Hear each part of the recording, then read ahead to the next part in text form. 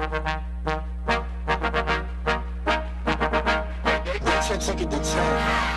time That's the hit, game. and that's going to be a walk-off RBI single. Swung on, chopper to third. Here comes the go-ahead run. It's over the head of the center fielder, and it's a home run. Oh, a my three-run homer.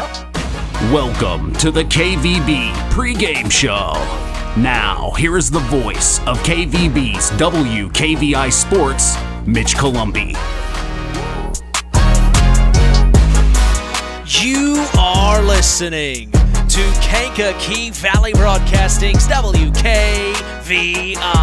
Tonight, the Winamac Lady Warriors take on the LaVille Lady Lancers in the second round of sectionals. This is Indiana High School softball. With us tonight, breaking things down and analyzing play on the diamond, it's sports analyst Nathan Orger. Hey, I'm Mitch Columbi. The tradition continues. We are Kankakee Valley Broadcasting's WKVI Sports.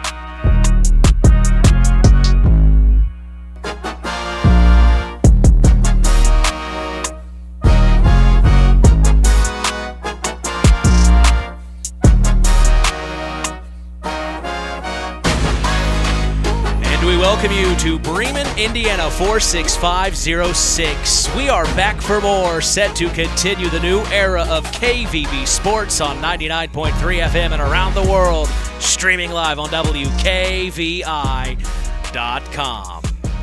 Well, as we get ready for our 13th broadcast of the 2026 spring sports season, we have talked with head coach Jenny Belcher of the Winamac Lady Warriors on the Saturday Sports Line, of course, but we have yet to see these LaVille Lady Lancers.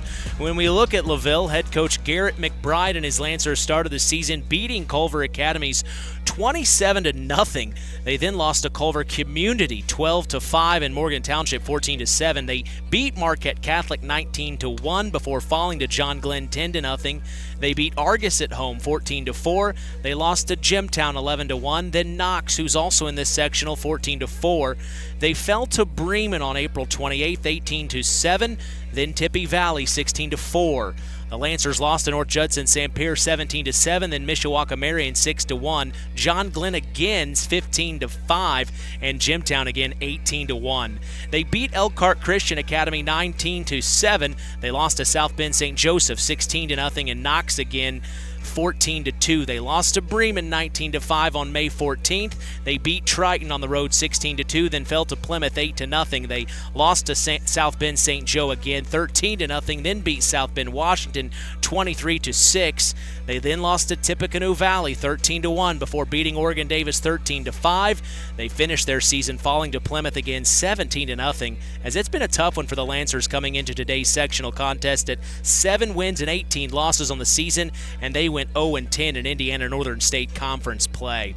When it comes to hitting, Grace McBride leads this team with a .545 batting average, and right behind her is Faith Major hitting right at a .543, and then rounding out the top three is Lexus Owens averaging a .507 at the dish.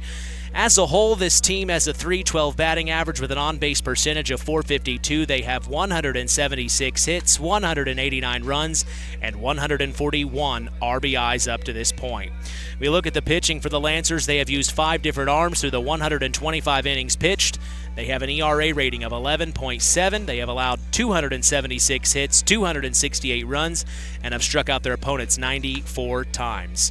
With us tonight, breaking things down and analyzing play on the diamond, we are honored to have Nathan Orger on the call. How are you this evening? Oh, man, Mitch, if I were any better, there would be 2 of me.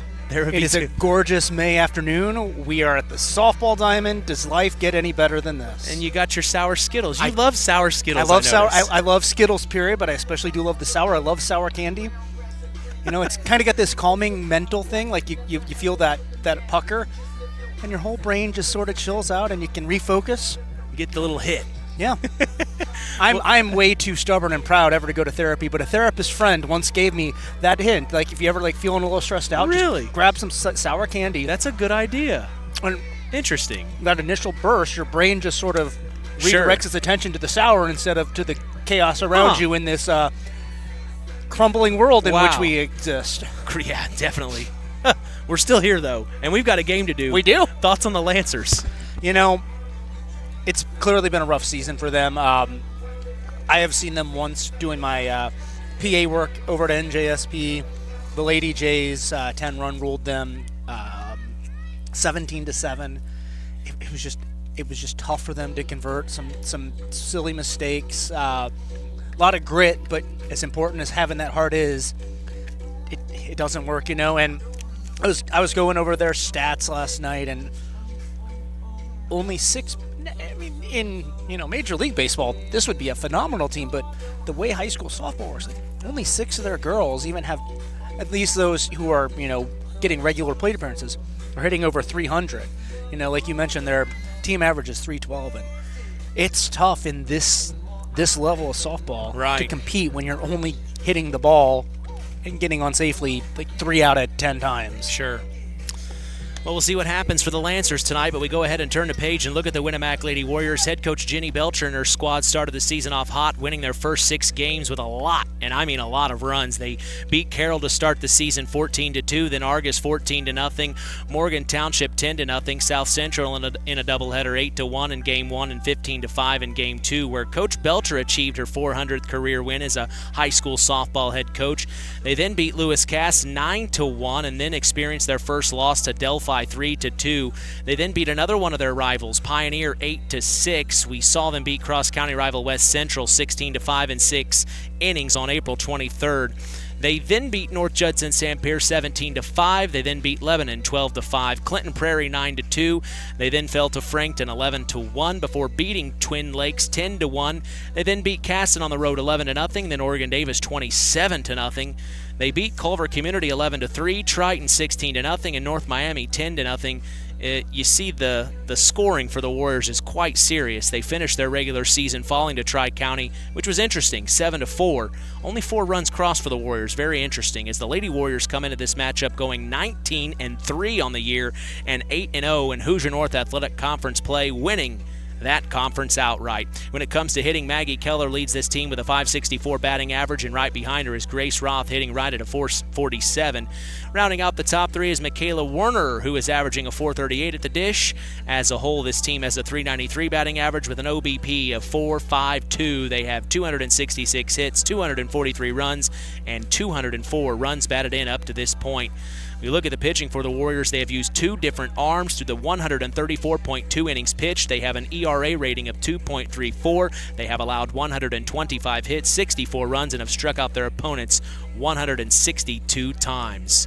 If you're a Warriors fan, Nathan, you like where this team's at right now. You do. You absolutely do. And, I mean, you know what kind of program Coach Belcher runs. It just in and out every year. You know Winamac is going to be competitive, and they very clearly have this year. You're talking about that loss to Tri-County.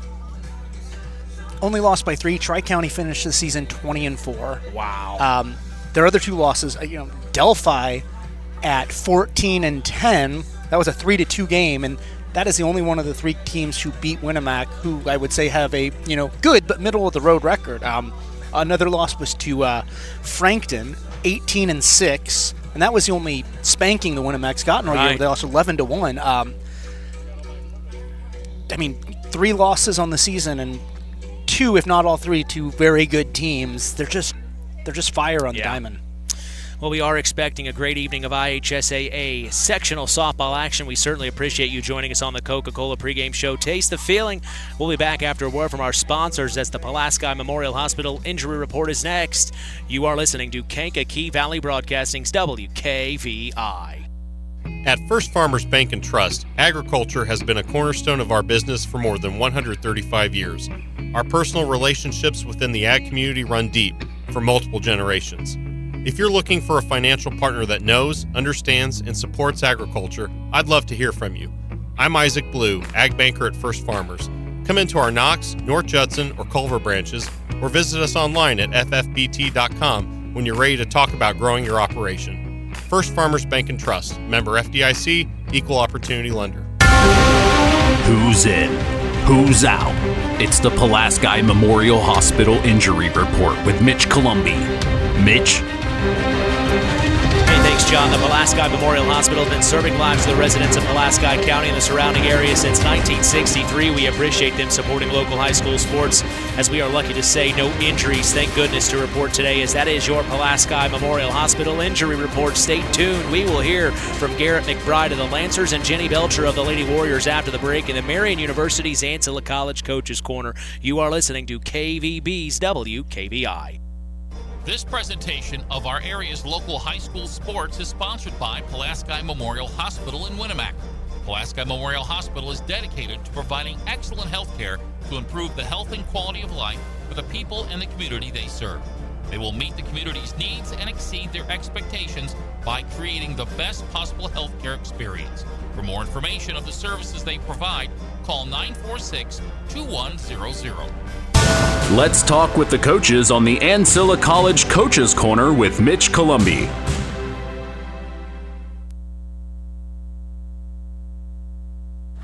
Welcome into the Marian University Ancilla College Coaches Corner. I'm talking with head coach of the LaVille Lady Lancers. It's Garrett McBride. Coach, it's good to meet you. I know you work with Rusty Nixon over at Max. You come into this game against a really good Winamac Lady Warrior team. What do you have to see from the Lancers tonight, in your opinion? We got to take care of the ball, play clean, and on offense, we got to put the ball in play. Is there anything in particular that you've been working on the last few weeks that you really want to see the improvement on today? Again, it's about taking care of the ball. We haven't had an opportunity for many practices the last few weeks with the weather at the beginning of the season, but taking care of the ball, it's a big thing for us. Anything in particular that Winamac brings to the table that you're maybe alarmed about? They're a good team. They got pitching, they got hitting, and they got good defense, so they're going to play tough, so we got to play clean. Coach, as always, I appreciate your time. Thank you. Welcome back to the Marian University Ancilla College Coaches Corner. I'm talking with head coach of the Winamac Lady Warriors, Jenny Belcher.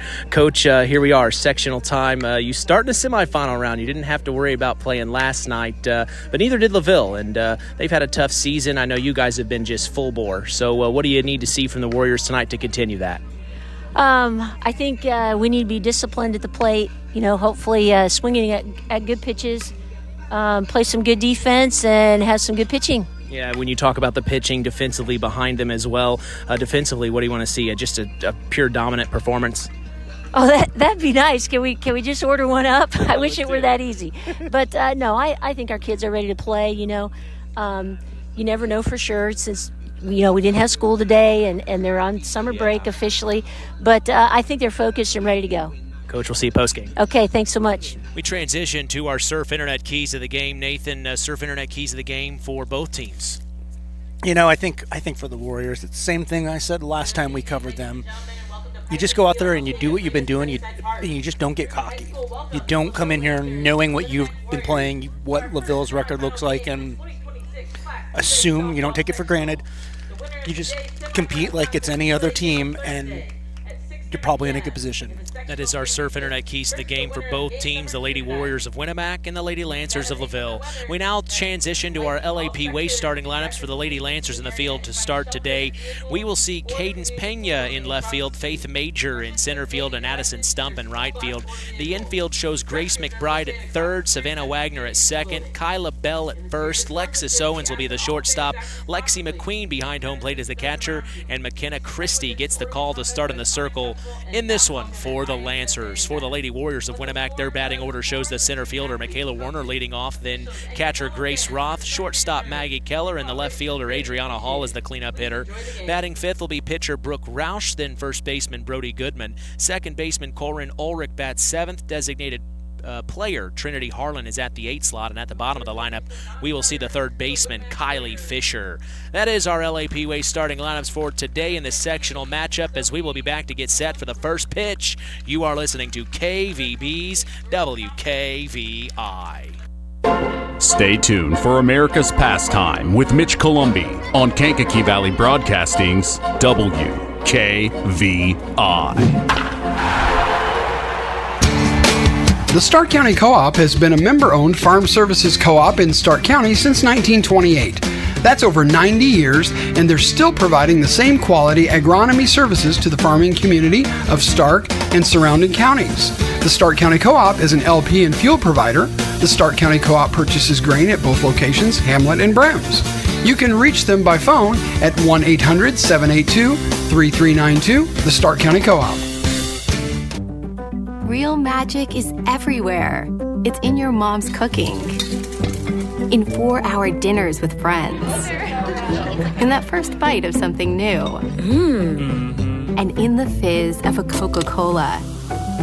Now with so many options for less than $5, the Coca-Cola Value Collection will help you make the most out of every magic moment for so much less.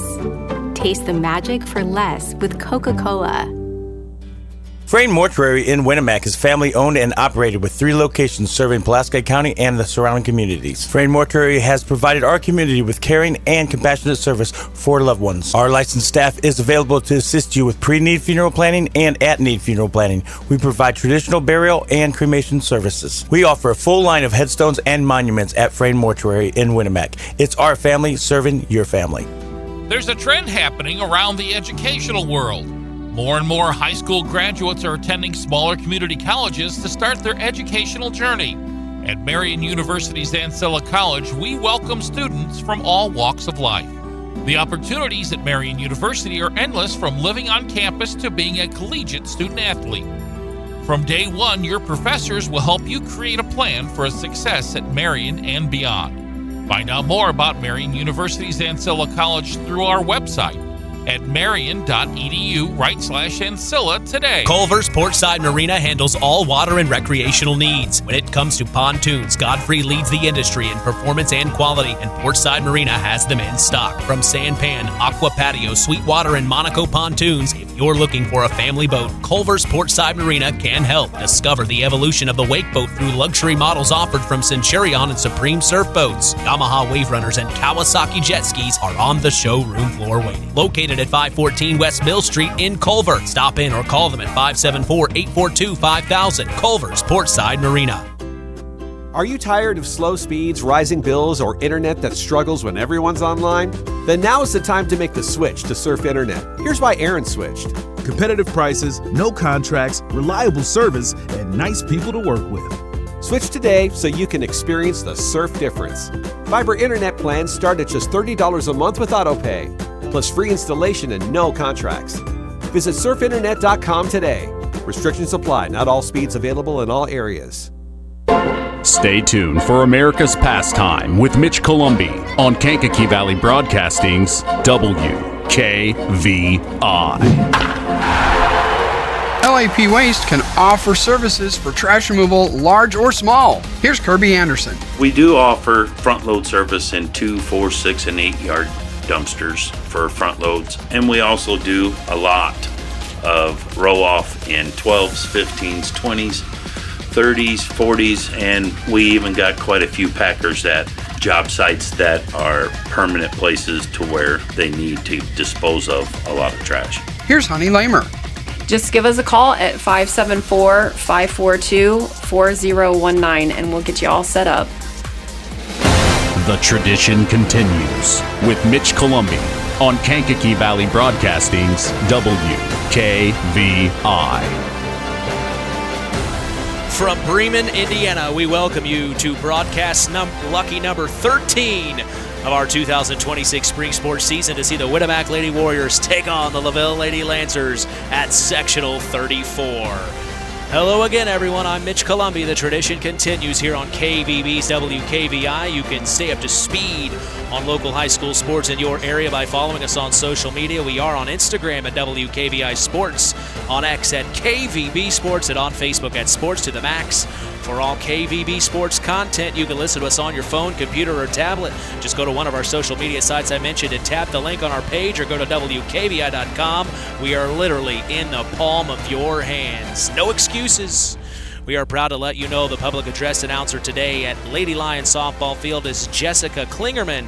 Our umpires for this evening are Carrie Schnick and Brian Egge.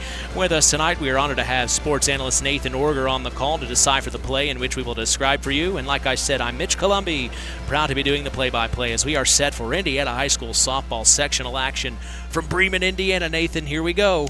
Let's roll. Today's first pitch is brought to you by Web Printing and JT Shirt Shack in Winamac. We also appreciate them being the sponsor for the Tyler Roth WKVI Athlete of the Week Award given out each week on the Saturday Sports Line, the longest-running high school sports show in Indiana, thanks to our very own Harold Welter. We start in the box with the leadoff hitter, Michaela Warner, center fielder. She is facing McKenna Christie in the circle. Warner, the right-handed hitter, steps up to base, takes the first pitch, and it'll be a ball. Christie has done most of the pitching for Coach McBride this season, and it has been a rough go for her. She's got a record of 2-9 with an ERA of 11.7. That is dangerous territory when you've got such an offensively aggressive team as the Warriors. I mean, we saw what they did to the Lady Jays there at Winamac a couple weeks ago. Fly ball back to center field, and Faith Major will flash the leather for out number 1. Warner got contact. It just wasn't the kind of contact she was hoping for. No, it wasn't, but I don't know that that's going to be too portentous for the rest of this game. We shall see. Maybe something is clicking with LaVille here now that everything is down to the wire in tournament time. Next in the box is the sophomore Grace Roth, comes in today with a .447 average. Her 91st appearance on the season, the right-handed hitter is. First pitch offered from Christie is outside, gets past the catcher, Lexi McQueen. Next one misses just outside. So Grace's dad, he is on the board, the Pulaski County Community Development Commission. That is my direct supervising body. He's also an assistant coach here, and we only meet once a quarter. He missed our second quarter meeting because he had a softball game, and I got to tell you, I'm not mad about it. I don't think he is either. I would have missed it if it weren't my meeting. Oh my, she's going to walk Roth, and in the meantime, a wild pitch gets past Lexi McQueen, and that allows Roth to go ahead and take 2, Nathan. That is the sort of aggressive performance you expect to see out of these Warriors. And that's exactly what we've seen from them all season long. At number 5, Maggie Keller. So now here's Maggie Keller. We've talked about her. She leads the team in batting average this season. Takes the first pitch for a called strike from Christie. We talk about Maggie Keller. And we should speak very highly of her because her uncle is the sheriff of Pulaski County, and he's sitting right next to us. I did not know that. She rips one down the left field line. It's going to be an RBI double perhaps. And Maggie Keller slides in safe. She brings the first run of the afternoon across Michaela Warner. So there's Maggie Keller making things happen. Or Grace Roth, excuse me. Or no, that was Warner, wasn't it? So a big-time hit there by Maggie Keller. Won't be the last time we've seen that. It's not the first. Now we see here it's Adriana Hall. Grounder right back to Christie. Throws to first. And it is in time for out number 2, but it does advance Maggie Keller to 3. After that, number 10, Brooke Roush.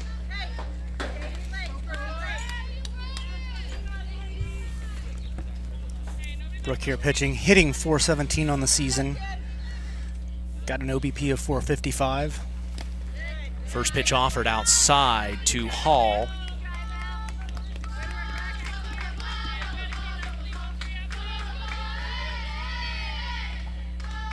And this is the kind of atmosphere we're known to see and hear from the Warriors, as here's a grounder to third. They throw over to first for a quick out. So that will be out number 3, but 1 run on 1 hit, no errors here in the top of the first. We'll take a break and come back for the bottom. The Warriors lead the LaVille Lady Lancers. Mitch Columbia along with Nathan Orger don't go anywhere. Bottom of the first on the way. Howard's Marathon in Winamac has a reputation built on getting things done right. With 30 years experience as an ASE Master Auto Technician, Dean Wentz is the right choice for the auto repairs or service.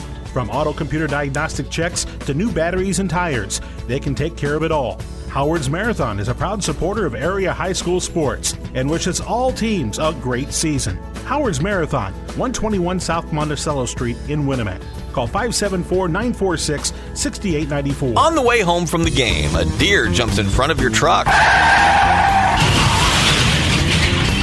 And now you've got to get that truck repaired. Make it easy on yourself. Take it to Mark's Body Shop. Mark's has done expert auto body service since 1998 and will work with you and your insurance provider for collision repair, custom body paint, and insurance work. And all work guaranteed by owner Mark Schell. Mark's Body Shop, proud to support high school sports. 772-7003.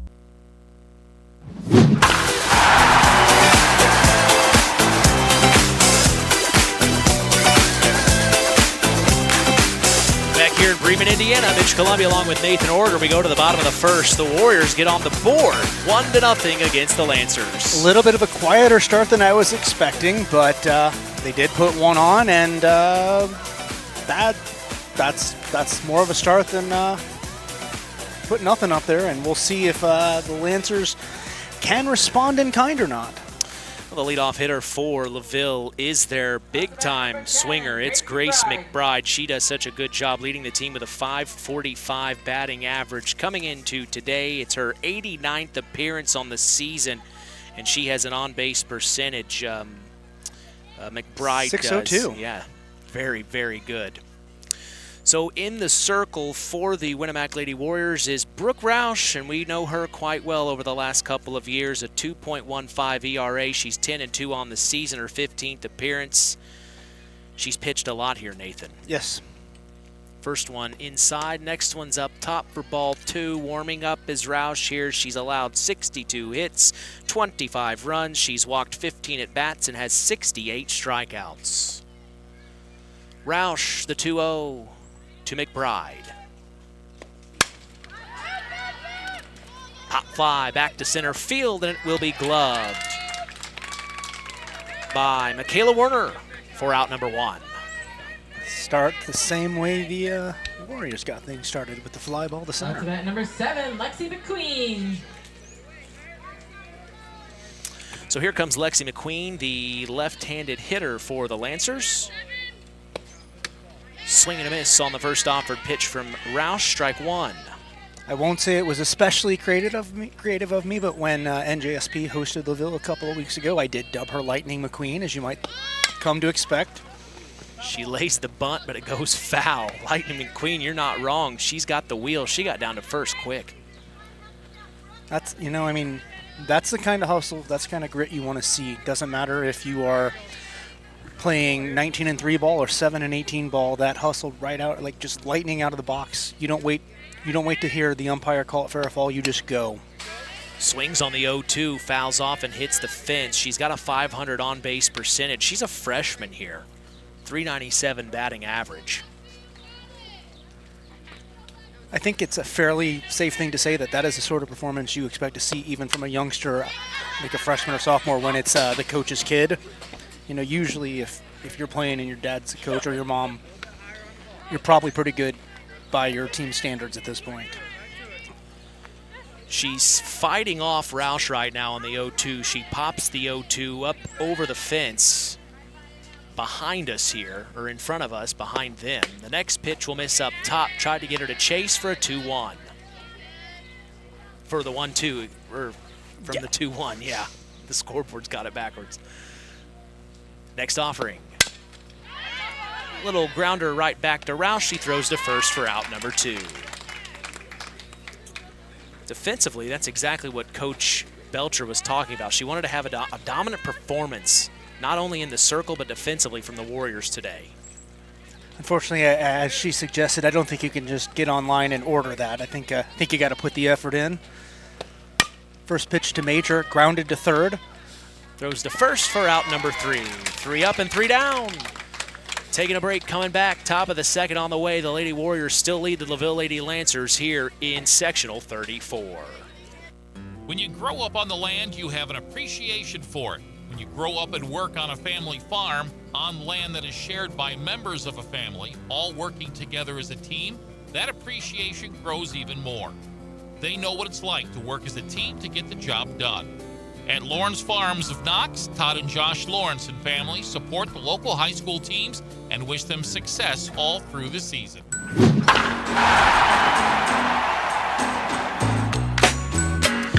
L&D Farms is a proud sponsor of local high school sports. They are no stranger to hard work and dedication. They recognize the structure and discipline that goes into playing sports and being part of a team. L&D Farms wishes all local teams good luck this season. We go to the top of the second where the Lady Warriors did a very good job defensively with the 1, 2, and 3 hitters for LaVille. That's a good sign early there, Nick. Yes, it is. Yes, it is. Yeah, I mean, LaVille held Winamac to only 1 run, but they did get through 5 batters. They left 1 on base, and that sort of imbalance there, even as we're seeing in the first inning, is what's going to be key to this game. We'll see the 6, 7, and 8 hitters for the Winamac Lady Warriors. We start with first baseman Brody Goodman, a name that's just been around the last several years. Brody Goodman has. She's just been really good for the Warriors she and over her the older last few years. her sister Emma, they've been an important part of this program for several years. And you talk about the history we have with Coach Belcher. Of course, we've talked about it with you. I mean, 400 career wins. And the amount of time, effort, and energy that's gone in behind the scenes for Coach Belcher and this team. Yeah. It's paying off this season. It is. And Jenny, she's just such a dedicated coach.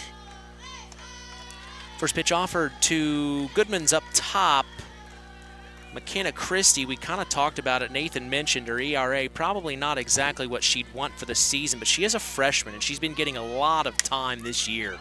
As here's a grounder that gets past her and the second baseman for that was a tough pitch play for McKenna Christie, but second baseman should have had that. So an E4. Yeah, that was pretty rough. So that error will put Goodman on 1, and now the head umpire having a word with the infield umpire here. Must be something they're seeing out there on the field they want to keep an eye on here. So with Goodman on, we will now see Corinne Ulrich, another name we've heard the last several years here for the Warriors, and she can get the bat swinging as well. First pitch offered outside from Christie, ball 1.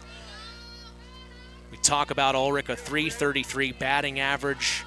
Her 74th appearance on the season. She has a .411 on-base percentage. And here comes the 1-0. Every night before a game when I do my pregame notes, I check on stats. Depending on exactly what those numbers look like, I usually list 5 or 6 players, top offensive performers. You said she's batting 3-something, and she still didn't even make it to my top 6. And that shows a lot about the offensive prowess of this Winamac team. It's incredible. With an OBP over 4, and again, didn't even make the top 6 on my list. Takes the 1-1 up top for ball 2. Christie still dialing in here, trying to get in a rhythm. And against these Warriors, you're going to want to get in a rhythm soon because they're going to take advantage of you if you allow it. Next offering, outside. So 3-1 here. Looks like catcher Lexi McQueen keeping a little bit of an eye on Brody Goodman down there at first base. And she can steal too.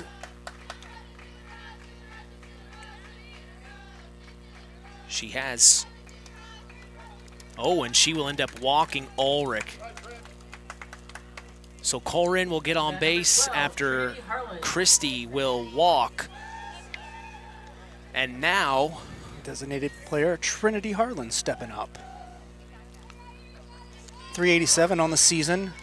She's got an OPS of 1.070. Not too shabby. Number 5 on the team.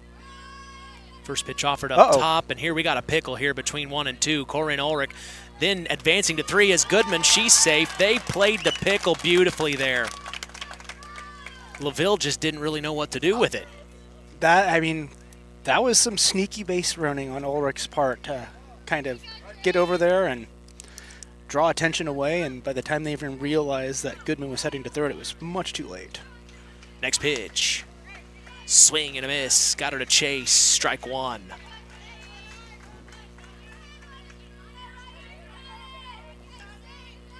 Can't really see to the other side of the concession stand / press box tower to see what it looks like over here, but Winamac has a very strong following tonight. Harlan deep ball to center. Sacrifice fly, in comes Goodman. And that will be another run crossing, so it's 2-0 now. The Warriors lead.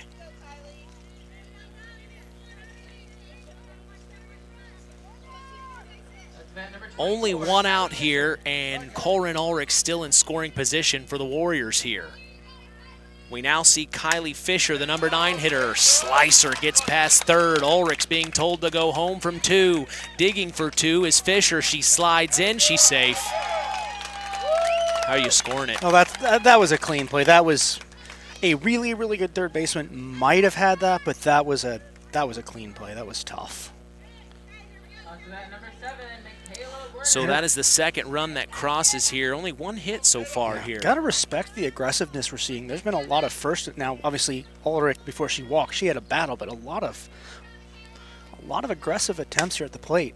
Another first pitch right there. And it's Michaela Warner, the leadoff hitter. And she just about outran that throw from third. It'll be out number 2, but in the meantime, advancing to 3 is Kylie Fisher. So with 2 outs, it's 3-0 right now. The Warriors are leading and adding to the damage. On to bat number 2, Grace Roth. So here's Grace Roth for the second time today. She doubled. She walked, took second on that. She just stole second base basically on that wild pitch that walked her, and then came around to score on Maggie Keller's double. First pitch offered is a ball. Roth will step back in, the right-handed hitter. The 1-0, swing and a miss, evens up 1-1. I was just talking about aggressive attitude. Roth really has kind of displayed that so far with that, just taking advantage of that wild pitch and not stopping at first, hustling down and getting herself into scoring position.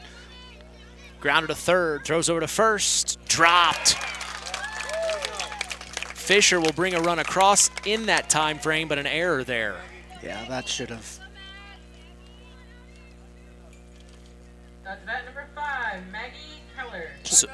So here comes Maggie Keller, who got things started there in the top of the first. Got that double to left center.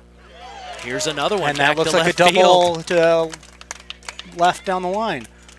Getting to 3 will be Roth, and it is another double for Maggie Keller. Wow. That's bat number 22, Adriana Hall. The other teams in this sectional, if you're facing off against the Warriors, you got to be prepared for just an onslaught. And you know what really, obviously their offense is just incredible, but really is to their advantage is that they have 2 very reliable pitchers. A lot of programs, they've got a star pitcher, and they got somebody who can pick up the slack. But between Roush and Hall, who just poked that one to center and is now heading to second on the throw home, they have that reliability you don't often have in the circle. It'll be a 2 RBI double for Adriana Hall here. Bringing both runs in. That's the 5th run that is crossed in this top of the second. The Warriors are really laying it on now. And this is where, if you're LaVille, you're kind of saying to their pitcher, McKenna Christie, just take a deep breath and stay in it here. As here's a grounder to short, couldn't be picked up. How are you scoring that? That's an E6, and they have officially batted around this inning, and this will be Goodman, who started on that E4 that got this going. First run of the inning is back to the plate.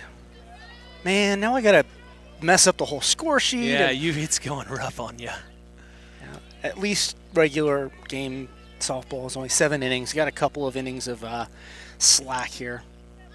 First pitch offered is a ball to Brody Goodman. Like Nathan said, she started this inning. Next pitch is up top, but tracking it down is Lexi McQueen. She popped up quick for that one.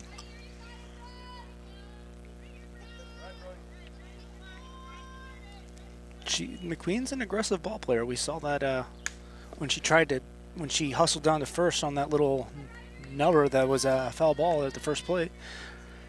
She fouls the 1-1 off out of play. Talked about Goodman, a 234 average.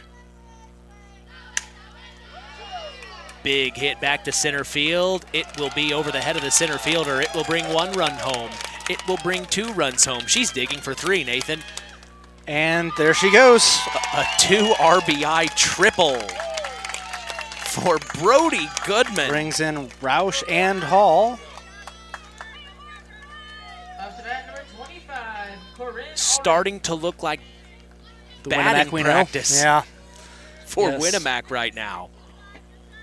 And it's Corinne Ulrich. She walked earlier in this inning and then later scored on Kylie Fisher's double. Swings on the first offering. It will be caught by Lexi McQueen for out number 3. Like I've said, McQueen is an aggressive ball player. But the damage has been done. 7 runs on 4 hits and 3 errors. The Warriors put their foot down. It's 8-0. They lead the LaVille Lancers here at Sectional 34. At First Farmers Bank and Trust, agriculture has been a cornerstone of our business for more than 135 years. Our personal relationships within the ag community run deep for multiple generations. If you're looking for a financial partner that knows, understands, and supports agriculture, I'd love to hear from you. I'm Isaac Blue, Ag Banker at First Farmers. Come into our Knox, North Judson, or Culver branches, or visit us online at ffbt.com when you're ready to talk about growing your operation. First Farmers Bank and Trust, member FDIC, equal opportunity lender.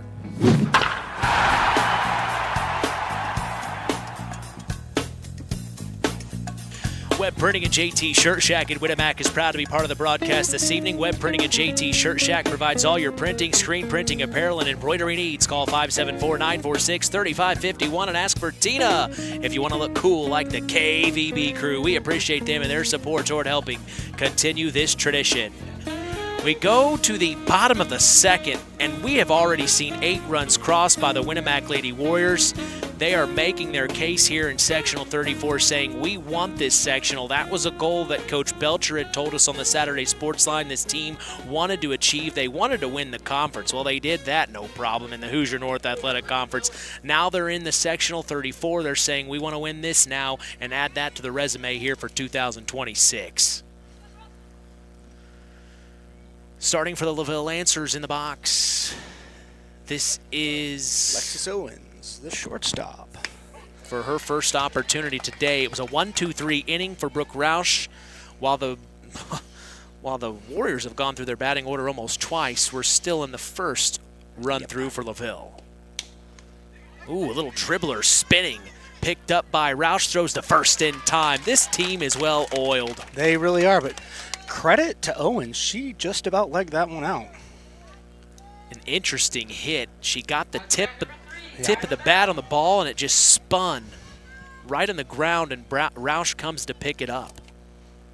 So now here's Kyla Bell, the first baseman, right-handed hitter to step in. First pitch outside from Roush. You hear the pop of the glove. She's throwing some heat.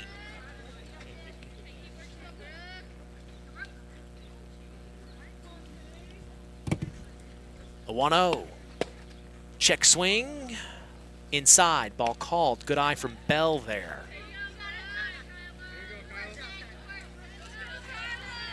Bell, a 365 on-base percentage. The senior is. She has a 254 batting average. That one finds the zone for a 2-1.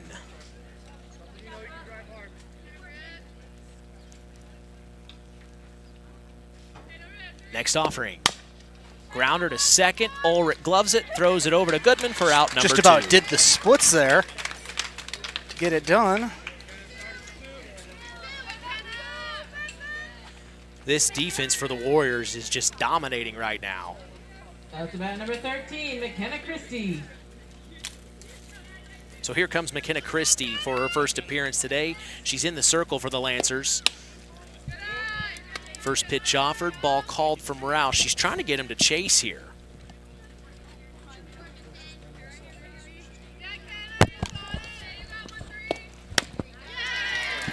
Next pitch, swing and a miss. Strike one. Nice cut. Felt like Brooke had a little something on that one. Made a nice smack at the glove when it hit. Next pitch. Up top.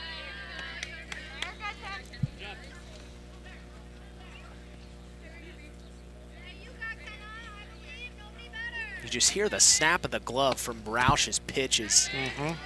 That one's low.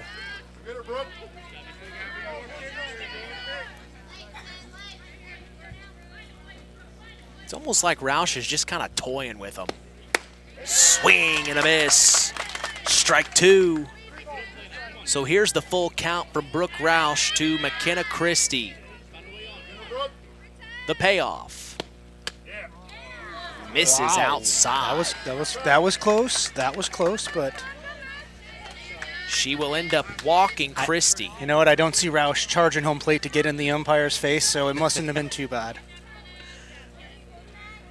We had a play yesterday in that South Central NJSP game, and number 2 Maddie Adkins, who is like the designated courtesy runner for the pitcher, is now at first base. Had a play at second base. I think everyone on the NJSP side was a little frustrated. Looked like shortstop Amelia Chaffins had put the tag down. Everyone's yelling. I might have yelled after the game. I'm talking to her mom. She's like, both girls. You know, her sister Sophia's at second.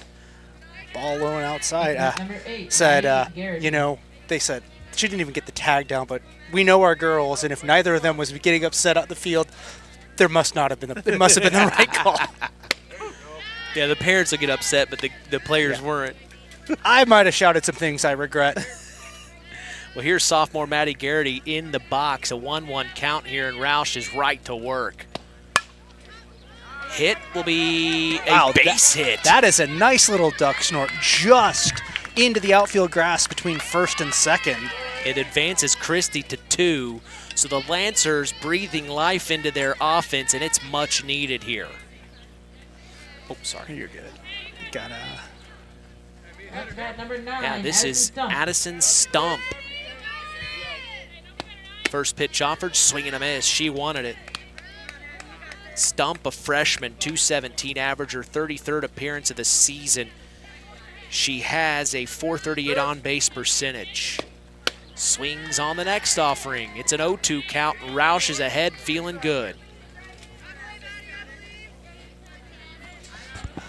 Want to give a shout out to Brooke's dad, Tim Roush, who is not able to be here, but I am sure he is listening to us, maybe in the tractor, as she registers her first strikeout of the game. She retires Stump. No runs, 1 hit, no errors. Warriors in control, 8 runs to nothing. They are in charge. As we'll take a break and come back. Don't go anywhere. Top of the 3rd is on the way. Culver's Portside Marina handles all water and recreational needs. When it comes to pontoons, Godfrey leads the industry in performance and quality, and Portside Marina has them in stock. From Sanpan, Aqua Patio, Sweetwater, and Monaco pontoons, if you're looking for a family boat, Culver's Portside Marina can help. Discover the evolution of the wake boat through luxury models offered from Centurion and Supreme Surf Boats. Yamaha Wave Runners and Kawasaki jet skis are on the showroom floor waiting. Located at 514 West Mill Street in Culver. Stop in or call them at 574-842-5000. Culver's Portside Marina.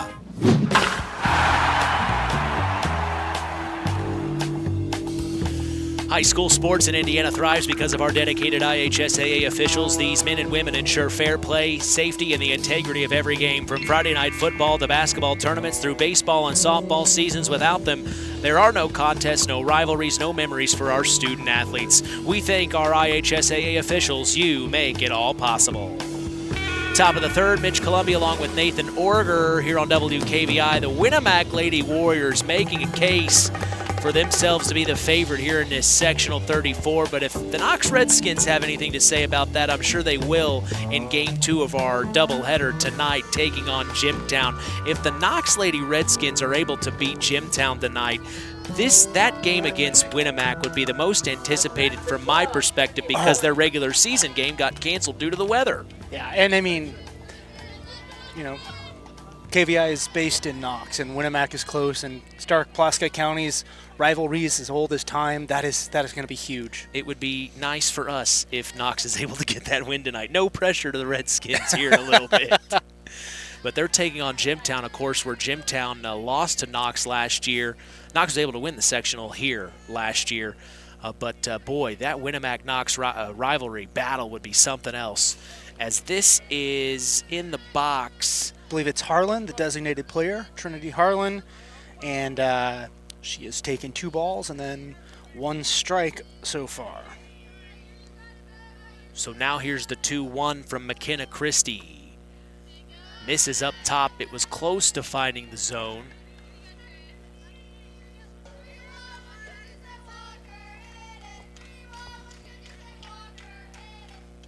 Swings on the 3-1, gloved by the shortstop. What a play by Lexus Owens. That was some solid leather work right there. Very nice rip by Harlan, but some strong defense from the shortstop. And it's plays like those you realize why an athlete is usually one of the better ones at the shortstop position. Absolutely, Mitch.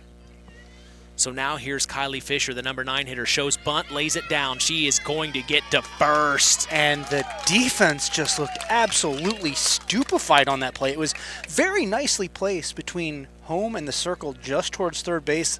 Pitcher and catcher both deferred to the third baseman, who really had the hardest job to pick that up just because she was not really playing to expect that. I don't know what the heck just happened. That brings up Michaela Werner. Top of the order again. 3rd time today. Yes, and she's due. She has been responsible for 2 of Winamac's 6 outs thus far, which is pretty uncharacteristic, I think, of Werner.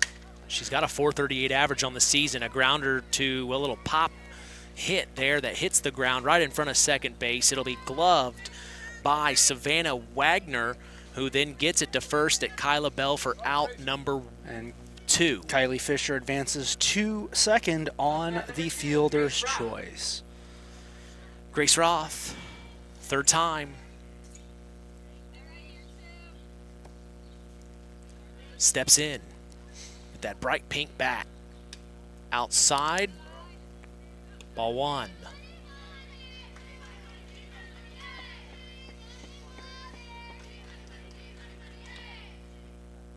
Next pitch. Inside, gets past McQueen, advancing to 3 will be Fisher. One thing I've noticed with the Warriors, they've got a lot of them are tatted up. I think they're, I hope they're peeling stick tattoos. Oh man, you don't realize how rough things have gotten in Winamac lately. Bunch of high school girl gangs terrorizing the community, and they are all marked. You got 3 different gangs represented on this team, and they put aside their differences just long enough for that wild pitch to bring Fisher in from third. And they are terrorizing the Lancers right now.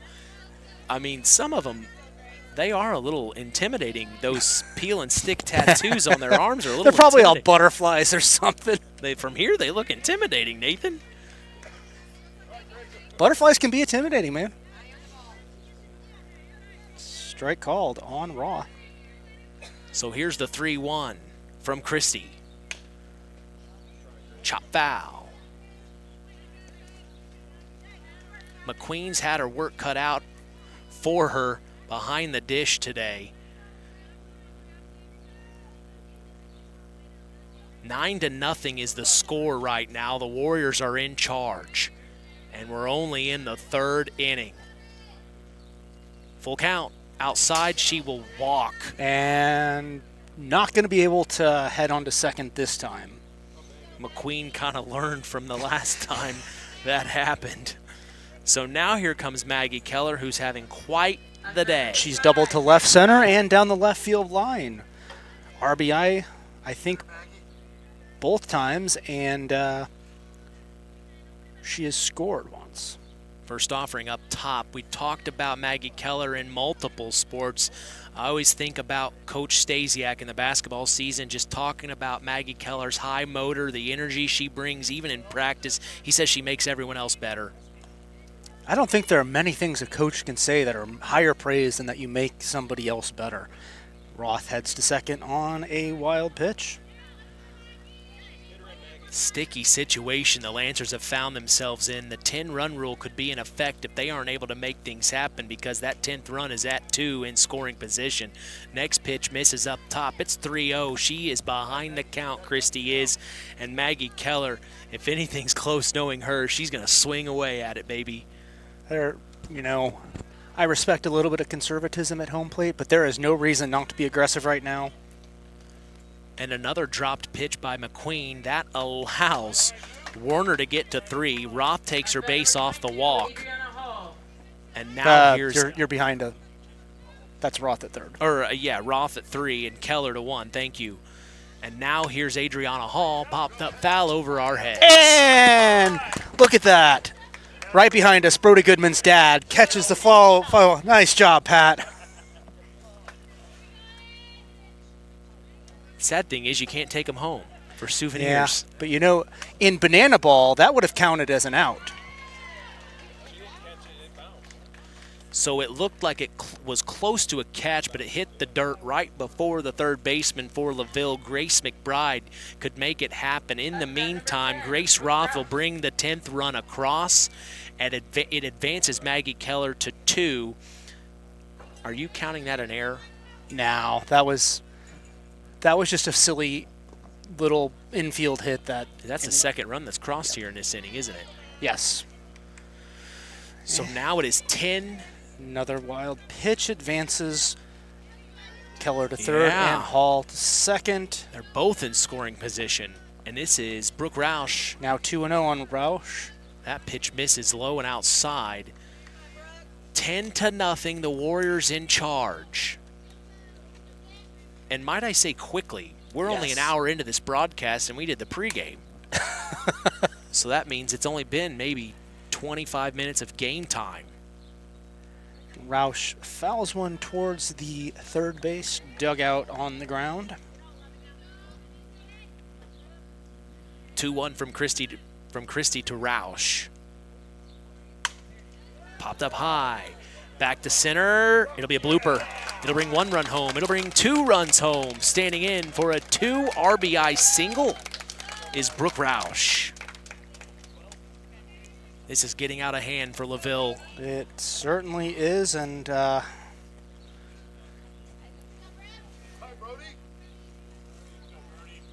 Goodman returns to the plate for her third appearance. She has made it safely on an error and walked, and she has scored once. First pitch offered low for ball 1. It's 12-0 now. Warriors making it look easy. The 1-0. Finds the zone on the outer portion of the plate.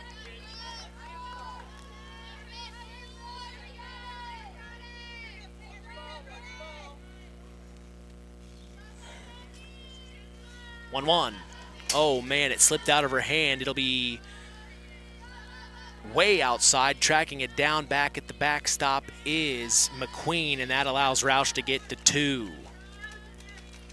You talk about everything going wrong. It just is for the Lancers. Yeah, this is getting pretty rough. Next pitch. Swung on. Grounder to second. Throws over to first. Not in time. Goodman will get to first.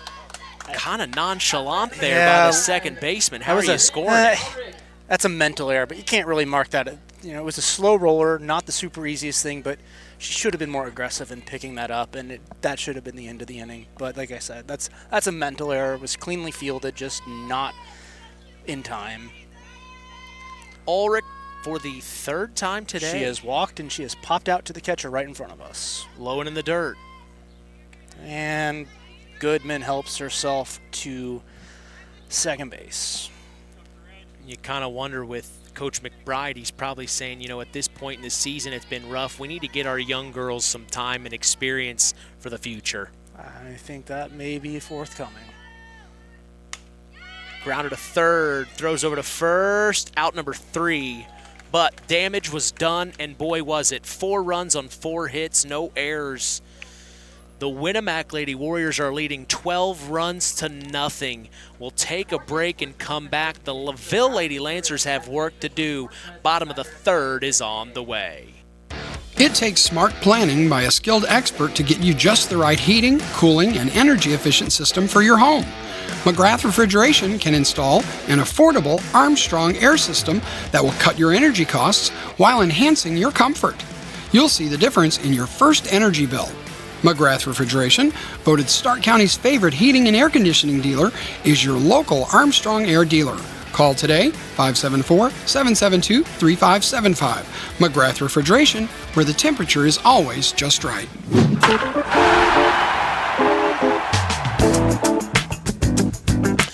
Every morning, join Rich Wallen on the WKVI Morning Show, Monday through Friday, 5 a.m. to 10 a.m. Central. You can catch local news as well for our area with KVB news reporters Rusty Nixon and Becca Shepard. You can catch their stories on WKVI.com and Max983.net to stay up to speed in your local area. On our other station here at KVB, Max 98.3 FM, is Rusty Nixon, as the Plymouth Lady Pilgrims are in action today, taking on John Glenn. We always remind you to flip back and forth between 98.3 and 99.3 to stay up to speed in your local area. We go to the bottom of the third.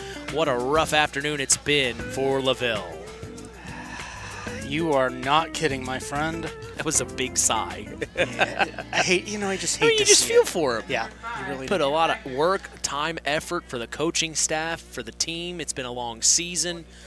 And to just have this kind of showing right now, it's tough for the Lancers. But they knew it coming in, going up against the Warriors. As here's a pop-up, almost tracked down by Ulrich.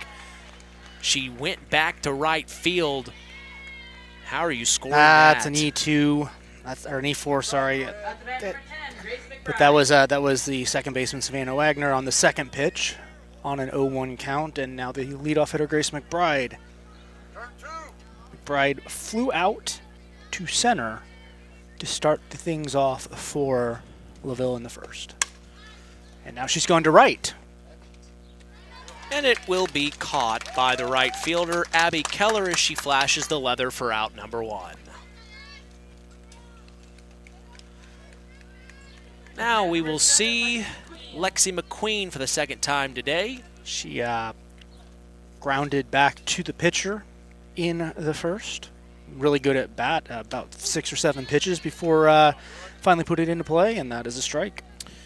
Freshman McQueen takes the first pitch, like Nathan said, for a called strike. She's a .397 average, her 79th appearance of the season, second today. Popped this one foul out of play. On-base percentage of .500, so she's found ways to get on base with a .944 OPS. That is a very patient hitter. If she's hitting a very good, but compared to Winamac, pretty modest. Right. .362 and her OBP is .500, and she strikes out looking at that one.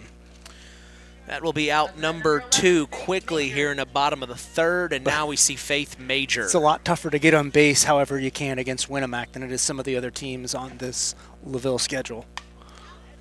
First pitch offered, popped up foul over our heads. Strike 1. Oh, and over the wall behind us. I think that one just ended up like in the waterworks department or something. Roush back up on the rubber. She deals. Low in the dirt. 1-1. Major's got the intimidating tats on her arm, too. Boy, it is rough. High school is not like it was back in my day, I tell you. Oh, yeah, it's intimidating. I don't know if they're real or peel and stick like Winamac, but I'm not sure. Grounded to third, throws over to first for out number 3. No runs, 1 hit, 1 error is the bottom of the third. It keeps it 12-0. We take a break and come back. Top of the fourth is on the way. The key to high-yielding crops is accurate and dependable soil testing. This is Andy Awald of Farm Fertilizers and Seeds. Having the right information to make the most profitable fertility decisions is what Image Services from Farm Fertilizers and Seeds is all about. We combine cutting-edge technology and computerized record-keeping with a common-sense approach to soil sampling and fertilizer recommendations. Whether it be by management zone for field-level applications or grid-based for variable rate applications, count on Image Services by Farm Fertilizers and Seeds for your soil service needs this fall. L&D Farms is a proud sponsor of local high school sports. They are no stranger to hard work and dedication. They recognize the structure and discipline that goes into playing sports and being part of a team. L&D Farms wishes all local teams good luck this season. We welcome you back to Bremen, Indiana. It's a dominating performance right now for the Winamac Lady Warriors. They lead the LaVille Lady Lancers 12-0. Mitch Columbia along with Nathan Order. We're so glad you've joined us here on May 26, 2026, 5:45 Eastern, 4:45 Central, wherever you are. We're so glad you've joined us.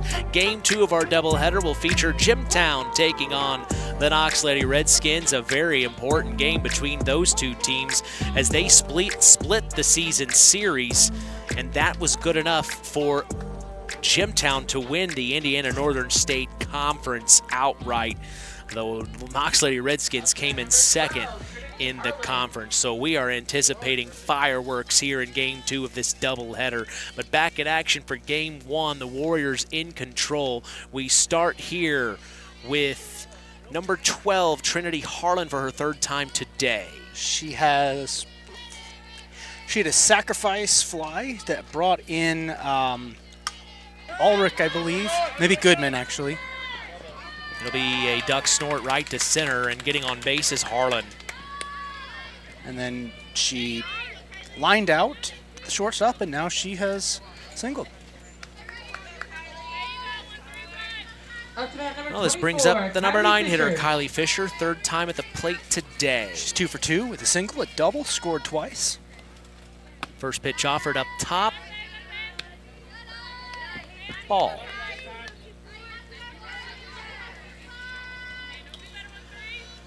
Christie, the 1-0. What a hit that was between the gap in third and short. It advances Harlan to 2, and it'll be a base hit for Kylie Fisher.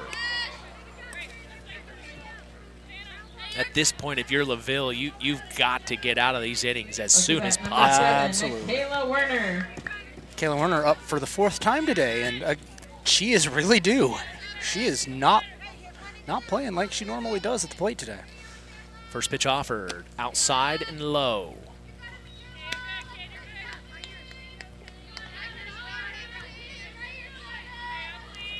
Not the sunniest of days, but a beautiful day. Yeah, it's really very comfortable. Grounder gets past third, being told to go home is Harlan. Advancing to 3 will be Fisher, and standing in for, are you calling it a double or an error? I'm gonna chew on that one, honestly, Mitch. That was a hard hit ball, but it could have been gloved. It could have been. So that will be an error, but it does bring a run across. And now here comes head coach Garrett McBride to have a chat in the circle. Will it be Christie's day? It's just been a rough one for the Lancers. I feel bad for them.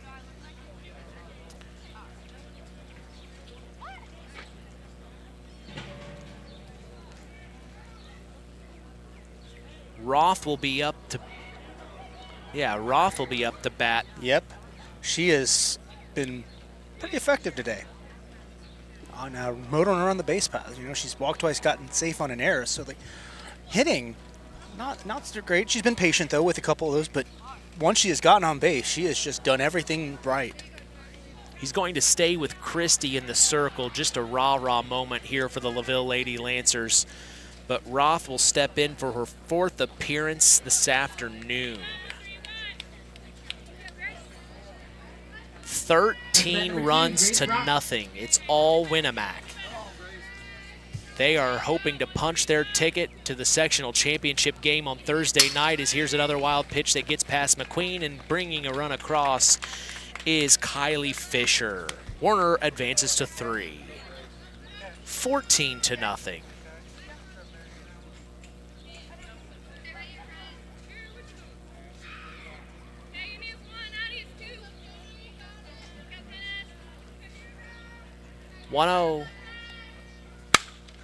Ripped.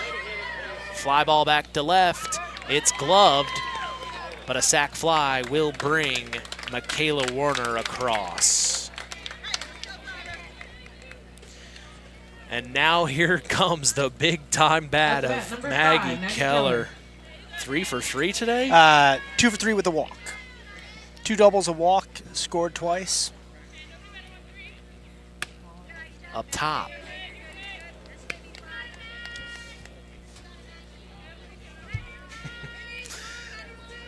I was watching Sandlot the other day. Excellent choice. Speaking of one, she just pulled a great Hambino and launched that one to left center. The Colossus of Clout. The Sultan of Swan. Maggie Keller will add to her amazing I think day. we should petition to change her name to Maggie Killer after that one. Big time home run back to center field makes it 16-0. Whoa. But this is what the Warriors have done all season. They just, they're scoring at will this year. Low and in the dirt. At what point does somebody press charges against them for assault and battery the way they are bruising their opponents? I mean, they got to get to the 5th. And then they're going to plead it? Yeah. I'm going to stop now. Not for long, but LaVille at this point needs to get 6 runs across just to stay in it. And that's just, or no, 7 really, because 6 would be 10 still. And Christie is really having a rough go right now, as this is Adriana Hall in the box. Tough way for the Lancers today.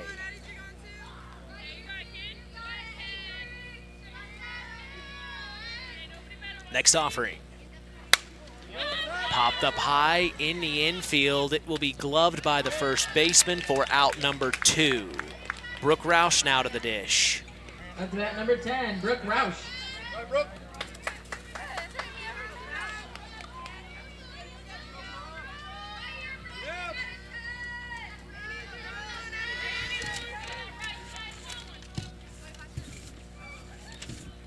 Christie. A spinning little dribbler right in front of McQueen. She picks it up, throws it to first. But it is dropped, and that will allow Roush to get to 1. Hi, Brody. Here comes Brody Goodman. Up to bat number 4, Brody Goodman.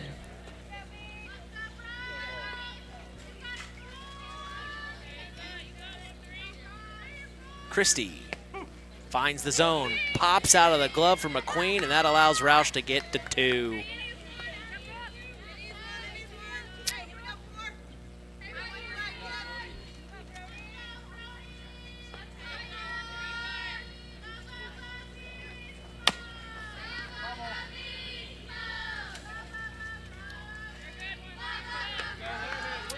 Had a chance to talk with assistant coach. She's at first base, Coach Steph, of course, and her daughter, we remember her, Maggie Smith, a couple of years ago, our athlete of the year. She says she's doing fantastic down at Evansville, and she's actually got an internship that's staying down in Evansville all summer long, so she said she's not coming home this year. So they're going to miss you, Maggie. But doing quite well, of course, running there. 2-2 the count now on Goodman. University of Southern Indiana. You ever been to Evansville? You've never been to Evansville? I don't think I've ever been to Evansville, actually. See, I went to Vincennes, so that was just up the road from Evansville. And I had a buddy that went to USI, and we had a lot of fun. It was a great school, great experience. Full count here. Actually had a handful of classmates who ended up there. Base hit for Goodman. Never made it down there. Base knock for Goodman. It's an RBI as well as she brings Brooke Roush home. Up to bat number 25, Corinne Ulrich.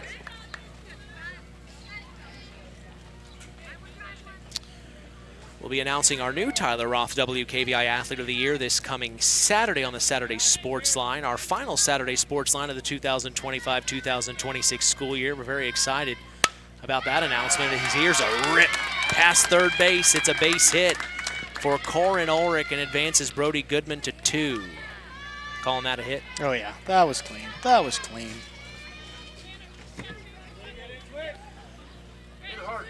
Pouring it on are the Winamac Lady Warriors. 17 runs to nothing right now here in the top of the 4th. The Lancers will have to go through the bottom of the 4th and the 5th to try to get this game within 10 runs to keep it going. Goodman's going to steal 3. Wow. Runners in the corners for the Warriors. Ulrich at 1, Goodman at 3. It's a 1-0 count. Harlan, grounder between third and short. It'll be an RBI single. The 5th run that is crossed here in this top of the 4th. Am I right? Yeah. No. It's just so many at this point, you know? I think we're at 6 this inning. Oh, 6? Yep. They'll get the 3rd out and the advancing runner for Colin Ulrich, but 6 runs on 5 hits and 2 errors is the top of the 4th. It's 18-0. The Winamac Lady Warriors taking it to the LaVille Lady Lancers. We're taking a break and coming back. Bottom of the 4th is on the way. Since 2012, All Grain Transport has proudly served our area farmers. What started with Adam, his wife Lindsay, their oldest son Leland, and 1 truck, All Grain Transport has grown into 11 trucks strong and a family of 5 elves. All Grain Transport specializes in efficient grain hauling during harvest, and with on-site storage, customers can harvest faster and market their grain long after the season ends. From grain to a variety of ag needs, All Grain really can transport it all. All Grain Transport is proud to help continue the tradition here on WKVI Sports, so call them at 574-225-6131. That's All Grain Transport. Family driven, community strong, and built to haul it all.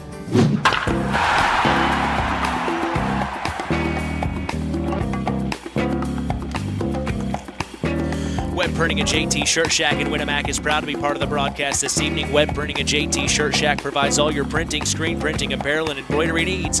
Call 574-946-3551 and ask for Tina if you want to look cool like the KVB crew. We appreciate them and their support toward helping continue this tradition. Yeah, you always making me say nice things about Billy Webb. It never feels good. Well, you always wear the attire. We look good. We do. They do a good job over there. It's Tina. It's all Tina. We're not going to give Billy any credit. You ever go into his office, he's just sitting there holding court while the women do the work. Hey, I've seen him cut a few things. Nathan. He's a great conversation. Yes. I cannot deny that.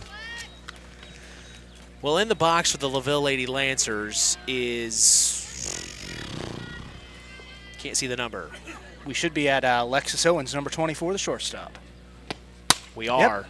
Yep. Rip past Corin Ulrich for a base knock.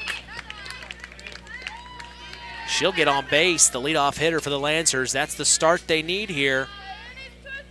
Up to bat number 3, Kyla Bell. They've got to get something going at this point. You don't want to leave it to the bottom of the 5th. No, sir. Be ready, Winamac, be ready. So now here is Kyla Bell for the 2nd. Yep, she grounded out to second in the 2nd. Roush finds the zone on the outer portion of the plate. Oh, goodness. I just got a text message from NJSP assistant coach Chris Madsen. So... Next pitch, swing and a miss. What's he saying? This is so good. So, I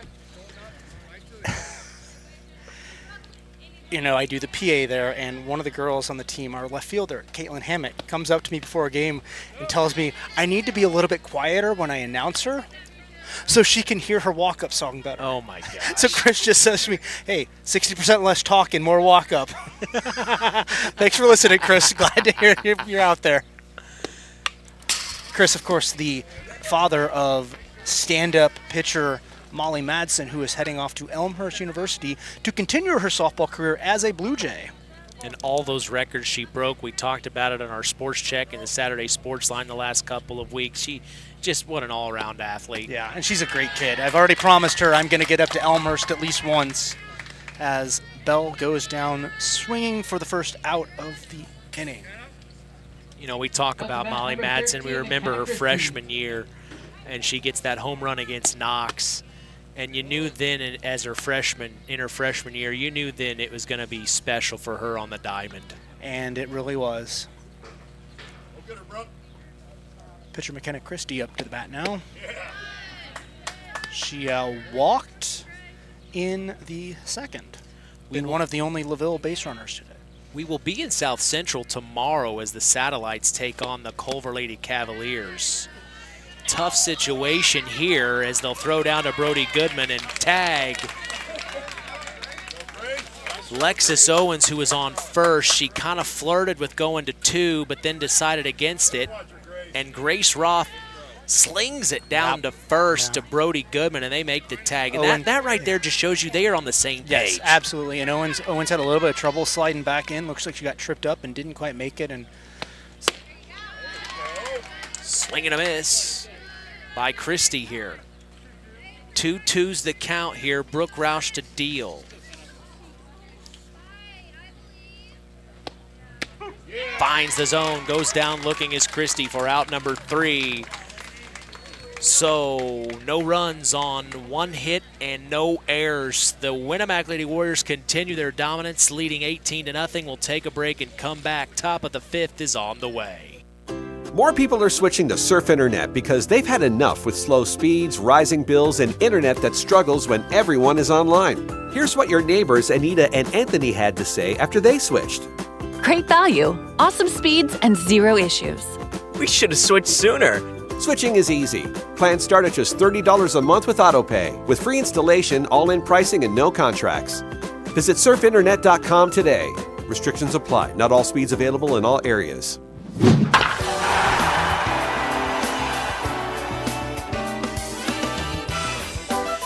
High school sports in Indiana thrives because of our dedicated IHSAA officials. These men and women ensure fair play, safety, and the integrity of every game, from Friday night football to basketball tournaments through baseball and softball seasons. Without them, there are no contests, no rivalries, no memories for our student athletes. Sure, sometimes we may disagree with the call. It's all part of the passion, and at the end of the day, we're all in this together. Broadcasters, officials, coaches, players, and fans united in supporting local high school sports. We thank our IHSAA officials. You make it all possible. Top of the 5th, 18-0. The Winamac Lady Warriors lead the LaVille Lady Lancers here on WKVI in Sectional 34. The winner of this game makes it to the Sectional Championship matchup.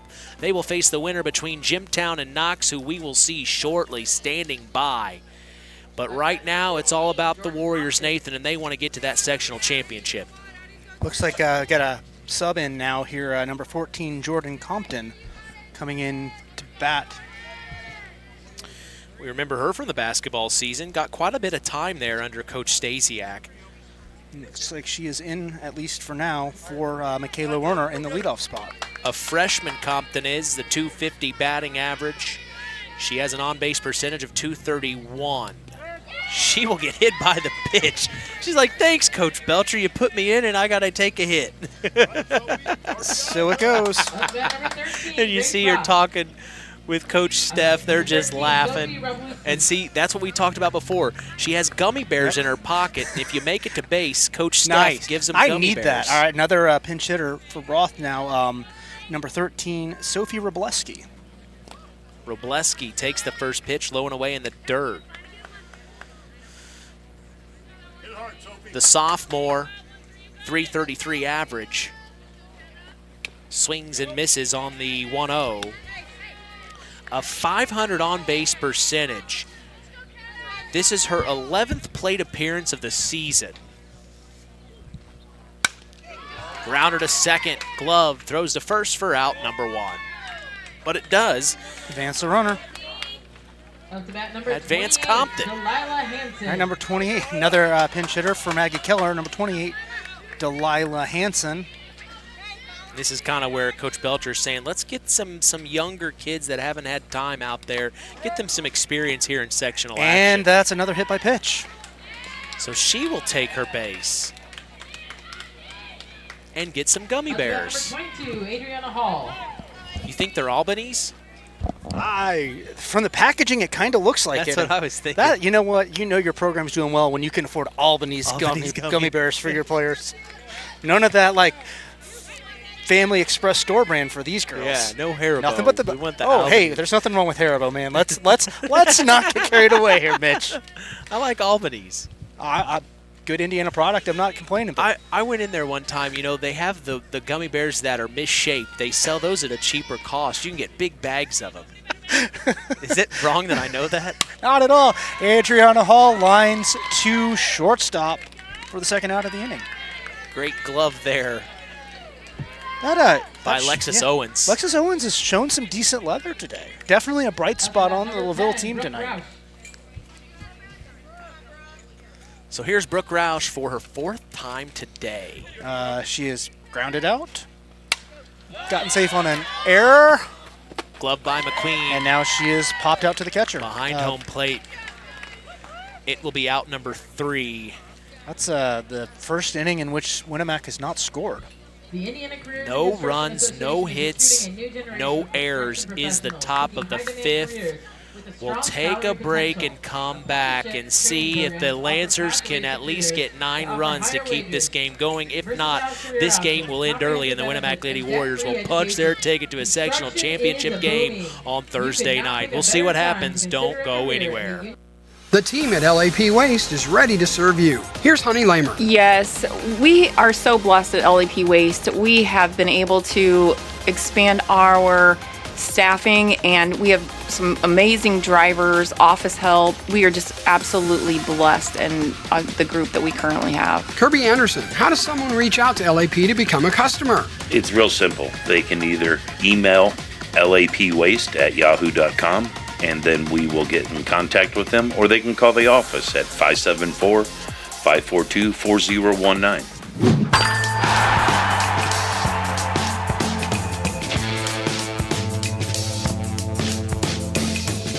Big showing for the Winamac Lady Warriors tonight.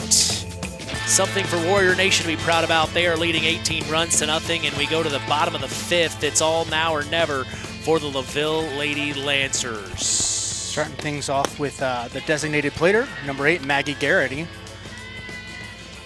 She takes a ball. She singled in the 2nd. I think the only true hit Roush has given up all day. The 1-0 I'm sorry, finds the zone. I take that back. She's given up 2. The 1-0 finds the zone. It evens up at 1-1 here. Roush has not wasted time in between pitches. She's attacking. Dribbler right back to Roush. She takes her time, throws to first to Goodman for out number 1. 2 outs away are the Warriors from getting to a sectional championship.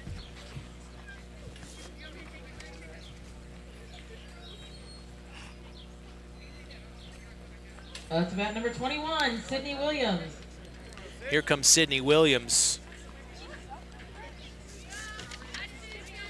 for her first plate appearance of the afternoon.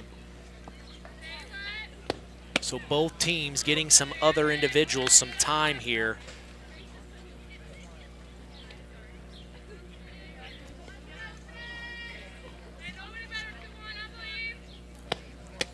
Next pitch finds the zone.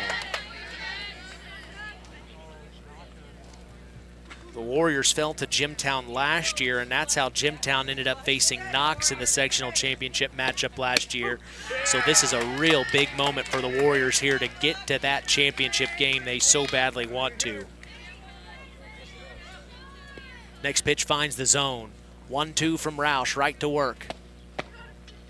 Inside. It's been several years since the Warriors have been in a sectional championship matchup. Which is kind of crazy given how effective they are, but sometimes you run out of steam. She will strike out Sydney Williams for out number 2. So 1 out away are the Warriors. Out to bat number 5, Savannah Wagner. Wagner, the second baseman, steps up. She made it to first safely on an error in the 3rd, and that's been her only time. Grounder to shortstop, bobbled. Not in time. I'm gonna call that a single. That was in the hole. It was a tough play. Keller, who was back in the game after that batter, she handled it well. It was just really tough to make it happen.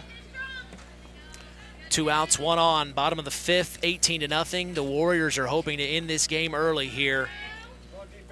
Pack it up and head home. Inside. Third baseman Grace McBride back to the plate. She's flied out to center and to right. Did you just see Ross? She grabbed the ball out of her glove behind home plate, spun it on her hand, and then threw it back to Roush. And she flies. To end the game, she flies out to left. It means every at-bat, she is flown to a different place in left field. So that will be the ball game. The Winamac Lady Warriors will beat the LaVille Lady Lancers 18 runs to nothing in 5. A huge, dominating performance. We talked about it with head coach Belcher. She said if we could order it, we would. They did. They sure as heck did. The LaVille Lady Lancers will end their season here tonight, but the Warriors will continue it, and we will see them on Thursday in a sectional championship matchup between either the Knox Lady Redskins or the Jimtown Jimmies. We'll talk to you later, sir. Enjoy the rest of your evening as the Warrior Nation is heading home. We're going to take a break and come back. Get you ready for Game 2. We will have our Stark County Co-op Play of the Game as well as our Ashley Derrickson 5-Star Player of the Game at the end of Game 2. So don't worry, we will break this game down in full with Nathan Orger here in the post game of our second game, where we will have our Stark County Co-op Play of the Game as well as our Ashley Derrickson 5-Star Player of the Game. But quick thoughts from you after this real quick. I mean, just this game was just dominating. It hurt a little bit. I mean, you know, we're here to provide unbiased coverage. I work in Winamac. I know some of these girls and their families. I love seeing them do well, but it hurt to see that much of a slaughter. Yeah. But you know what? I think they're going to have a harder time ahead of them on Thursday. And so, yeah.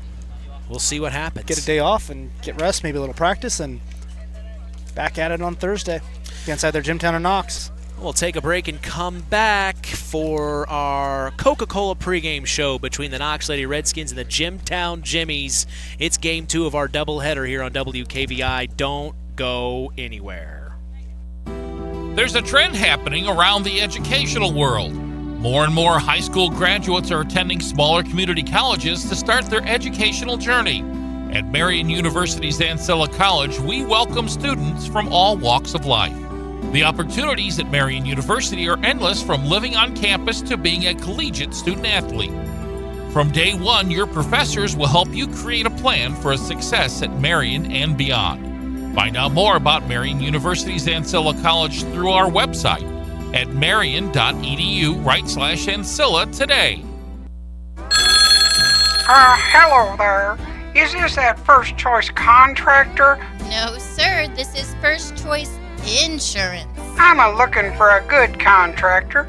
I could use a deck put on the back of my house. We aren't contractors, but we do offer a great contractor's insurance program with all the coverages a contractor needs. Well, would you consider putting one of those walk-in tubs in my bathroom for me? Phone us today in North Judson at 896-3482 or in Knox at 772-5370. Osborne Advantage Real Estate is a proud sponsor of local sports. Steve and Donna love being members of the community and would love the opportunity to make you feel right at home, right here in Stark County.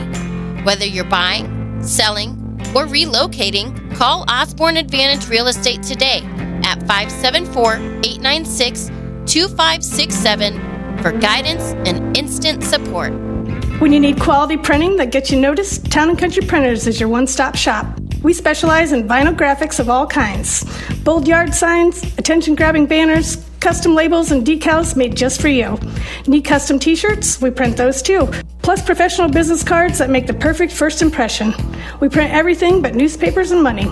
Whether it's business advertising, special events and outings, fundraisers, sports events, or parties, Town & Country Printers has what you need to make it memorable. Call us today at 574-936-9505. It's hard to believe, but time sure does fly by. Collins Insurance Agency in downtown Knox are celebrating over 30 years of taking care of all of your insurance needs in our communities. If I could turn back time. And we're not going anywhere. Stop in and see Jim and the crew at Collins Insurance Agency in downtown Knox.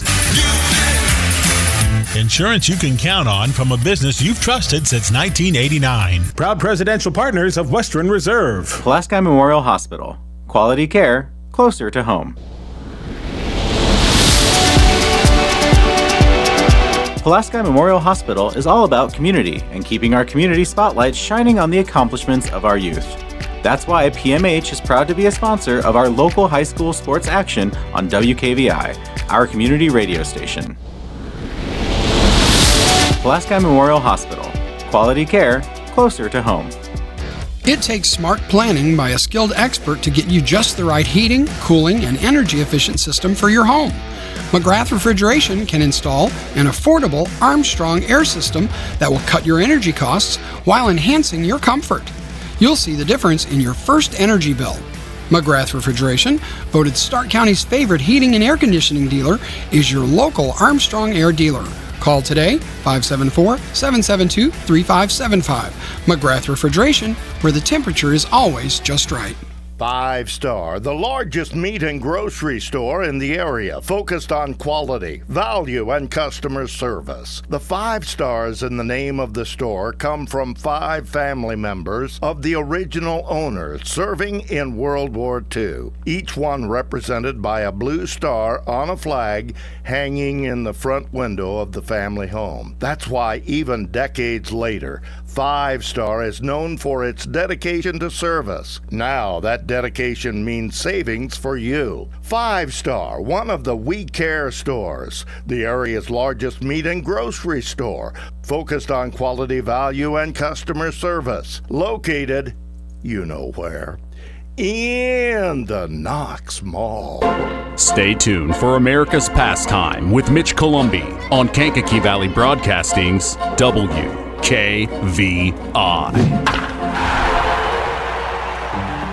Real magic is everywhere. It's in your mom's cooking, in 4-hour dinners with friends, in that first bite of something new, and in the fizz of a Coca-Cola. Now with so many options for less than $5, the Coca-Cola Value Collection will help you make the most out of every magic moment for so much less.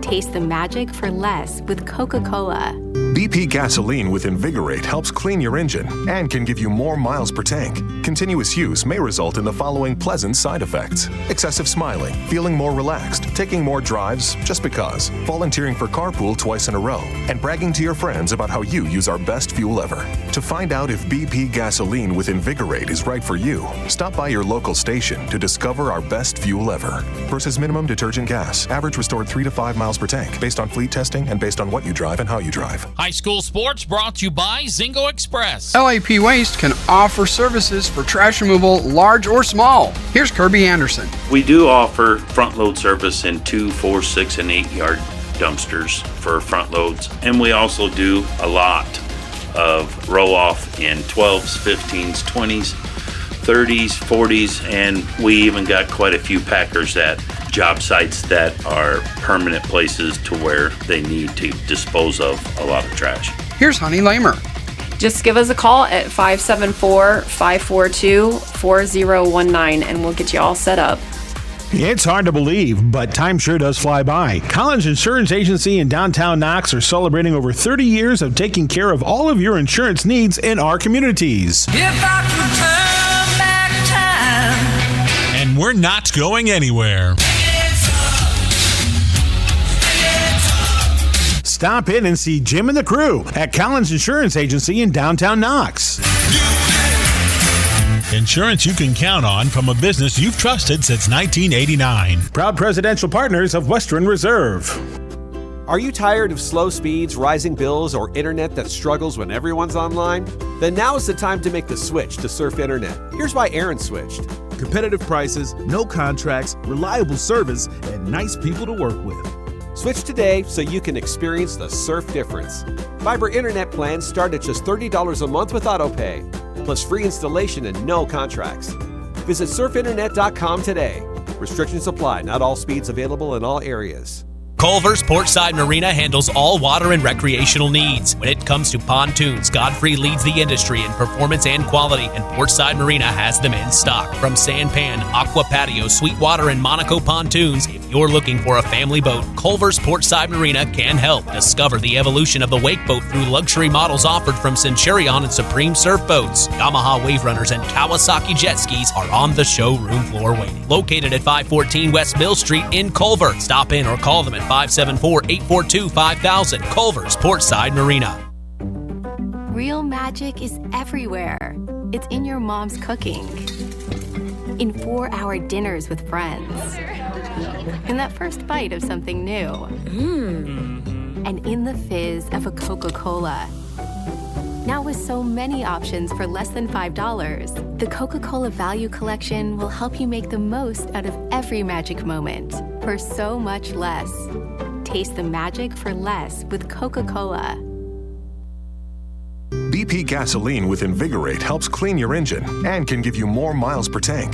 Continuous use may result in the following pleasant side effects: excessive smiling, feeling more relaxed, taking more drives just because, volunteering for carpool twice in a row, and bragging to your friends about how you use our best fuel ever. To find out if BP gasoline with Invigorate is right for you, stop by your local station to discover our best fuel ever. Versus minimum detergent gas. Average restored 3 to 5 miles per tank, based on fleet testing and based on what you drive and how you drive. High school sports brought to you by Zingo Express. This presentation of our area's local high school sports is sponsored by Pulaski Memorial Hospital in Winamac. Pulaski Memorial Hospital is dedicated to providing excellent health care to improve the health and quality of life for the people and the community they serve. They will meet the community's needs and exceed their expectations by creating the best possible health care experience. For more information of the services they provide, call 946-2100.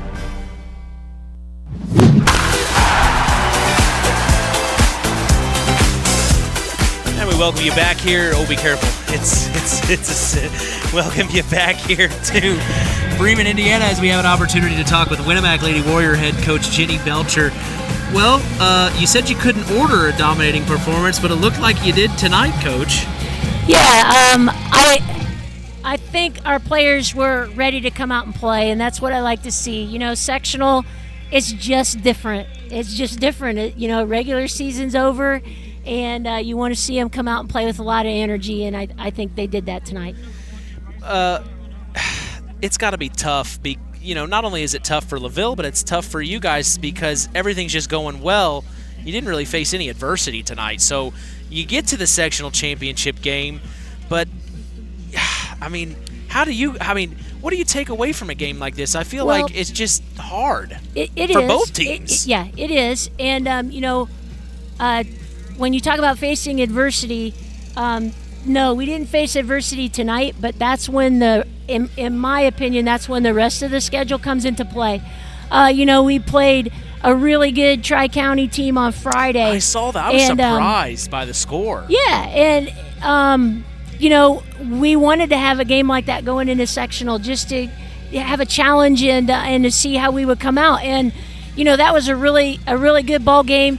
We had a couple miscues on defense, and that was the difference in the game. Other than that, we saw a really good pitcher. Yeah. So when you're talking about adversity, to me, if we get those games that lead up to sectional can really help in that department.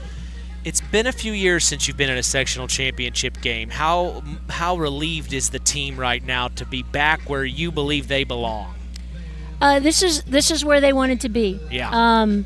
This is where they thought they could be. I would say, though, I don't know that they thought it so much at the beginning of the season, but as the season progressed, they started to go, oh, okay, maybe we are good, Maybe. So, I think you're more than maybe. So it's where they wanted to be, and hopefully, they're in a good place mentally and ready to play on Thursday. We were noticing the peel and stick tattoos all the girls have on their arms. This is a little intimidating, Coach. I'm a little scared of them. Okay, well, I guess that's good, right? It's working. We have done this now. There. We have done this now for several years. It started when we drove over to Rochester for a sectional over there several years ago, and Emma Goodman was a senior at the time, and she even had to ask permission. She's like, hey, can we put some tattoos on? She's asking Dana Summers and I before they even get on the bus. She and Sam Perry. And we're like, yeah, if that's what you want to do, yeah, sure, we'll get behind that. And they've done it every year since. If there's a bus ride to sectional, that's what they're doing. We're putting tattoos on, I guess. So, they're starting to look real. They're that good. I know these fake tattoos or something. You got a nice one. Yeah, that's a ballerina. So. Show the camera. Show the camera. It really goes this way. Yeah. So there's a ballerina. There's her head going down. She's doing a little pirouette there. Cool. But it's kind of to that point in the season, Mitch, where it's like you just keep them happy. If it's a bonding. If tattoos make them happy, I'm gonna put a tattoo on. So yeah, that's what we did on the bus ride over. A few more years, you're gonna put a bandana on. You're gonna be giving them real ones. No real ones for me. No thanks. Maybe for other people, not for me. You got a question for her, Nathan? No, I really don't. I am grateful, though, that you confirmed that, as we would really assume, they were all peel and stick. I started telling maybe they're Mitch real. how rough things were getting in Winamac. I was, some gangs of teenage girls running the school. But that was, I was telling Mitch at the end of the game, I work in Pulaski County, work in Winamac, know a lot of these girls or their families. I've known Brookie Cookie since she was playing youth league, and I was umpiring games when they'd come up to North Judson, and so I'm glad to see it. Do my best to be unbiased and neutral, and they're really glad to see it. Hurts a little bit to watch just such a slaughter, though, but not surprising to see your ladies step up like that. And really disappointed I got to be at a meeting on Thursday and can't be here for that championship game. But once in a while, I do take meetings, like job meetings, over softball. Sometimes I'll just cancel them or skip them, let somebody else do it, but... Well, and that's what's interesting is he's a Judson grad. You're a Knox grad. No, I'm a Winamac grad. You're a Winamac grad. Wait, your mom was a... Yeah, my mom graduated from North Judson. North Judson. Your dad was from Knox. That's what it was. I'm sorry, Coach. And then my family moved to Winamac. I'm sorry, Coach. It's okay. It's all good. But I knew there was the connection there. Yeah, Stark County connection. So your mom was a Blue Jay? Yes. What was her maiden name? Gappa. Oh, your mom's a Gappa. Yeah. Okay. I know plenty of Gappas. Yeah, Gappa graduated in 61. Okay. Yep.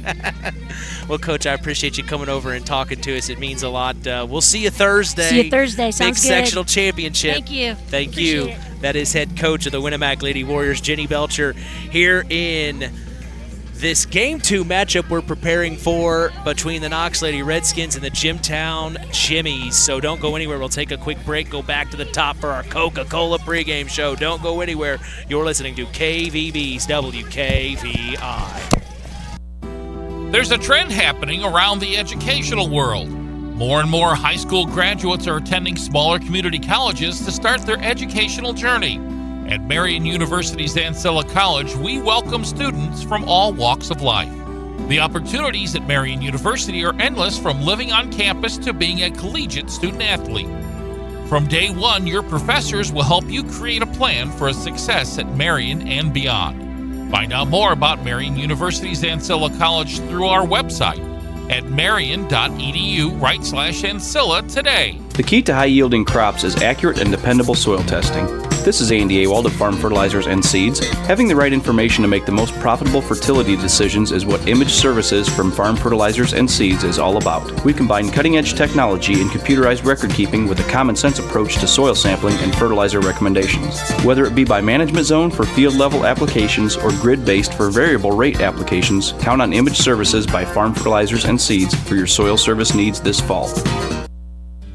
Frayne Mortuary in Winamac is family-owned and operated with 3 locations serving Pulaski County and the surrounding communities. Frayne Mortuary has provided our community with caring and compassionate service for loved ones. Our licensed staff is available to assist you with pre-need funeral planning and at-need funeral planning. We provide traditional burial and cremation services. We offer a full line of headstones and monuments at Frayne Mortuary in Winamac. It's our family serving your family.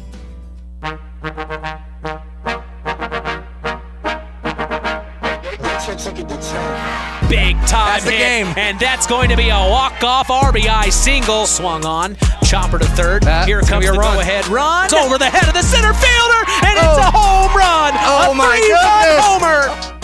Welcome to the KVB pregame show. Now, here is the voice of KVB's WKVI Sports, Mitch Columbi. You are listening to to Kankakee Valley Broadcasting's WKVI.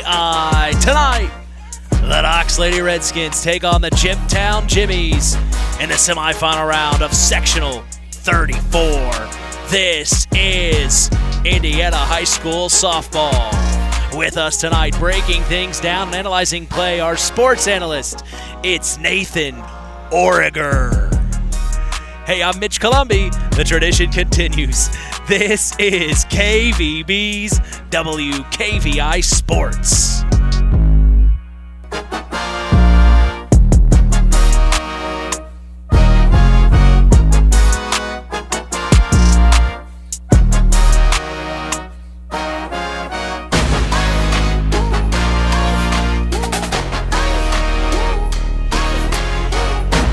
We welcome you to Bremen, Indiana 46506. We're back for more, set to continue the new era of KVB Sports here on 99.3 FM and around the world. Streaming live on WKVI.com. Well, as we get ready for our 14th broadcast of the 2026 spring sports season, we have talked with head coach Richie Morgan of Knox on the Saturday Sports Line, of course, but we have yet to see the Jimtown Jimmies. We go ahead and look at Jimtown. Head coach Jamie Kern and the Jimmies started the season beating Warsaw 5-2, then Goshen 12-8, Concord 9-3, Bangor 18-4. They lost to Buchanan 8-1 and Fairfield 14-2. They beat LaVille 11-1, John Glenn 7-1, and Mishawaka Marion 5-4. They lost to Edwardsburg 4-1, then Knox 10-1. They beat Bremen 10-5, then lost to Elkhart 9-4 before beating Tippy Valley in back-to-back games 4-0, then 7-2.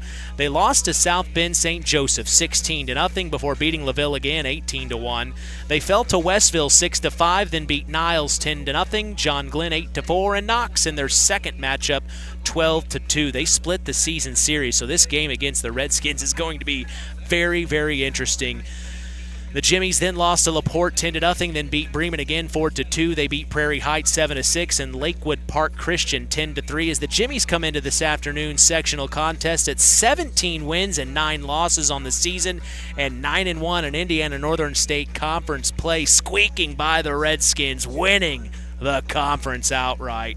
When it comes to hitting, Layla Winrot leads this team with a .408 batting average. Right behind her is Lily Gogler hitting a .342, and then rounding out the top three is Claire Carlson averaging a .324 at the dish. As a whole, this team has a .265 batting average with an on-base percentage of .395. They have 172 hits, 185 runs, and 145 runs batted in up to this point. We look at the pitching for the Jimmies. They have used seven different arms through the 171.1 innings pitch. They have an ERA rating of 3.68. They have allowed 204 hits, 142 runs, and have struck out their opponents 208 times. With us tonight, breaking things down on the diamond, we are honored to have Nathan Origer on the call. Thoughts on the Jimmies, Nate? You know, this is really the last couple of days, the first time getting familiar with them, but clearly a very solid team with that conference winning record, a very solid record. Without actually having a sense of their opponents, it's hard to say. They're like their top offensive performers, great production, but pale a little bit compared to maybe Knox or Winamac. Like I said, and maybe it's just some of the schools they see that we don't ever see come down our region are just a little bit tougher competitors. But I am very interested to see what a strong record they have with good, but perhaps not quite as impressive offensive stats on the season. Well, and what's interesting is, we've seen the Knox Lady Redskins, and they've been very good, just like the Winamac Lady Warriors. The Warriors and the Knox Redskins are really two of our dominating teams in our area, and we were really disappointed that game got canceled due to the weather. And since they're not in the same conference any longer, they just decided, hey, we've got so many canceled games we've got to reschedule. Yeah. Let's not worry about rescheduling It was a tough spring. And so, there's part of me that really wants to see Knox win this game just so that Knox and Winamac can have that opportunity to get that game when it really counts that they didn't get to play during the season. 1 year ago in Bremen, we were here where the Winamac Lady Warriors fell to Jimtown 7-1. That is how they got to a sectional championship against the Knox Lady Redskins. But the Knox Lady Redskins, they beat Jimtown 4-2. That is how Knox won this sectional 34 championship last year. You know, when you're talking about teams that, you know, maybe they've gone to head-to-head and went one way or the other, but when they're all relatively similar levels of competitiveness, you can get surprised. You know, the energy that comes out during the tournament, one person has an off day or one person's out sick, and boom, you just never know what's going to happen. And so I think we're really fortunate to have the competitiveness that we have here in this sectional. This will be an interesting one between these two teams. You know, Jimtown does not want to lose another sectional championship. You know, Knox does not want to lose to Jimtown 2 times this year. They've already lost once. So this is really providing excitement here between these two teams. I'm anticipating it to be perhaps a tighter game than we saw in Game 1. Absolutely, Mitch. We hope. Well, we turn the page and look at the Knox Lady Redskins. Head coach Richie Morgan and the Skins started their season beating rival North Judson Sampier in back-to-back games. We were there for both of them, 3-0 in Game 1 and 7-4 in Game 2. They then fell to Valparaiso 8-0, then Griffith 6-2. They beat South Central 9-5, then Bremen 3-1. They beat Argus 16-2, then LaVille 14-4. They then fell to North Newton in Game 1 of a doubleheader, 6-4 in 8 innings. They had to get extra to beat the Redskins. The Redskins then beat North Newton in Game 2, 13-5. The Redskins beat Jimtown in their first matchup, 10-1, then Couts 12-3, John Glenn 5-3, Westville 16-0, Tippecanoe Valley 1-0, Northwestern 8-4, Tri-County 5-2. Interesting scenario. We just got done talking with head coach Jenny Belcher of Winamac. Their final game of the regular season, they fell to Tri-County. The Redskins beat them 5-2. Interesting. And of course, it was a close game there. Yeah. 7-4, if I'm not mistaken, the Warriors had fell. You are correct. Which, to hold the Warriors to 4 runs, that's incredible. That is impressive. That might say something about Knox. It might just mean that we'll see. Tri-County got lucky against Winamac, or that Knox never know. Bremen, the Redskins then beat Bremen 12-7, back on topic, and then Triton 18-1. The Redskins then lost to Tippecanoe Valley in their second matchup, 7-2, and West Central 9-8. So the Trojans beat the Redskins 9-8, where the Warriors beat the Trojans. So, see, there's interesting scenarios. Yes, there are a lot of interesting scenarios. The Redskins then beat LaVille 14-2, then Culver Community 10-0. They fell to Jimtown in their second outing 12-2, then beat Pioneer 4-3 and John Glenn 9-1. They beat Morgan Township 11-1 and Bremen again 14-2 as the Redskins went 22 wins and 6 losses on the season and 8-2 in Indiana Northern State Conference play, finishing second right behind these Jimmies. When it comes to hitting, Cheryl Barnes leads the team with a .447 batting average, and right behind her is Addison Spinagle hitting a .430. Rounding out the top 3 is Maya Sherrod averaging a .430 at the plate. As a whole, this team has a .363 batting average with an OBP of .423. They have, as a total for the team, 291 hits, 237 runs, and 196 runs batted in on the year. Looking at the pitching for the Skins, they have used 7 different arms as well through these 171.2 innings pitched. They have an ERA rating of 2.77, a smidge better than the Jimmies. They have allowed 161 hits, 99 runs, and have struck out their opponents 180 times. Your thoughts on the Redskins? So, I got a lot of thoughts. First of all, I have to report that concession stand is out of my sour Skittles, and I had to go for tropical for game 2. I noticed you changed Very them up. sad. I mean, I love the tropical Skittles. You were hyping them up. Maybe they should give you some, you know. So, Cheryl Barnes, obviously, we know very good. She is number 45 in the state and number 2 in 2A for RBIs, and she is number 7 in 2A for home runs. And I failed to mention when you were doing the rundown on Jimtown, Lily Gaugler, number 10 in runs in 2A. So we've got some offensive production. Interesting. What I really think, more than about Knox itself, the way the two teams' schedules kind of look against each other. Like you mentioned, they split the regular season. Jimtown doesn't have a single loss to anyone who is on Knox's schedule as well. They beat Tippy Valley twice while Knox split the season with them. So very interesting the way these schedules kind of work. You might think, just looking at some of those overlaps, that Jimtown is the favorite coming in today, despite that 17-9 record versus Right. Knox is better. But again, they're playing some teams from Michigan. I don't know the first thing about softball in Michigan. Yeah, Niles and Buchanan. Edwardsburg, I think. So it's Right. it's a very different world once you get up farther north. I believe Jimtown is located in Elkhart County, right, near Elkhart, and so very different. But I think they're, like, as you suggested a moment ago, I think we're looking forward to a pretty tight, competitive game today. And I do think it's also interesting that Coach Morgan is not going with his number one arm in the circle. I noticed that as well. Maya Sherrod, she's 0-2. Freshman. She's 0-2, but in 24.1 innings, her ERA is only 1.73. So she's good. So you kind of figure those are some tight losses and things maybe out of her control. So that is going to be a very interesting change to the dynamic from what I was expecting for this evening's match.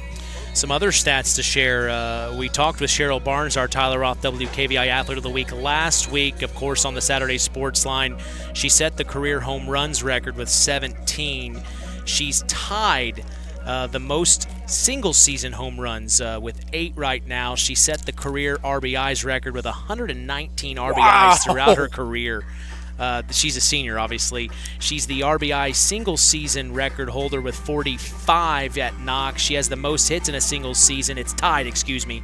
She's tied most hits in a single season with 43, so she could break that single-season record here this afternoon. She's hit a home run in each sectional game as a junior to help her team win the sectional. Last year, her sister Bethany Barnes was the winning pitcher in both games, which I see her here right now, home from college to watch this game. Glad she's home with the family this summer. And then also, you say what? What were you saying? Oh, yeah, I waved at him. Harold Welter, of course, is here. We know that. Her sister Beth Barnes was the winning pitcher last year for both games, pitching a perfect game in the win over Bremen. Cheryl's all-conference in softball all 4 years. That's truly impressive right there. She has 15 varsity letters, 4 in softball, 4 in track, 3 in volleyball, 3 in basketball, 1 in golf. She advanced to And a partridge in a pear tree? Yeah, and a partridge in a pear. You might have to ask her. She probably does have one. She advanced to the regional and track discus as a freshman and sophomore. She placed 3rd in the discus in the Northern State Conference as a senior. Cheryl Barnes just has done a little bit of everything. Is there anything the lady cannot do?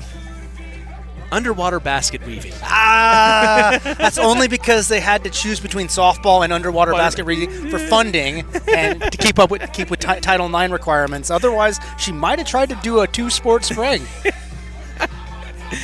And then as a team, these Redskins, they have the most runs in a single season as a team and then most runs scored in a single season is Addie Spinagle. So, I mean, this team's got so many weapons, the Knox Lady Redskins do. It's, and it's coming off their first sectional championship since, I believe, 2018. Last year they won the sectional here, beating Jimtown in the sectional championship game. That was the first time in several years they had been to a sectional championship and won it. So, I mean, they're coming in hot. That was a goal for head coach Richie Morgan for this team. He said, we want to win the sectional. We also want to get back to that regional and win a regional. Yeah, that's the best you can hope for, is just to keep on progressing. And I think it's going to be interesting this next couple of nights here. Well, we are expecting a great evening of IHSAA softball sectional action as we appreciate you joining us on the Coca-Cola pregame show. Taste the feeling. We'll be back after a word from our sponsors as the Pulaski Memorial Hospital Injury Report is next. You are listening to Kankakee Valley Broadcasting's WKVI. At First Farmers Bank and Trust, agriculture has been a cornerstone of our business for more than 135 years. Our personal relationships within the ag community run deep for multiple generations. If you're looking for a financial partner that knows, understands, and supports agriculture, I'd love to hear from you. I'm Isaac Blue, Ag Banker at First Farmers. Come into our Knox, North Judson, or Culver branches, or visit us online at ffbt.com when you're ready to talk about growing your operation. First Farmers Bank and Trust, member FDIC, equal opportunity lender. Who's in? Who's out? It's the Pulaski Memorial Hospital Injury Report with Mitch Columbi. Mitch? Thank you to my good friend John Thompson. The Pulaski Memorial Hospital has been serving lives of the residents of Pulaski County and the surrounding area since 1963. We certainly appreciate them supporting local high school sports.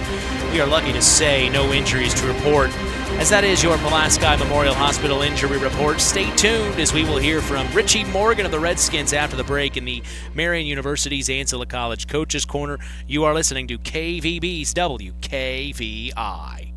This presentation of our area's local high school sports is sponsored by Pulaski Memorial Hospital in Winamac.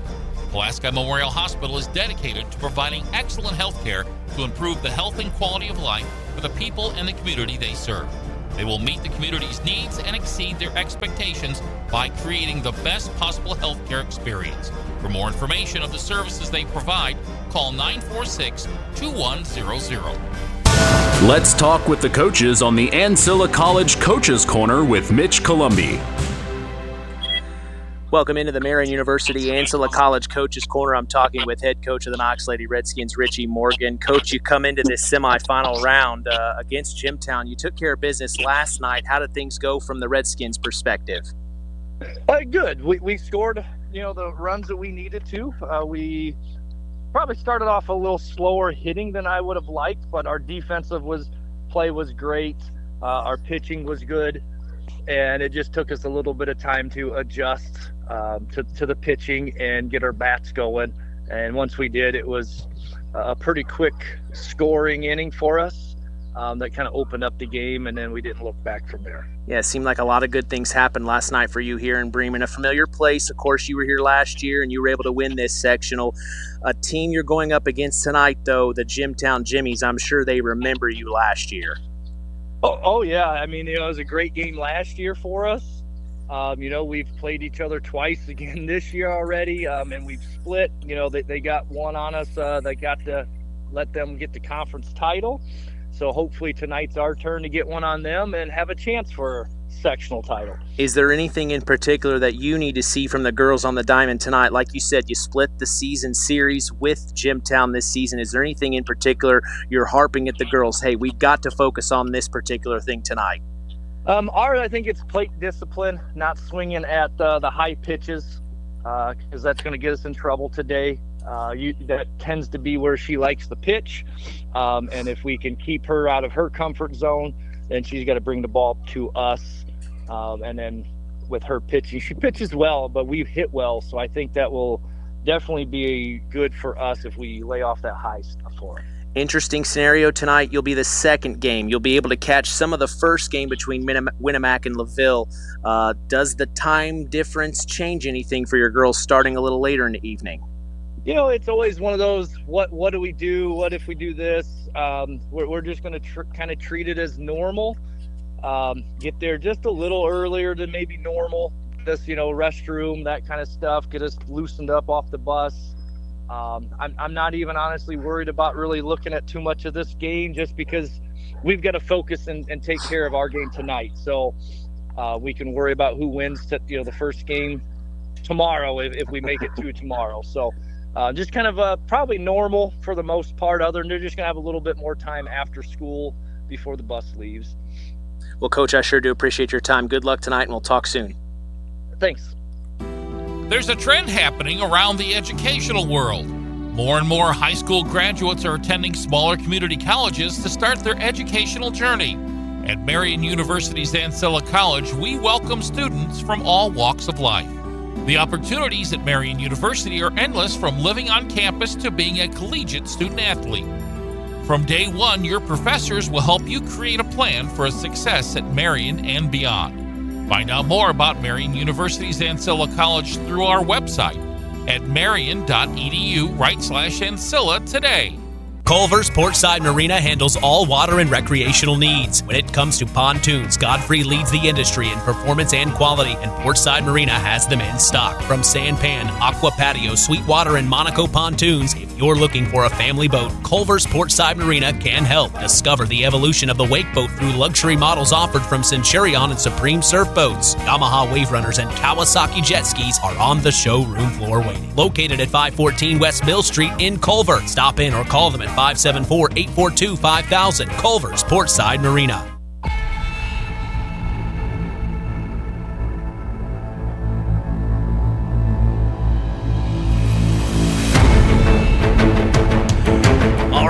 we get set for Indiana High School softball sectional semifinal action, what are your Surf Internet keys to the game as a Knox Lady Redskin, Nathan? Well, Mitch, I think it's, you come in and you think about what happened last year, and you think about how you have split this series with them, and I think you kind of just think about how you didn't get to play Winamac, and you want that chance. I was just talking to Winamac assistant Doug Roth between the game, and they want that. They want that, and I think Knox probably does too. And I think you just kind of say, we have to play smart, we have to play hard, because we want that chance at that cross-county rivalry, or that cross-the-county line rivalry that we didn't get in the regular season. Surf Internet keys to the game for the Jimmies. I think I hope they're paying enough attention. If I'm Jimmy, I hope coach is paying enough attention to know that they're not going with their number one starter. And you hope that really, really impressive ERA is just reflective of not having pitched nearly as many innings as Barnes has. But you're thinking the same thing. You don't want to let Knox advance, and you got to be a little more. You have to be smarter at the plate, because they aren't quite as impressive offensively as Knox has been. I think they need to step it up and just kind of say, look, we have to hit the ball. We got to hit the darn ball. That is our Surf Internet keys to the game. Our LAP Waste starting lineups are next. Don't go anywhere. Are you tired of slow speeds, rising bills, or internet that struggles when everyone's online? Then now is the time to make the switch to Surf Internet. Here's why Aaron switched. Competitive prices, no contracts, reliable service, and nice people to work with. Switch today so you can experience the surf difference. Fiber internet plans start at just $30 a month with AutoPay, plus free installation and no contracts. Visit surfinternet.com today. Restrictions apply. Not all speeds available in all areas. It's time for the LAP Waste starting lineups.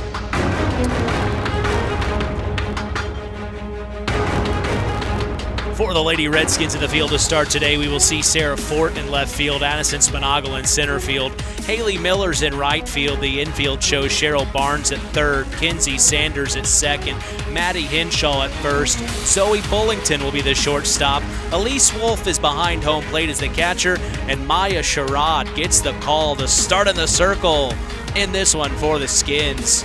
For the Lady Jimmies of Jimtown, their batting order shows the shortstop Lily Gogler leading off, then pitcher Claire Carlson, first baseman Layla Winrott, and the designated player Tori Swald as the cleanup hitter. Batting fifth will be third baseman Cameron Williams, then catcher Abby Williams. Left fielder Brooke Gillespie bats seventh. Right fielder Nora Hotstetler is at the 8 slot, and at the bottom of the lineup we will see center fielder Rylan Polston. That is our starting lineups, our LAP Waste starting lineups for today, as we will be back to get set for the first pitch. You are listening to KVB's WKVI Sports.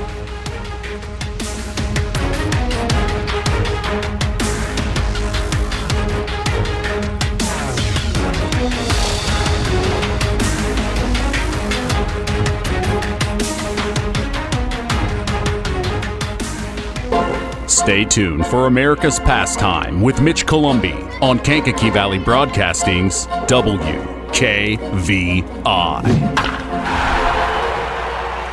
LAP Waste can offer services for trash removal, large or small. Here's Kirby Anderson. We do offer front load service in 2, 4, 6, and 8 yard dumpsters for front loads, and we also do a lot of roll off in 12s, 15s, 20s, 30s, 40s, and we even got quite a few packers at job sites that are permanent places to where they need to dispose of a lot of trash. Here's Honey Lamer. Just give us a call at 574-542-4019 and we'll get you all set up. The Stark County Co-op has been a member-owned farm services co-op in Stark County since 1928. That's over 90 years, and they're still providing the same quality agronomy services to the farming community of Stark and surrounding counties. The Stark County Co-op is an LP and fuel provider. The Stark County Co-op purchases grain at both locations, Hamlet and Brems. You can reach them by phone at 1-800-782-3392, the Stark County Co-op. Are you tired of slow speeds, rising bills, or internet that struggles when everyone's online? Then now is the time to make the switch to Surf Internet. Here's why Aaron switched.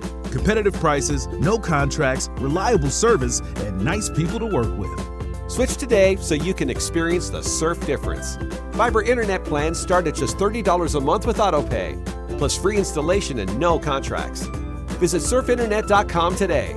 Restrictions apply. Not all speeds available in all areas. It's hard to believe, but time sure does fly by. Collins Insurance Agency in downtown Knox are celebrating over 30 years of taking care of all of your insurance needs in our communities. If I could turn back time.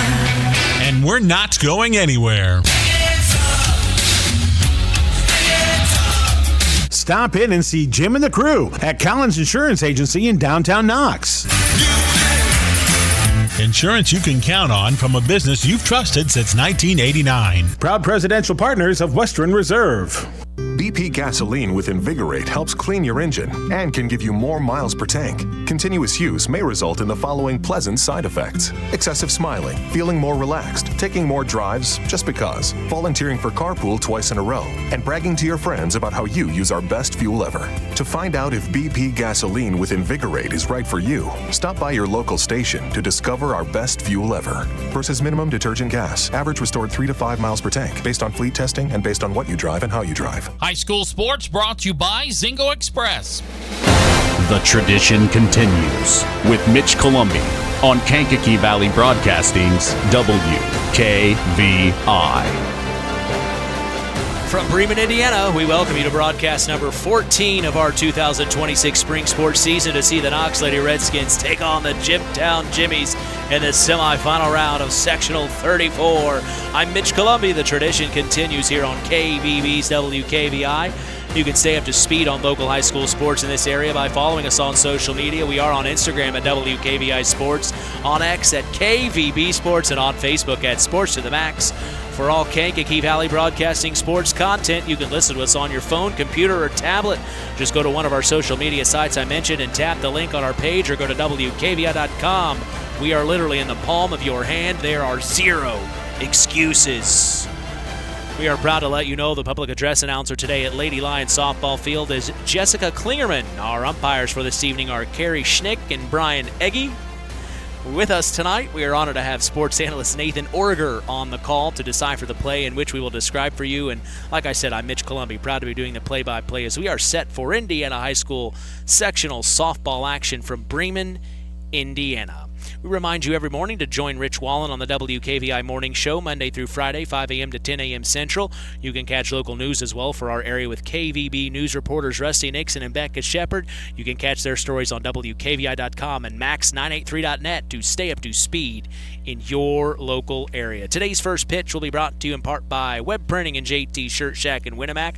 We also appreciate them being the sponsor for the Tyler Roth WKVI Athlete of the Week Award given out each week on the Saturday Sports Line, the longest running high school sports show in Indiana, thanks to our very own Harold Welter. We go live every Saturday throughout the school year at 9 a.m. Eastern, 8 a.m. Central on 99.3 FM and online at WKVI.com. We're streaming throughout the world. This coming Saturday will be the final Saturday Sports Line of the 2025-2026 school year, as we will announce our new Tyler Roth WKVI Athlete of the Year. Always a great broadcast we get with Tim Roth. Of course, Melinda Roth, his wife, comes in and we talk about Tyler. We also talk about our new Athlete of the Year. We bring up our past Athletes of the Year dating back to 2002 when that started. We also talk about all of our Athletes of the Week throughout the year as they are all in the running for the Athlete of the Year. At the end of the year here, it kind of is tough for me, Nathan. I had a chance to get with the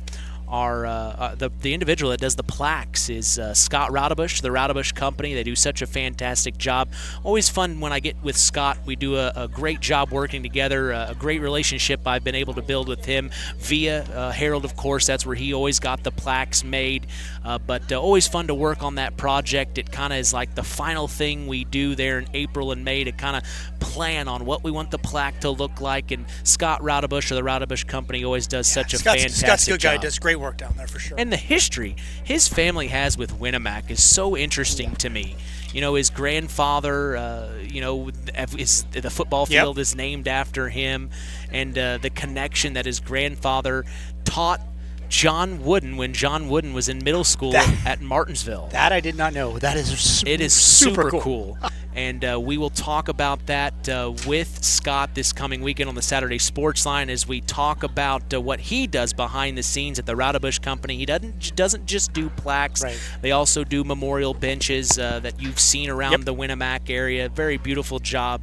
But something new we did this year was really awesome for our other station on KVB's Max 98.3 FM. We started the Athlete of the Week, and we are doing the Athlete of the Year, and of course it is named after the late, great Tony the Boss Ross. It is the Max 98.3 Athlete of the Week and Athlete of the Year. That will be named this weekend on the Saturday Morning Coaches Show with Rusty Nixon, longtime Plymouth voice in the area. We're very lucky to have Rusty. He always does such a fantastic job. He's on the air tonight with the John Glenn Falcons and the Plymouth Lady Pilgrims going up against each other in their sectional semifinal round, so we always remind you to flip back and forth between 98.3 and 99.3 to stay up to speed. But here in Bremen, we will see the Knox Lady Redskins in what looks like their away jerseys, Nathan. White jerseys, red pinstripes with red pants. And it looks like the Jimtown Jimmies are in also white jerseys with burgundy and gray trim and gray pants. So both teams in white jerseys. I guess the rule doesn't apply anymore. You know what? It looks. It's a neutral. It's neutral, and it looks better when you can get all that dirt from sliding in or to the base or diving after a play when you got that white jersey on it. Really, we got OxyClean. The dirt, yes, the dirt just shows. I guess you had nothing else to do tonight. Exactly. I appreciate you being here. Oh, doubleheaders are long. In the words of the great Ernie Banks, it's a great day to play two. It is a great day to play two. Speaking of Ernie Banks, the Cubs, I am sad to report, are losing 5-0 right now in the bottom of the first out in Pittsburgh. I got a cool human interest story. Please. I just picked this up scrolling Facebook, and we were talking about how both teams playing tonight have faced Tippy Valley this year, with Knox having split the series and Jimtown beating them twice. And yesterday, former Tippecanoe Valley baseball player Tanner Andrews made his major league debut. Wow. Worked a 1-2-3 ninth inning for the Toronto Blue Jays against the Marlins. 30-year-old, spent some time in independent league, working his way back to MLB farm system, and made his major league debut yesterday. Tippy Valley. Tippy Valley. Tanner Andrews. That congratulations. is so cool. If anyone out there is friends, family, Tanner Andrews, congratulations. Way to represent our region with such a cool story. And think about that. He'd been giving all that time and effort. He's 30 years old, and he finally gets called up to the big leagues and the show. He gets to go to the show, and baby. 1-2-3 ninth inning major league debut. That's a solid start. Hey, we got some Knox fans in their chairs sitting next to us right by home plate. You think we should let them know that every other game where we've been on the ground, the fans sitting next to us have been like bringing us beer and popcorn? Oh yeah, they're loading us up with all the nachos and cheese, and we're giving them shout outs, so anything you want. I don't see the Stark County Sheriff here for this game like we saw the Pulaski County we Sheriff. We saw Chris Schramm. He was here in full support for the Winamac Lady Warriors. Maggie Keller, of course, is his niece. That is so cool. That is so cool. Well, we're standing by. The umpires have talked with both head coaches, and Knox had their captains up at home plate going over what they want to see. It's interesting because the umpires always, from game to game, you got to adjust to their strike zone, and that's something that the pitchers will have to dial in here early on, see what they can get away with, maybe try to get some pitches outside to see if they can get them to chase, or maybe that outer portion of the plate is expanded a little bit for the umpire to call some of those strikes. Yep, it's especially if you haven't seen one of the umpires, whoever's behind home plate, haven't seen him much. It's always an added element of surprise in this game here at these levels, especially where you You don't have the ABS system that you can just tap the helmet. Right, yeah. Isn't that so cool, though? It's kind of fun to watch. Well, we'll take a quick break and come back. They're getting ready to go through the starting lineups. We'll be back for our Web Printing and JT Shirt Shack first pitch, so don't go anywhere. It's Redskins and Jimmy's sectional semifinal here at Sectional 34 up next. Osborne Advantage Real Estate is a proud sponsor of local sports. Steve and Donna love being members of the community and would love the opportunity to make you feel right at home, right here in Stark County. Whether you're buying, selling, or relocating, call Osborne Advantage Real Estate today at 574-896-2567 for guidance and instant support. When you need quality printing that gets you noticed, Town & Country Printers is your one-stop shop. We specialize in vinyl graphics of all kinds. Bold yard signs, attention-grabbing banners, custom labels and decals made just for you. Need custom t-shirts? We print those too. Plus professional business cards that make the perfect first impression. We print everything but newspapers and money. Whether it's business advertising, special events and outings, fundraisers, sports events, or parties, Town & Country Printers has what you need to make it memorable. Call us today at 574-936-9505. Hello there. Is this that First Choice Contractor? No, sir. This is First Choice Insurance. I'm looking for a good contractor. I could use a deck put on the back of my house. We aren't contractors, but we do offer a great contractor's insurance program with all the coverages a contractor needs. Well, would you consider putting one of those walk-in tubs in my bathroom for me? Phone us today in North Judson at 896-3482 or in Knox at 772-5370. More people are switching to Surf Internet because they've had enough with slow speeds, rising bills, and internet that struggles when everyone is online. Here's what your neighbors Anita and Anthony had to say after they switched. Great value, awesome speeds, and zero issues. We should have switched sooner. Switching is easy. Plans start at just $30 a month with AutoPay, with free installation, all-in pricing, and no contracts. Visit surfinternet.com today. Restrictions apply. Not all speeds available in all areas. Since 2012, All Grain Transport has proudly served our area farmers. What started with Adam, his wife Lindsay, their oldest son Leland, and one truck, All Grain Transport has grown into 11 trucks strong and a family of 5 L's. All Grain Transport specializes in efficient grain hauling during harvest, and with on-site storage, customers can harvest faster and market their grain long after the season ends. From grain to a variety of ag needs, All Grain really can transport it all. All Grain Transport is proud to help continue the tradition here on WKVI Sports, so call them at 574-225-6131. That's All Grain Transport. Family-driven, community-strong, and built to haul it all. When you grow up on the land, you have an appreciation for it. When you grow up and work on a family farm, on land that is shared by members of a family, all working together as a team, that appreciation grows even more. They know what it's like to work as a team to get the job done. At Lawrence Farms of Knox, Todd and Josh Lawrence and family support the local high school teams and wish them success all through the season. It takes smart planning by a skilled expert to get you just the right heating, cooling, and energy-efficient system for your home. McGrath Refrigeration can install an affordable Armstrong air system that will cut your energy costs while enhancing your comfort. You'll see the difference in your first energy bill. McGrath Refrigeration, voted Stark County's favorite heating and air conditioning dealer, is your local Armstrong Air dealer. Call today, 574-772-3575. McGrath Refrigeration, where the temperature is always just right. At First Farmers Bank and Trust, agriculture has been a cornerstone of our business for more than 135 years. Our personal relationships within the ag community run deep for multiple generations. If you're looking for a financial partner that knows, understands, and supports agriculture, I'd love to hear from you. I'm Isaac Blue, Ag Banker at First Farmers. Come into our Knox, North Judson, or Culver branches, or visit us online at ffbt.com when you're ready to talk about growing your operation. First Farmers Bank and Trust, member FDIC, equal opportunity lender.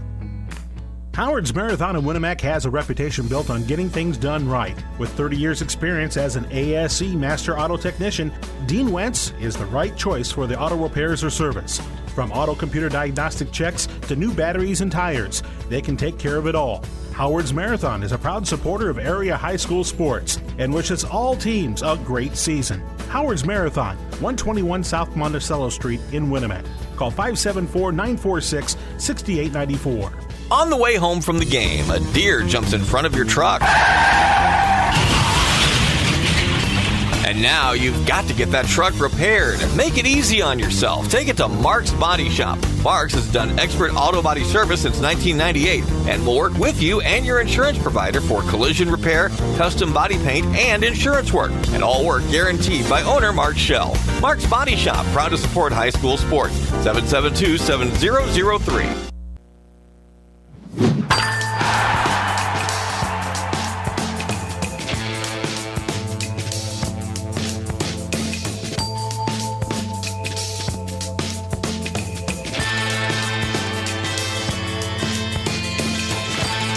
Welcome you back here to Bremen, Indiana. Mitch Columbia along with sports analyst Nathan Orger. We're set for Game 2 of our doubleheader tonight here on WKVI between the Knox Lady Redskins and the Jimtown Jimmies, as L&D Farms is a proud sponsor of local high school sports. They are no stranger to hard work and dedication. They certainly recognize the structure and discipline that goes into playing sports and being part of a team. L&D Farms, which is all local teams. Good luck this season. Join L&D Farms and celebrate the tradition here at WKVI. We always are looking for more sponsors. Call us at 574-772-6241 to help continue the tradition that you love, that you listened to growing up, that your parents listened to growing up, that your grandparents listened to growing up. If you want to hear this continue, we need your support. So call us or message me at Sports to the Max on Facebook, at KVB Sports on X, or on WKVI Sports, that's on Instagram.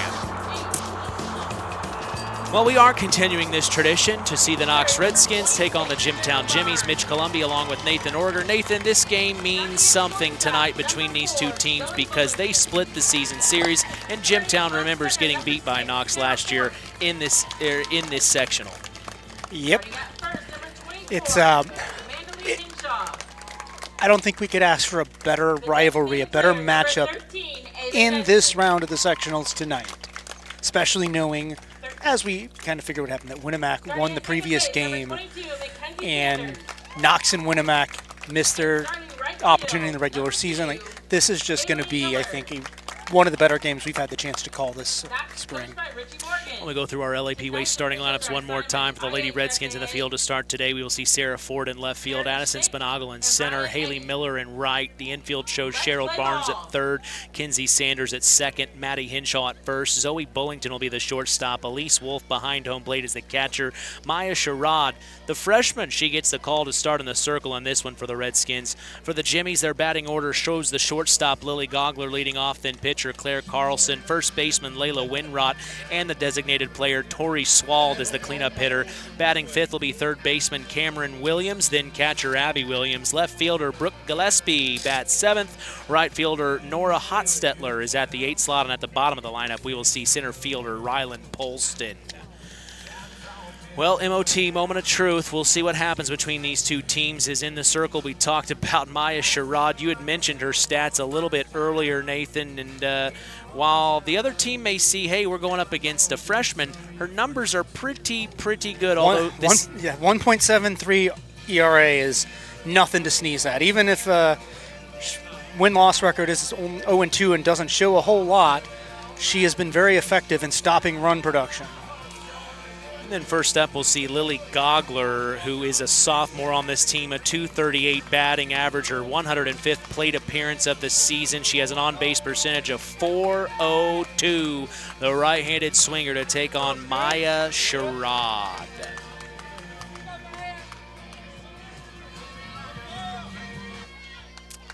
So here we go for our Web Printing and JT Shirt Shack. First pitch, I almost said tip. First pitch is low for a ball from Sherrod.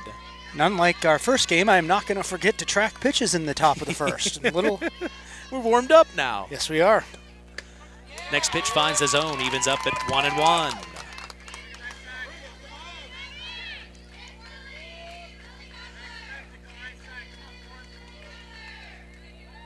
Next offering up top. Good snag by Elise Wolf. Talked about some of Jimtown's stats in the pregame. Gogler has a .485 on base percentage, a 1.080 OPS. She is number 10 in runs in 2A this year. In runs scored, that is. Popped up foul, almost tracked down by the first baseman, Maddie Hinshaw, but it will keep Gogler alive.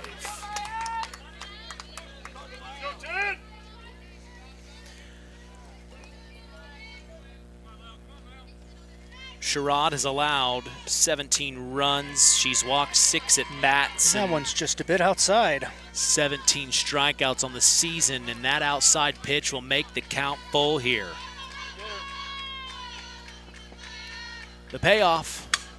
Rip between the gap, right and center. It'll be a base hit. Digging for 2 is the leadoff lady, Lily Gogler. She'll stand in for a double against the Redskins.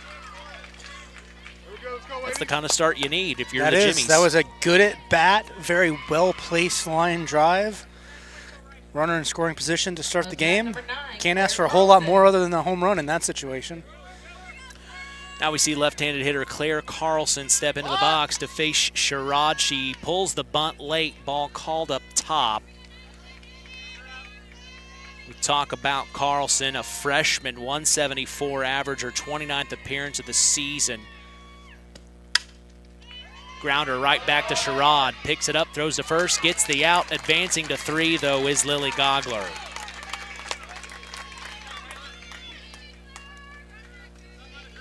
That's bat number 45, Layla Winroth. The first baseman Winroth stepping up to the plate is the team's offensive leader in most categories. Batting average, on base percentage, OPS. Second, slugging percentage. First pitch low and away from Sherrod. She's got a 592 slugging, a 531 on base percentage for an OPS of 1.123. This one low and in the dirt, saved by Wolf. Fakes the throw to third, keeping Gogler at bay.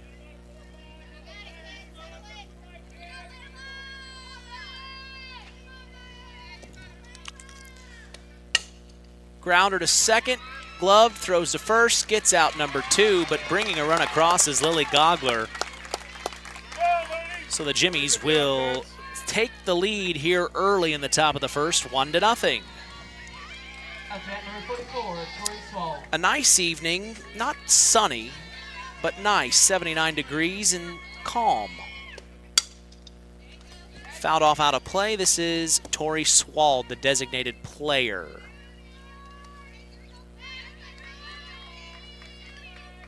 Swald. This is only her 4th appearance of the season, the freshman. Takes a pitch up top.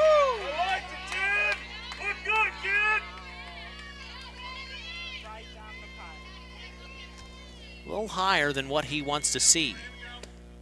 That one swung on between third and short. Picked up by the shortstop, overthrown at first. But she will stay at 2. Calling that an error? No, that was deep in the hole. Even if it had been a clean field at first base, there was that it was close, but that was a solid effort on Swald's part to make that hustle, and a tough play for the Knox shortstop Zoe Bullington. So here comes Cameron Williams, the freshman. A lot of freshmen on this team. 243 average. Don't know a whole lot about this Jimtown team, but I'm really surprised. Tori Swald, the cleanup hitter, not even in like the top 6 or 7 offensive production for Jimtown, and putting a person like that fouled over our heads in the 4 spot is kind of different. Yeah, I mean, she just got on base, but you want your cleanup hitter driving runs in. And obviously she didn't have anyone to drive in, but you want them producing in a way that's going to make runs happen. Grounder to short, throws to first for the 3rd out, and they will get it. But 1 run on 2 hits, no errors is the top of the first. The Jimmies strike first, 1-0. They lead the Knox Lady Redskins. Taking a break, coming back, bottom of the first on the way. Howard's Marathon in Winamac has a reputation built on getting things done right. With 30 years experience as an ASE Master Auto Technician, Dean Wentz is the right choice for the auto repairs or service. From auto computer diagnostic checks to new batteries and tires, they can take care of it all. Howard's Marathon is a proud supporter of area high school sports and wishes all teams a great season. Howard's Marathon, 121 South Monticello Street in Winamac. Call 574-946-6894. On the way home from the game, a deer jumps in front of your truck.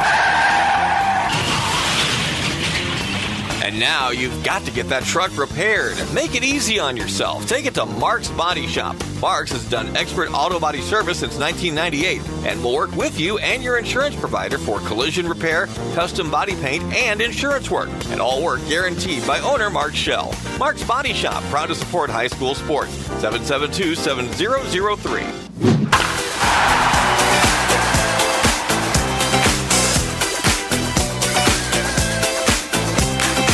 Semifinal round of Sectional 34 action here on WKVI between the Knox Lady Redskins and the Jimtown Jimmies as the Jimmies pull out a run in the top of the first. 1-0 over the Redskins. We start at the top of the order for the Redskins. It's Addison Spinagle, center fielder. We know her quite well over the last several years. A junior on this team, .430 average, her 109th appearance on the season, a .505 on-base percentage, Nate, with a 1.118 OPS.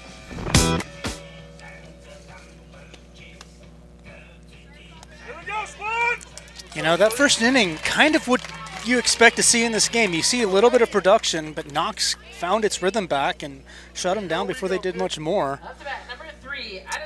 See how this bottom half turns out and see what kind of game we have ahead of us here. In the circle, Claire Carlson. She is 10-5 with a 2.62 ERA, I believe, on the season. Clearly the favored starter for this Jimtown Jimmies team. First pitch outside. Freshman Carlson is. Allowed 64 hits, 52 runs. She's walked 21 at-bats and 80 strikeouts on the season. That's not a bad strikeout total. First pitch offered to Spinagle's a ball. Here comes the 1-0. Swing and a miss. Let's go, kid.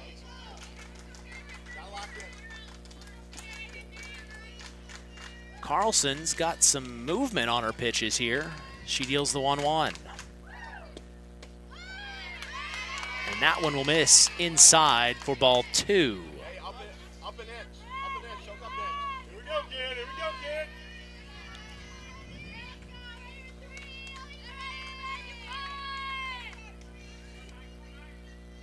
2-1. Swing and a miss. Spinagle wanted it. A little behind, and that evens it up at 2-2. Hey, gotta be short to it. Short to it. Next pitch. Low and inside. At the... Sorry, I don't know what's going on here. I don't know what I said. But our friend Molly Madsen's listening in. She just messaged me to tell me that she heard me say something about 6'7". Oh, gosh. We're so glad you're out there, Molly. Swinging a miss, strike 3, and going down, striking out is Spinagle. Oh, we had her dad first, now Molly. We are glad that the Madsens are loyal WKVI listeners. I don't get the 6'7" thing. We had such cruder, more funny things when we were in school. Well, now you're just old, Mitch, and you wouldn't get it, man. Yeah, but we were more direct.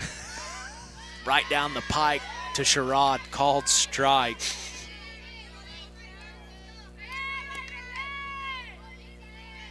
It started in the fall. Russ Radke said something about it, and I go, what is he talking about? How does Russ Radke know? And I don't. Swings on the 0-1. That is a question for the ages, Mitch. Popped the right field, and the right fielder, Nora Hotstetler, flashes the leather for out number 2.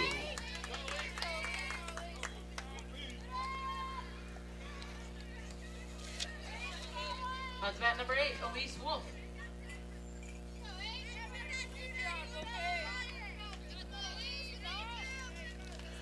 So here's Elise Wolf. We've seen her the last several years just do so well for the Knox Lady Redskins.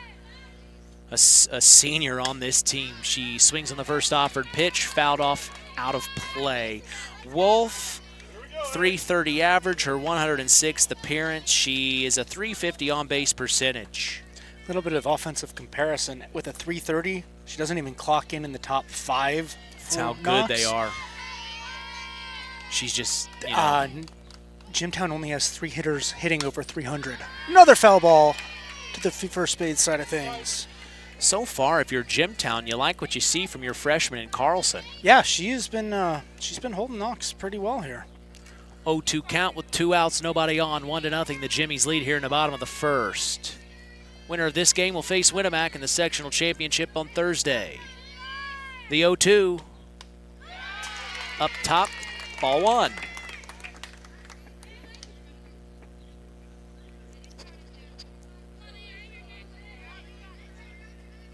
Barnes on deck.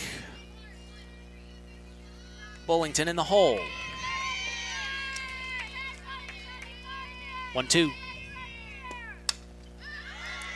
Popped up foul into the stands, and it's caught by Nathan Welter. Still got it. Almost got it as much as his shirt has it. He was right in the bread basket. Well, he was a wide receiver.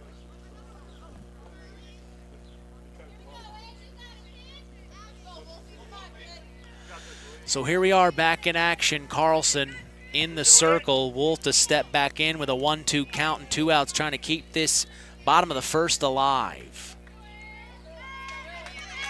It's a cool 79 degrees. When I saw that, gorgeous. I was like, this is not 79. Strike 3 called, and going down looking is Elise Wolf. 3 up and 3 down in the bottom of the first. 1-0. The Jimmies still lead the Redskins. Will take a break and come back. Top of the second is on the way. When you grow up on the land, you have an appreciation for it. When you grow up and work on a family farm, on land that is shared by members of a family, all working together as a team, that appreciation grows even more. They know what it's like to work as a team to get the job done. At Lawrence Farms of Knox, Todd and Josh Lawrence and family support the local high school teams and wish them success all through the season.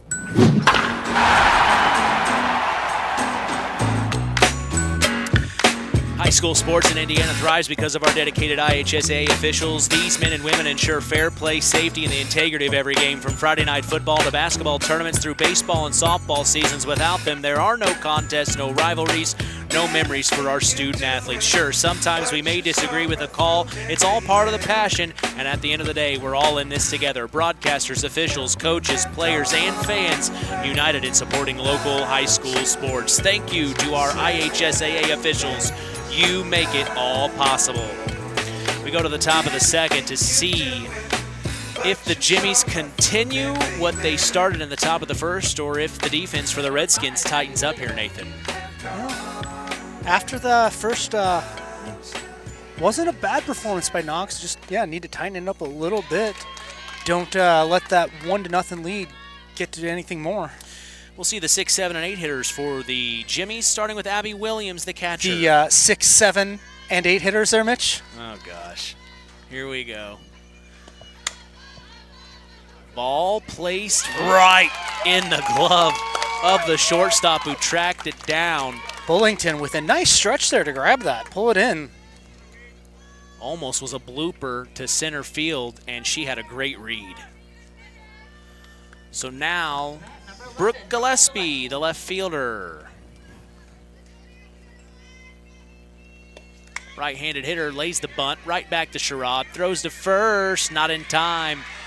It looks like Maddie Henshaw tried to run up on that, and in the meantime, Sherrod tried to throw it back to first. I think Kenzie Sanders probably was a little bit slow getting from second to cover with Henshaw running after it, and they just kind of had a breakdown of communication there. How are you calling that? That's a kind of like I said one play in the early. It was a mental error. Nobody fielded anything poorly. It was just a little bit of hit. Yeah, a little bit of confused communication, and it just kind of landed in no man's land. First pitch offered to Nora Hotstetler is a ball. Oh! Right to the glove of first. It bounces out. They throw to first, though, and get the out. They throw to second to try to keep an eye on Williams. Or is that Gillespie? That is Gillespie out there at second. But they do get out number 2 here. Almost gloved by Hinshaw. But it pops out, hits the ground. That one scored a 3-4-3 fielder's choice, advancing Gillespie. And Ryland Polston, the center fielder, steps up. The number 9 hitter already in the lineup for the Jimmies in the top of the second. It was a 1-2-3 inning for the Redskins. Here's a grounder right to Cheryl Barnes. Throws to first for out number 3. So, no harm done. Yeah, so no runs, 1 hit, and no errors is the top of the second. Keeps it 1-0. The Jimmies lead the Redskins.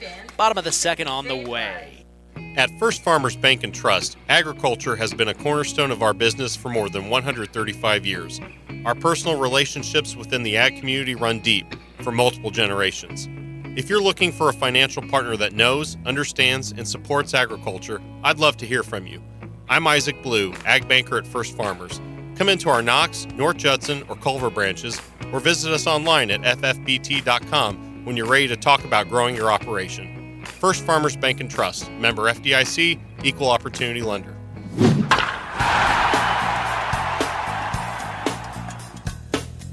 We're back to see the 4, 5, and 6 hitters of the Knox Lady Redskins, starting with Cheryl Barnes, the third baseman. Zoe Bullington on deck and Sarah Ford in the hole.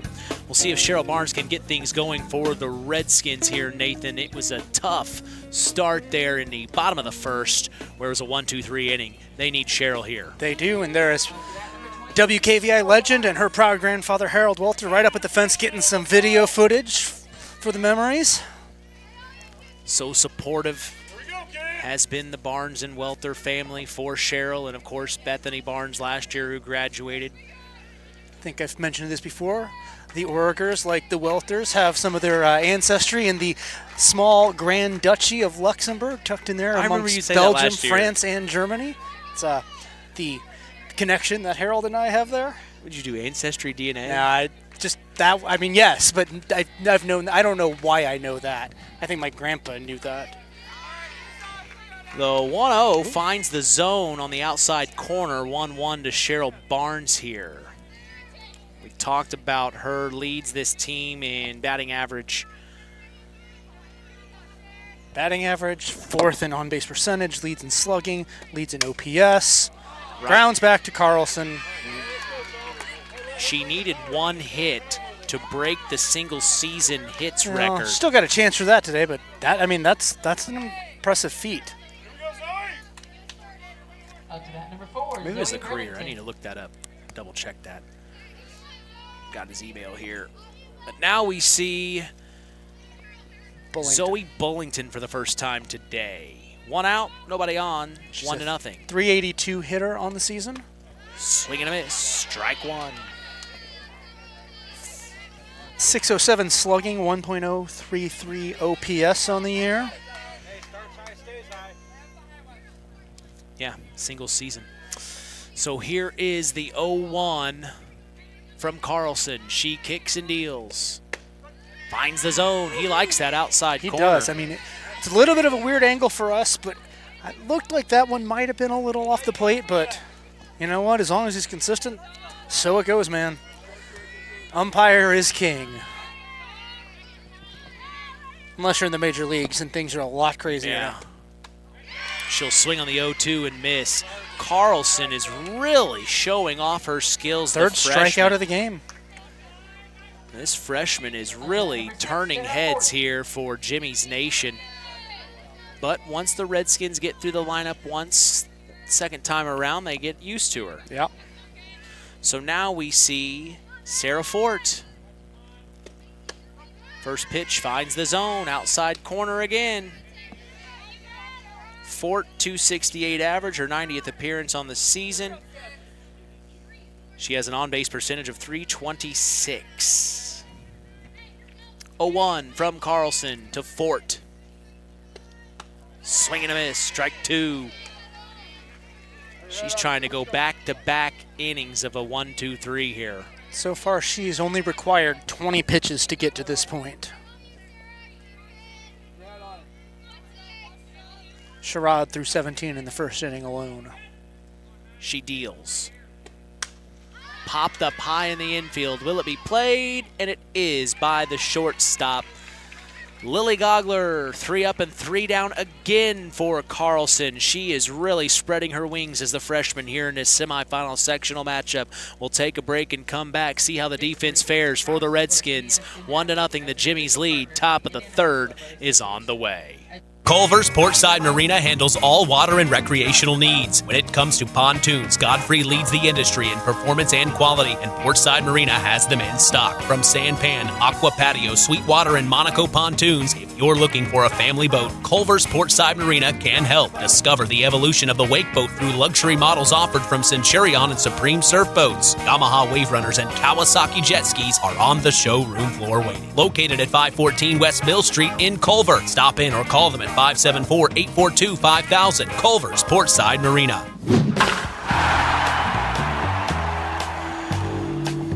Web Printing at JT Shirt Shack in Winamac is proud to be part of the broadcast this evening. Web Printing at JT Shirt Shack provides all your printing, screen printing, apparel, and embroidery needs. Call 574-946-3551 and ask for Tina. We go to the top of the third here on WKVI. 1-0, the Jimmies lead the Redskins. This is Lily Gogler for her second time today for the Jimmies. She led off the game with a double and has scored the only run thus far. Takes the first pitch for a ball. Next pitch low and inside.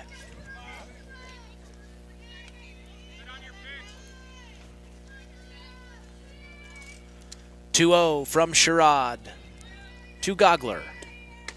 Finds the zone.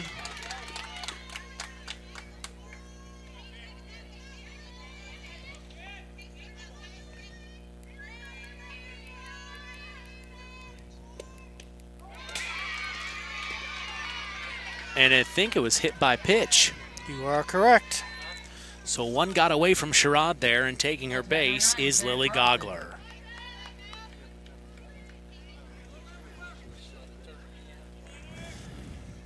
Brings Carlson, the pitcher, back up. She grounded to Sherrod in the first. Now she grounds to short. Safe at 2. They are unable to execute on that.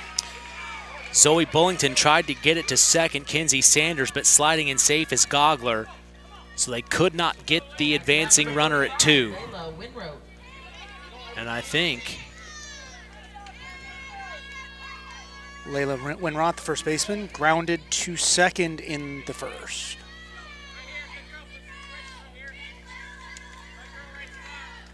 First pitch offered. Swung, slicer up the middle. It will bring 1 run home, and as standing in for an RBI single is Layla Winroth. A little surprised Carlson wasn't more aggressive trying to get to third, but sometimes you just play the cautious way. So the Jimmies putting things together here in the top of the third. They lead 2-1 with 1 run crossing here.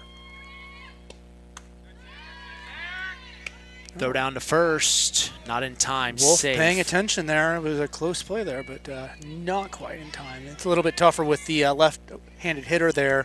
Don't have the clear, unobstructed path to get that ball down to the first baseman, Hinshaw. Swald swings on one back to center. Flashing the leather is center fielder Addison Spanagle for out number 1. So it all started with the hit by pitch on Gogler. Carlson gets to first due to the fact they tried to throw to 2. Well, they couldn't execute the double play, couldn't get either. That's not considered a hit then, really. I actually have to consult the rule on that one. If one of them had been out, it would have been in a fielder's choice. But since they both made it safely, popped out of play to the third base side, I'm actually not sure if that's a single or if it's still a fielder's choice since they both made it safely. Gonna have to brush up on my details of the rules. But after that, Winroth singled to right center, bringing in Gogler. Now Cameron Williams is fouled towards the third base dugout twice, once out of play in the air and once a little dribbler towards the on-deck circle.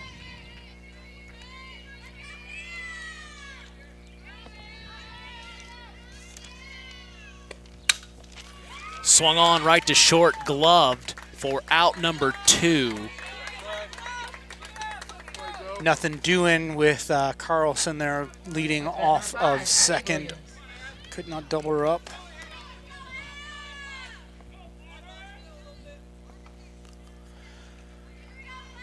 So now here's Abby Williams for her second time today. Swings on the first offered pitch, gloved by the second baseman, Kenzie Sanders.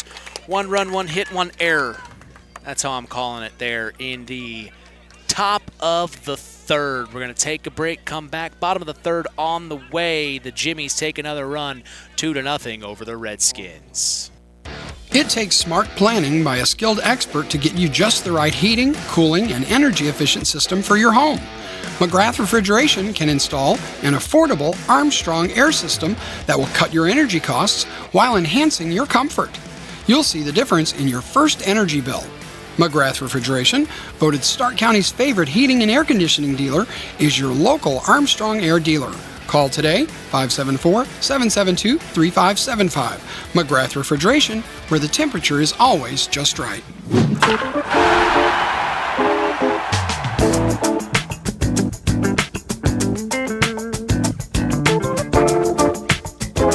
Back here in Bremen, Indiana, tensions rising here between the Jimtown Jimmies and the Knox Lady Redskins. So far, the Jimmies freshmen have shown up for them. Yeah, they really have. They are hungry for this. Carlson, a 1-2-3 inning in the first. And in the second, she did allow a hit. But other than that, she has really done her, in the bottom of the second, she allowed one. Oh, wait. She hasn't, no. You're right. She's been 1-2-3, she's been perfect. 1-2-3. She has been perfect today. Thrown 21 pitches, 3 strikeouts. Defense has had her back. They've been looking good so far. Doing a great job in the circle is Carlson. And now stepping into the box for her first time today is Maddie Henshaw. We'll see the 7, 8, 9 hitters. First pitch, called strike.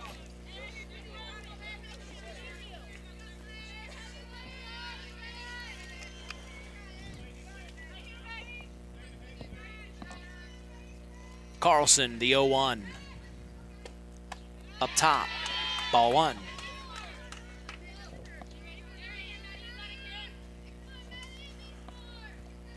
Carlson, the right-handed pitcher, if you were to look at her, you would not think she's a freshman the way she's been pitching tonight. She's looking very seasoned. 1-1. We've talked to coaches before as that misses up top. We've talked to coaches before. They say, by this point of your freshman year, you're really a sophomore. Yeah, that's true. And, she is a redhead, a ginger, and ginger is used to seasoning, so she's got a little bit of an advantage there, Mitch. Jeez. I'm going to get fired for that one. You say that every week. I know. And Marty still hasn't come after me, so he's probably not listening.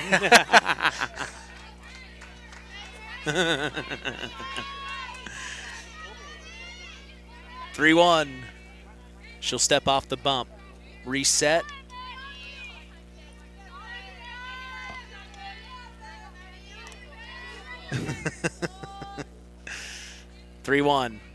Carlson swung on, popped up foul over, out of play. Henshaw is battling here. Just got a full count.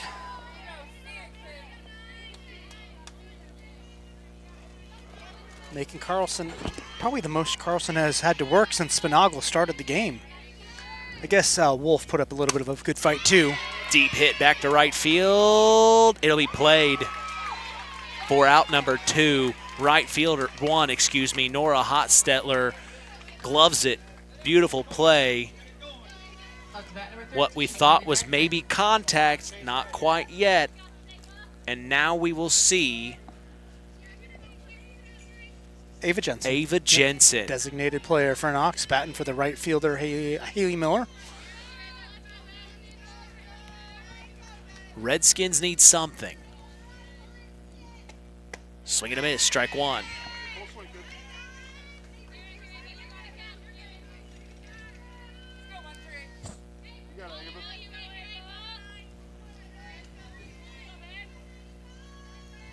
Carlson, hard to figure out right now for the Redskins.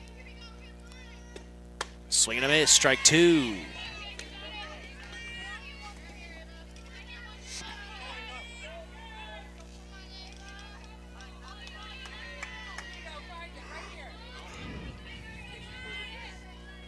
Carlson, the 0-2. Swing and a miss, strike three. Out number two.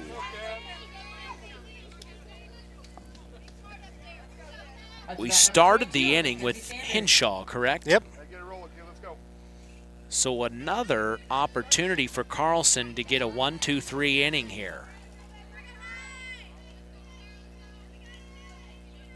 This is Kinsey Sanders, the number 9 hitter. Swing and a miss, strike one.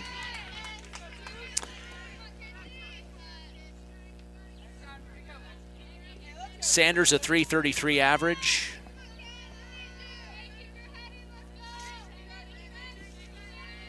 .375 on base percentage, the 0-1. Low, ball one.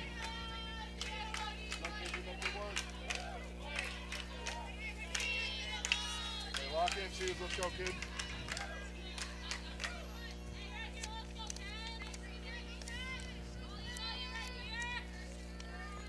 One.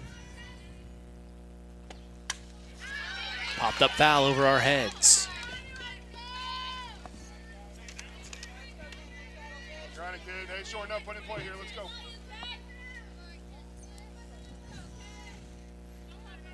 Calling that river. You got to protect outside.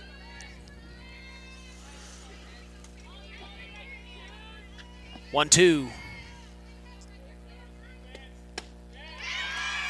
And it stalled her. She is perfect through three. 3 up and 3 down again for Claire Carlson, the freshman, really coming into something here, as that is the third inning. The Jimmies still lead 2-0. We'll take a break and come back. Top of the fourth is on the way. The key to high-yielding crops is accurate and dependable soil testing. This is Andy Awald of Farm Fertilizers and Seeds. Having the right information to make the most profitable fertility decisions is what Image Services from Farm Fertilizers and Seeds is all about. We combine cutting-edge technology and computerized record-keeping with a common-sense approach to soil sampling and fertilizer recommendations. Whether it be by management zone for field-level applications or grid-based for variable rate applications, count on Image Services by Farm Fertilizers and Seeds for your soil service needs this fall.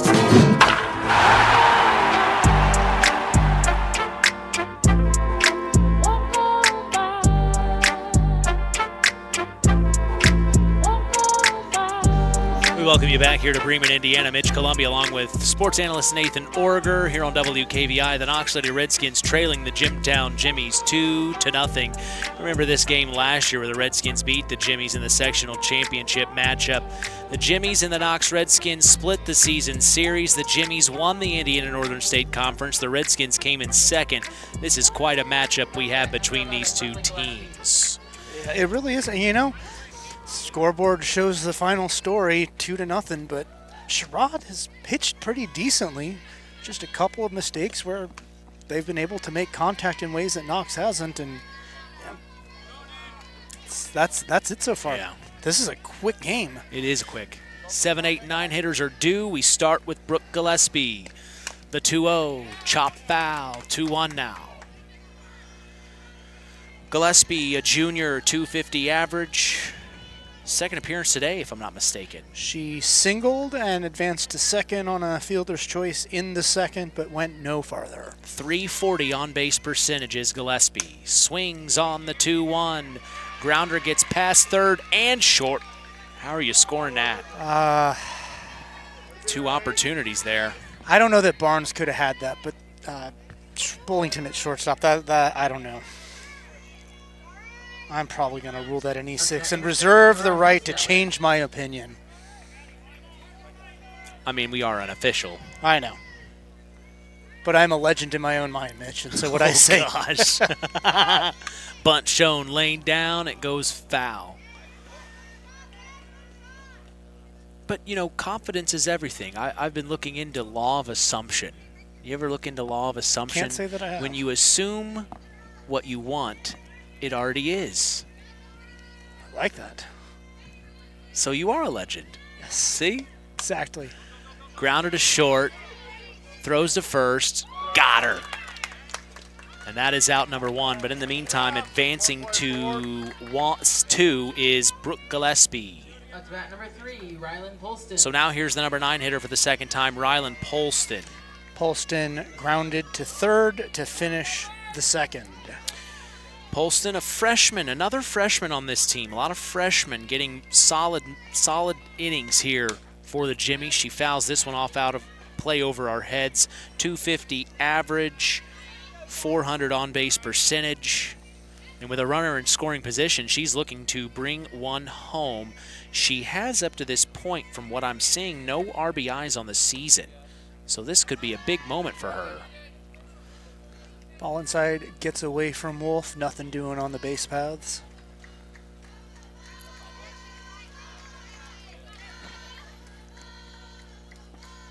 One one. Up top.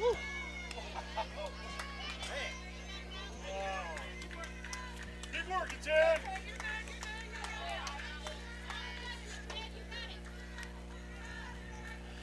Two 2-1 from Sherrod. Finds the zone. Found it a little lower. She's learning where that strike zone is, where he likes it. And that was just a little bit lower, and that's exactly where he wants it. So now she finds it.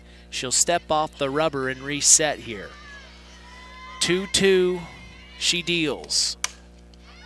Right to second. Throws to first for out number 2. And in the meantime, Gillespie will advance to 3. Number 4, Lily Gogler. So with 2 outs, Gogler, the leadoff hitter, steps up. She has been responsible for scoring both runs, doubled in the first, and made her way home on a couple of fielder's choices. And then she was hit by a pitch in the third, fouls it off towards the third base dugout, and she came around on Layla Winrot's single, I believe.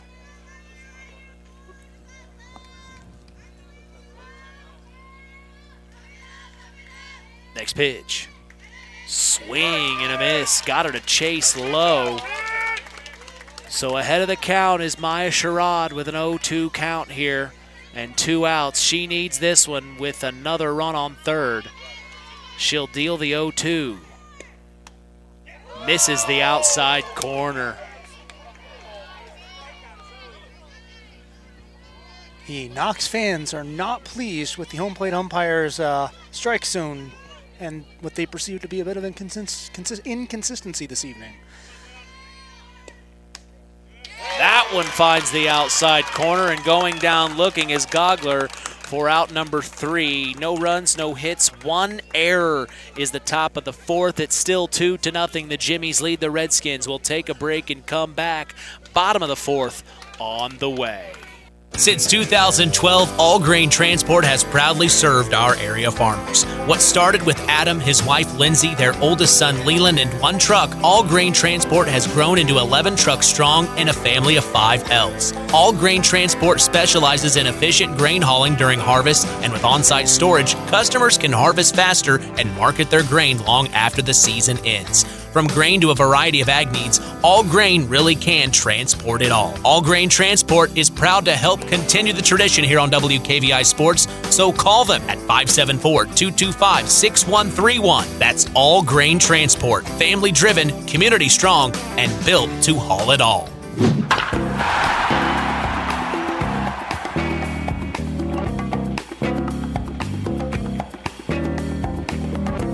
L&D Farms is a proud sponsor of local high school sports. They are no stranger to hard work and dedication. They recognize the structure and discipline that goes into playing sports and being part of a team.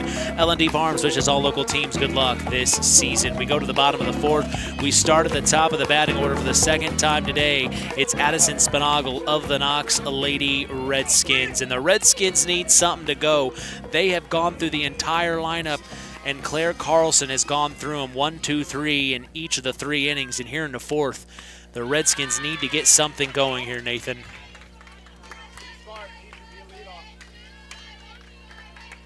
Yeah, it's, it's a close game. Don't need to worry too much, but every inning you lose, closer to doomsday.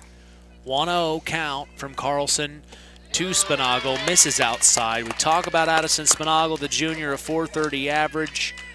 Her 110th appearance of the season. She has 40 hits coming into this afternoon, a .505 on-base percentage, and that's what you want from your leadoff hitter. 2-0 from Carlson. Big rip back between right and center. There goes the perfect game. There goes the no-hitter. Digging for 2. And there goes Spinagle. There goes a little momentum for Knox all of a sudden. A big-time double for Addison Spinagle, the leadoff hitter. And like we talked earlier, once you get through the batting order, everyone's kind of realizing what they can do against you.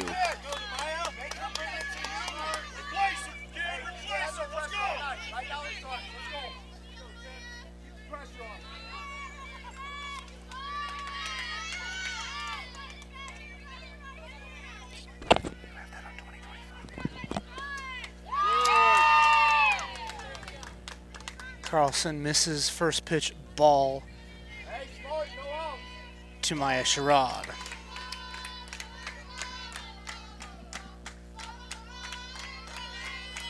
Sherrod steps back in, the left-handed hitter, to face Carlson. Swung on, popped up foul over our heads. We have an error correction here on WKVI. Carlson's actually a sophomore, not a freshman, so we want to clear that up real quick. And it makes sense because she does not look like a freshman. She is definitely a sophomore, and at this point in the season, she's much more so a junior. Here at WKVI, we're not afraid to admit when we have made a mistake, and we want to be transparent with you. And we have errors too. Fouls it off against the backstop behind her. Count moves along to 1-2.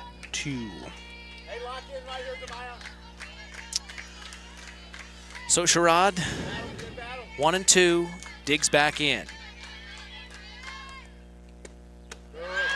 Takes a ball, evens up at 2-2. We talk about Maya Sherrod, a .430 average. 1.197 OPS, good for second best on the team behind Barnes. 2-2. Popped up high in foul territory. It will be gloved. Cameron Williams, the third baseman, nabs that one. And that is out number 1. So here comes Elise Wolf for her second time today. She went down looking after a pretty decent battle, just kind of lost steam versus Carlson to finish up the first inning. Fouled several off in that at-bat. First pitch offered. In the infield, gloved by second. Oh, no. And they will go ahead and throw back to second because Addison Spinagle was heading to 3, so that'll be a double play. No runs, 1 hit, no errors is the bottom of the fourth. The Redskins still scoreless. We'll take a break and come back. Top of the fifth on the way. The Jimmies lead the Redskins. More people are switching to Surf Internet because they've had enough with slow speeds, rising bills, and internet that struggles when everyone is online. Here's what your neighbors Anita and Anthony had to say after they switched. Great value, awesome speeds, and 0 issues. We should have switched sooner. Switching is easy. Plans start at just $30 a month with AutoPay, with free installation, all-in pricing, and no contracts. Visit surfinternet.com today. Restrictions apply. Not all speeds available in all areas.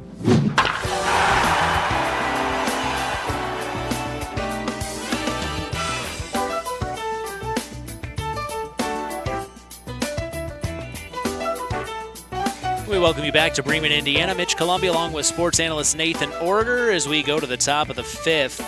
The Redskins had some opportunities there in that inning. It was the best opportunity they'd seen yet this afternoon, Nathan. Yeah, that was really tough, especially to see Addison Spinagle break the perfect game with that really well-hit, well-placed double to right center, only to get caught cheating between second and third on a pop-up. That is not the sort of mental mistake you can afford to make in the sectionals. 76 degrees here in Bremen. Beautiful day. Sun is not really poking through right now, but still the weather's nice and it's calm. Not really a wind at all to speak of. This is Claire Carlson for her second or third time today already. Third appearance. Sherrod misses a little outside and a little low on the first pitch. Oh, no. He called that a strike. I thought that was low, but my mistake. Swings on the 0-1. It goes foul. 0-2. Sherrod ahead in the count. Carlson, a .324 average, the sophomore is. Her 88th appearance of the season. She has an on-base percentage of .376.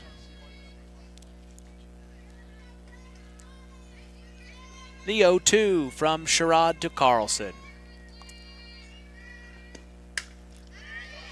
Pop foul out of play.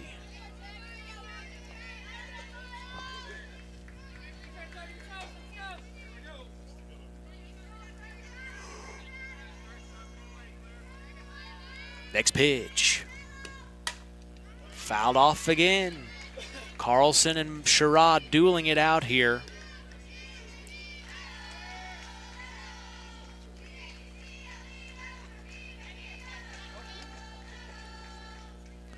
Next offering. And a duck snort between left and center. It rolls all the way back to the fence, and sliding into 2 is Claire Carlson for a double. Just when they think they've got her, she says, I have an answer for you. That's bat number 45, Layla Winrow.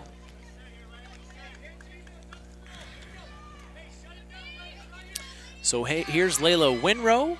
She has grounded to second and singled to right center, center by right center.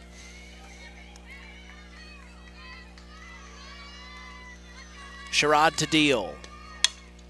Grounder, diving for it, was a shortstop, but not in time. Claire Carlson's being told to go home, and she will score. Now going to 2, sliding in safe is Layla Winrow. How are you scoring that? An RBI? Yeah, that's an RBI single. That was, Bullington couldn't have made that play cleanly. And then she advances to second on the throw.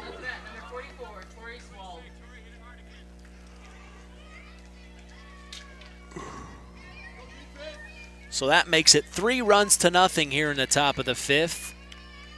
And another run in scoring position. Fouled off out of play is Swald. Swald, the designated player, has singled and flown out to center field. Next pitch from Sherrod. Over the head of the short fielder, right in the gap between left and center, and that advances Winrow to third. Swald gets to first, a base hit. And it looks like skipper Richie Morgan is going to call time, and we may have a pitching change here. And that's exactly what we will have. Left fielder Sarah Fort will come in to relieve Sherrod. We'll see where they place Sherrod.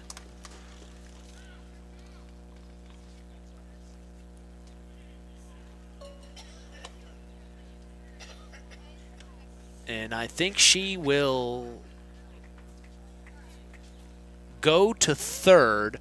Cheryl Barnes will go to first. And I want to say Henshaw is now at second. And moving from second to the outfield is Kinsey Sanders, I believe. I can't see the numbers from this far away out into the outfield, but that's what it looks like. They're moving Barnes to 1, Sherrod to 3. Henshaw to second. Pinch out a second, and Sanders to left. That's what I'm waiting to see here. Yep. We definitely know Fan she's to in the outfield. fan to my right says that is correct.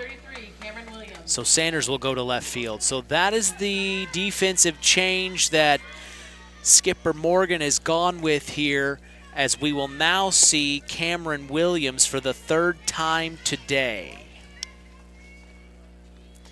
Williams, 239 average, 95th plate appearance of the season, a 382 on-base percentage. First pitch offered, called ball. Low. Wolf saves it. 1-0.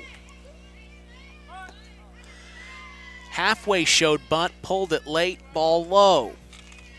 2-0 count. So the record for Sherrod today, 58 pitches through 4 innings and a partial in the 5th.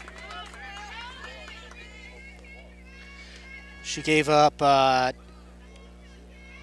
5 hits, 7 hits and 3 runs.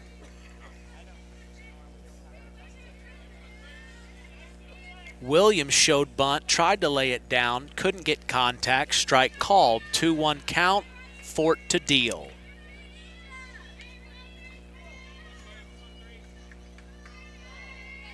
She does. Pop, fly, back to center, over the head of the center fielder. It hits the fence, and that will be an RBI single, bringing Layla Winrow home. Is that what you're calling it? Yeah. Up to bat number 5, Abby Williams. So 2 on, 1 in scoring position. The Jimmies lead 4-0 here in the 5th, and the Redskins are having to fight for their lives here. With no outs, they need Fort here. Strike called. This is Abby Williams. Catcher in the box for her 3rd time today. She is popped out to short and lined to second. 231 average, 70th appearance in the season, 403 on-base percentage. The 0-1. Swing and a miss, strike 2.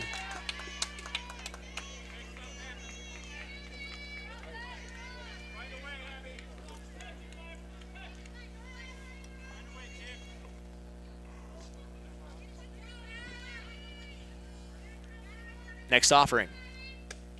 Misses outside. That's a good spot, kid. That's a good spot. If you're the Redskins, you want to keep it at 4. Oh, gosh. You do not want to allow another one. No. Not the way Carlson has been pitching. Ripped down the left field line, foul. 1-2 the count here to Abby Williams, Jimmy's catcher.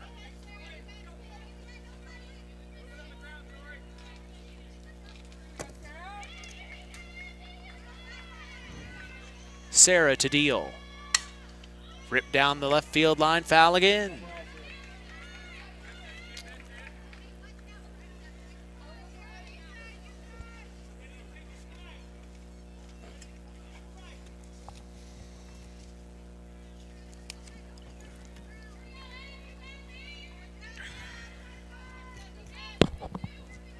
The 1-2. Outside.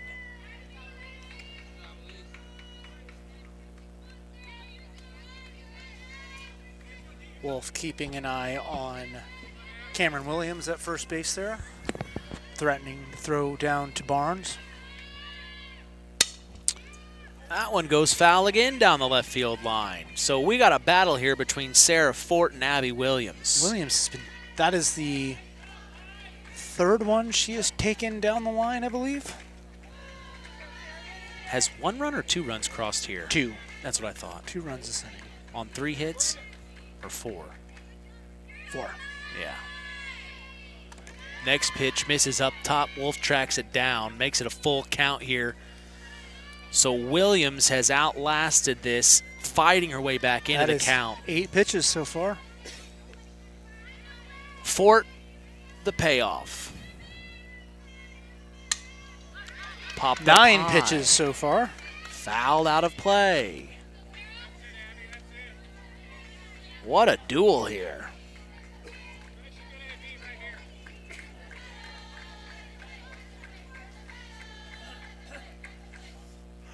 Next pitch.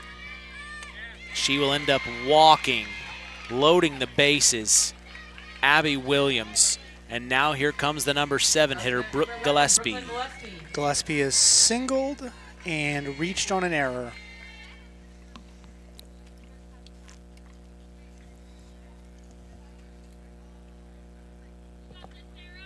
Courtesy runner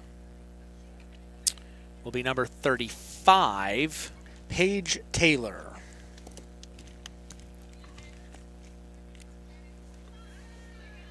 We got this, Red. Let's go, defense.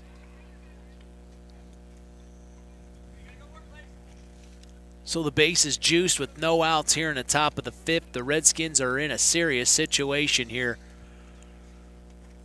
Need to clamp down. If there was ever a time to clamp down, now is the time. They're going over the courtesy runner substitution here, or not substitution, just the courtesy runner. And now stepping into the box here is Brooke Gillespie.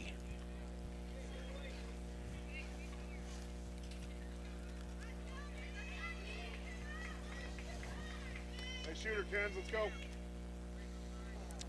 Still no outs here in the Jimtown half of this 5th inning. Come on, Six, you got this, kid.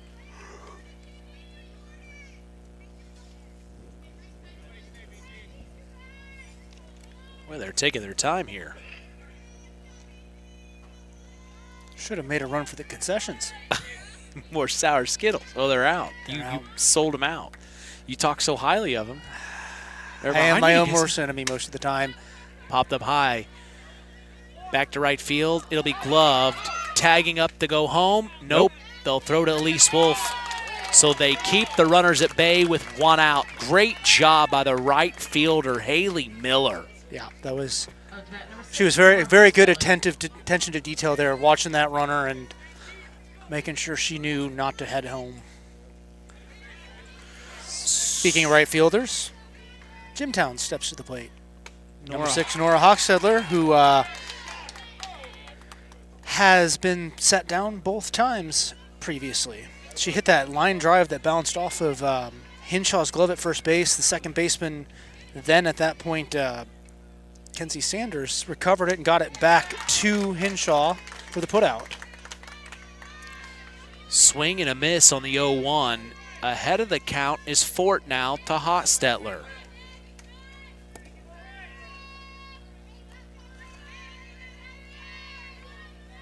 Next offering. Popped up high, back to left center. Almost gloved by Spanagle. It will bring 1 run home. It will bring 2 runs home. Just what the Redskins didn't need. How are you scoring it? I hate to do it, but that's an E8. That was in and out of that glove. 2 runs will cross there. 1 runner in scoring position. And Nora Hochstetler on first. With 1 out, it's 6-0, the Jimmy's lead. And here's the first offering to Rylan Polston. Swing and a miss, strike 1. Starting to become hard for the Redskins now. Offensively, they're going to have to get something going in the bottom of the 5th here. Yep, this is getting more and more out of their reach. Pop foul hits the fence.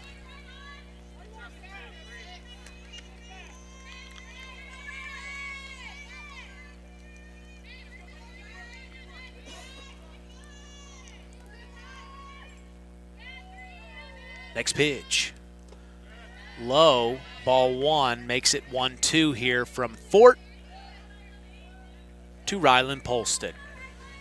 Polston is grounded to 3rd and to 2nd on the evening.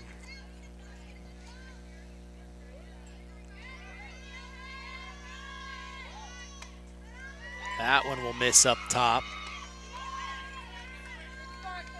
For a 2-2 here. Fort fighting.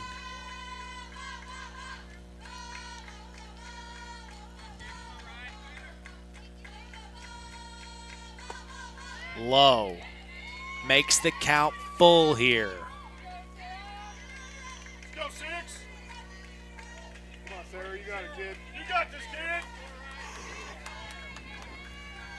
Here we go. Fort deals. And it's pop foul. Wolf tried to track it down, but it was just really a hard one to track down there. Good hustle by Eliso for sure. I mean, you gotta make every break for yourself at this point if you're Knox. Grounder to short. They'll throw to get the advancing runner at 3. They do.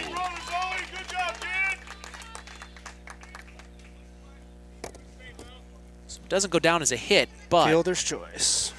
They do get the advancing runner at 3. So runners stay at first and second. Polston will get to first. And now back to the top of the order for Lily Gogler. Her 4th time today? Gogler has doubled, been hit by a pitch, scored both times, and then she went down looking in the 4th inning.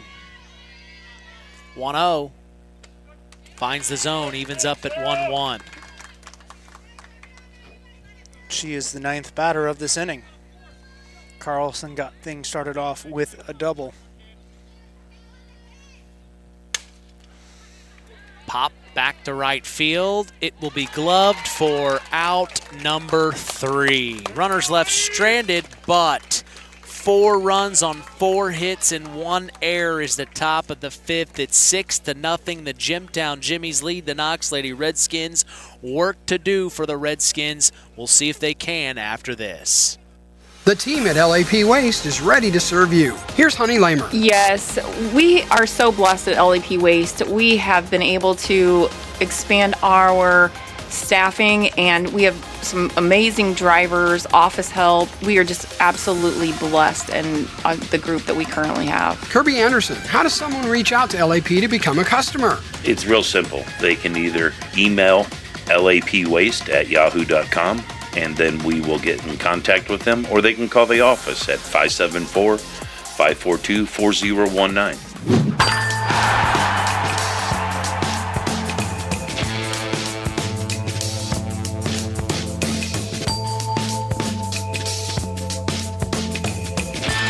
Well, if there was a time to start, now's the time for the Knox Lady Redskins. But why wouldn't it be now? Because we're starting with the 4, 5, and 6 hitters to see Cheryl Barnes up first.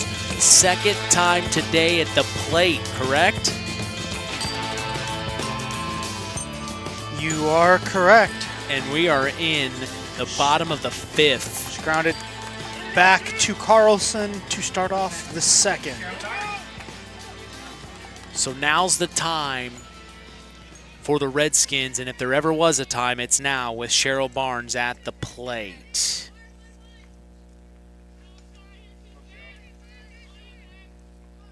She is tied for the most single-season hits in Knox High School history. One more hit would break that record.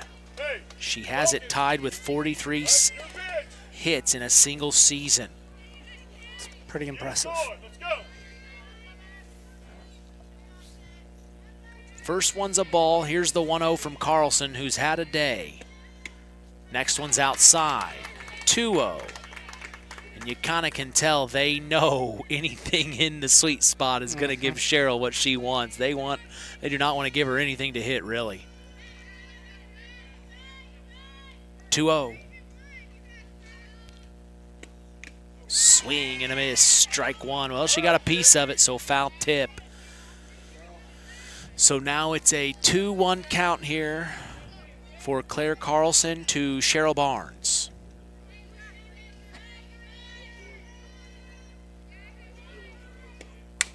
Grounder right back to Carlson, throws to first for out number 1. Same thing she did her last appearance. Started off the inning, first out with a ground out to Carlson. A tough evening it's been for the Redskins, and it continues as we will now see Zoe Bullington. She went down swinging on 3 pitches in the 2nd. That was one of 2 9 pitch innings Carlson has thrown. Swing and a miss on the first offering. Strike one. In 4 innings, Carlson has pitched 2 9 pitch innings and 2 13 pitch innings for a total of 44 pitches. Sherrod threw 58, and Sarah Ford has 28 under her belt thus far.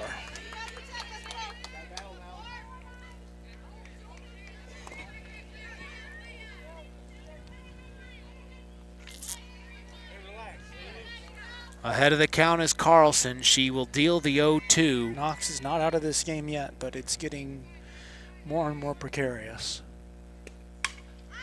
Popped up high for the 0-2, out of play. Here we go, 4.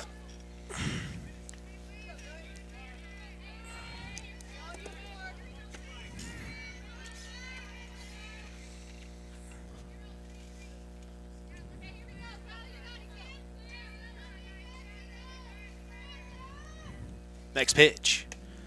Outside, misses.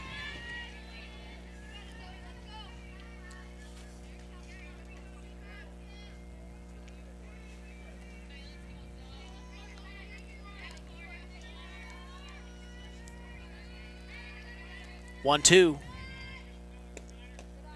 Low and in. Good eye, Zoe. Hey, deep breath here. Deep breath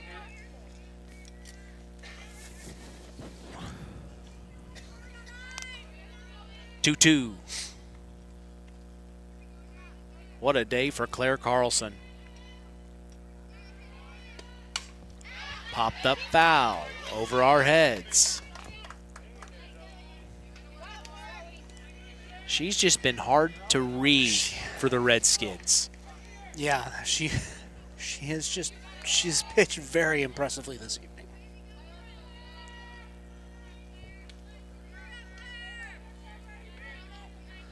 You know, although she has hit 12 pitches through 2 batters, it does seem like she's starting to lose a little bit of steam, but she's still got a defense behind her as Bullington flies out to center for the second out. Yeah, you know, 13 pitches is the most she has thrown in 1 inning, and she's got 12 after 2 batters after that battle with Bullington there. So now Maddie Henshaw will step in. Second time today.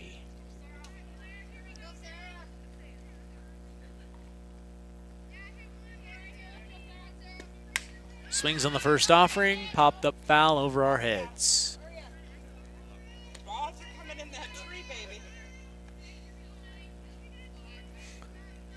Fort started the game in left field, now in the circle for Coach Morgan. And you just look at the Redskin dugout, they've lost the energy a little bit. Yeah. You can tell they kind of can feel it. If they don't do something soon, it could be too late. Just a minute or 2 ago, they were all up at the fence. I know. And you hate to see it. You got to stay in it. Yeah. 0-1 from Carlson. Popped up foul over our heads. That one did not travel nearly as far as I thought it was going to. We've talked to coaches before. When you think it's over, it's never over. You're the reason it's over if you think it is. Yep.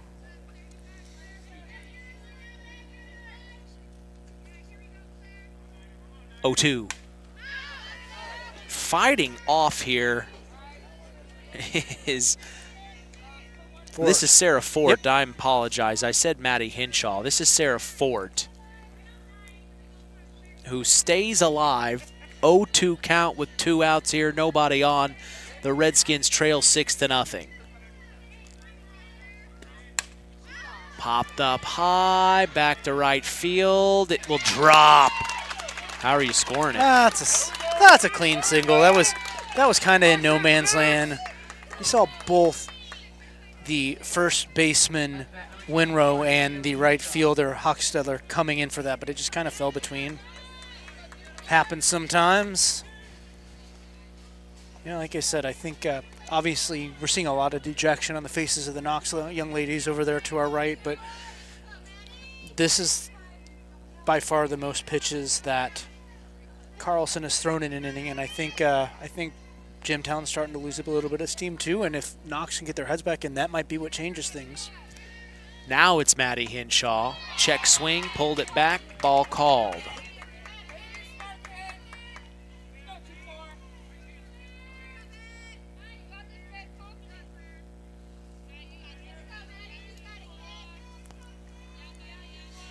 One-oh.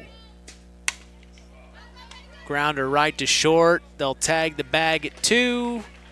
And that is out number 3. No runs, 1 hit, no errors is the bottom of the 5th.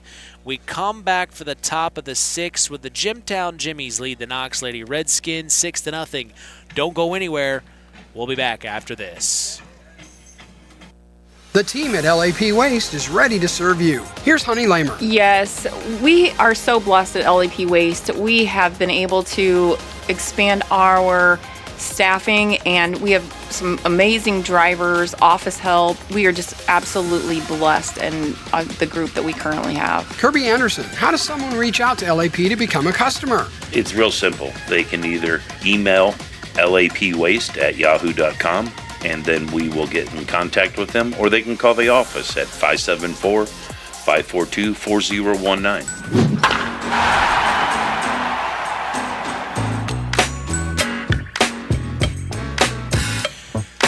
Tough situation here for the Knox Lady Redskins, trailing 6-0 against the Jimtown Jimmies. We start with the 2, 3, and 4 hitters of the Jimmies. It's Claire Carlson up the bat for her 4th time today.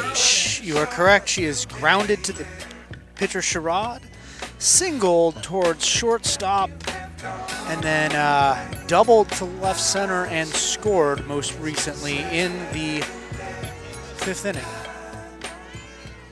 First pitch offered, misses for a ball from Sarah Fort, who's in relief for Maya Sherrod, who started in the circle for the Redskins.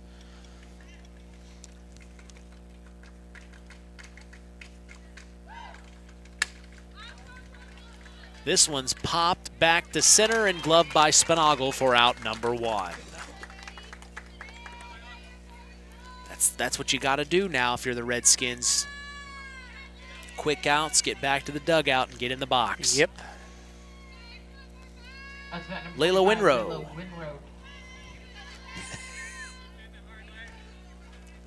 She has singled twice, scored once, and grounded out to the second baseman. First one's inside and low. Wolf cleans the dish and gets it back to her.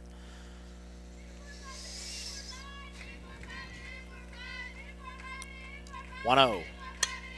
Pop foul, out of play.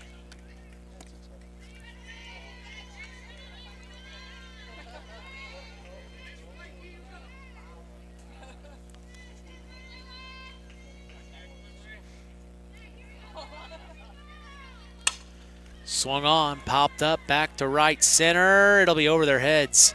Back at the fence, digging for 2 is Winrote, and she will get a double.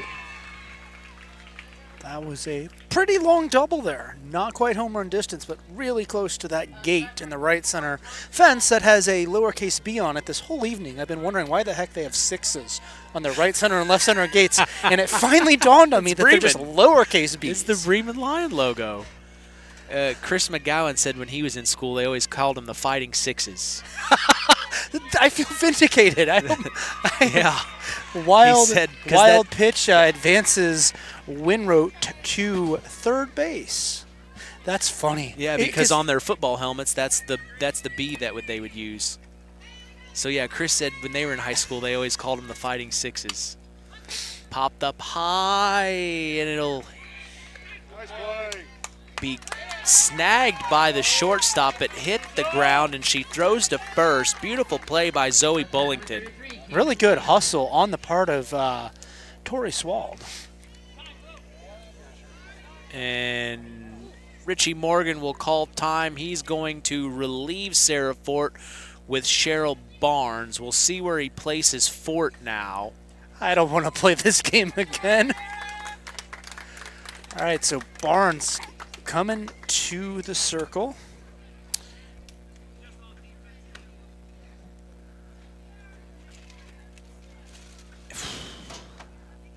Looks like Hinshaw heads back to first base. Fort back to left. And then I assume Sanders back to second. We'll see here. It looks like.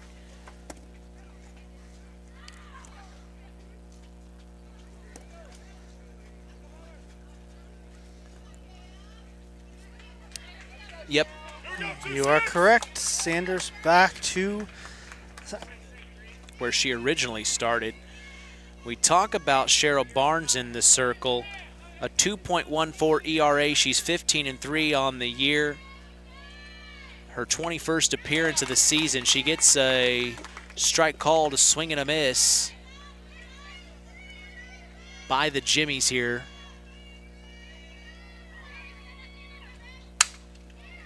Ripped down the left field line. This is Cameron Williams for her 4th time today. Barnes has allowed 64 hits, 39 runs. She's walked 44 at-bats and has 106 strikeouts on the season. Here's something funny for you.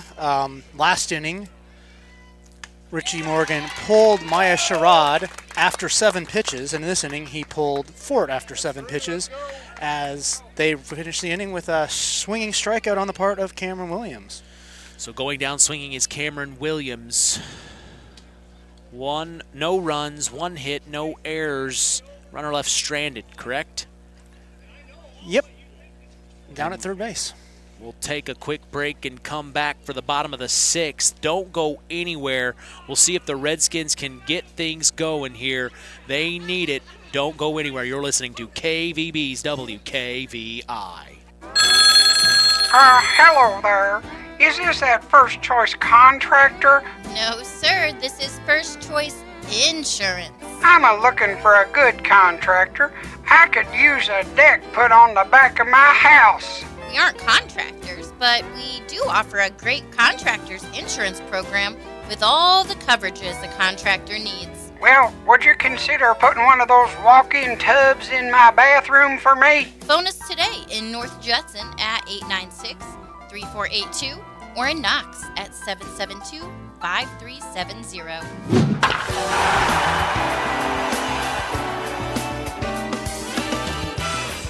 Sun finally peeking through here in Bremen, Indiana. It's at 74 degrees on WKVI. Mitch Columbi along with sports analyst Nathan Order. We go to the bottom of the 6th where the Redskins need to get some runs desperately, trailing by 6. It's 6-0 here. Claire Carlson, the sophomore pitcher, really doing such an amazing job against these Redskins. Yeah, she is. She has just looked virtually untouchable tonight. First pitch outside, ball called. We got Ava Jensen, the designated player. Second time today. She went down swinging in the 3rd.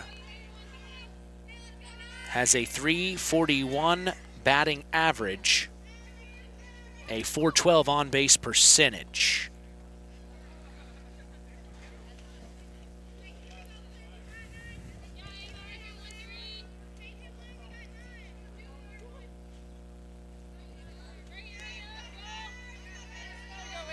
.1-0 from Carlson. Up top, ball 2.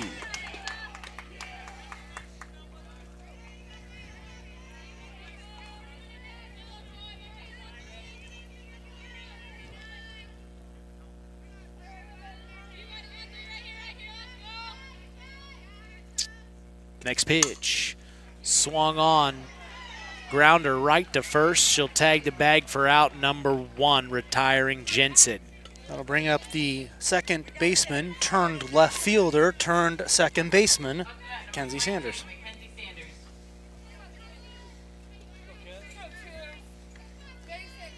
Sanders went down looking in the 3rd. Steps in, Carlson to deliver. Low.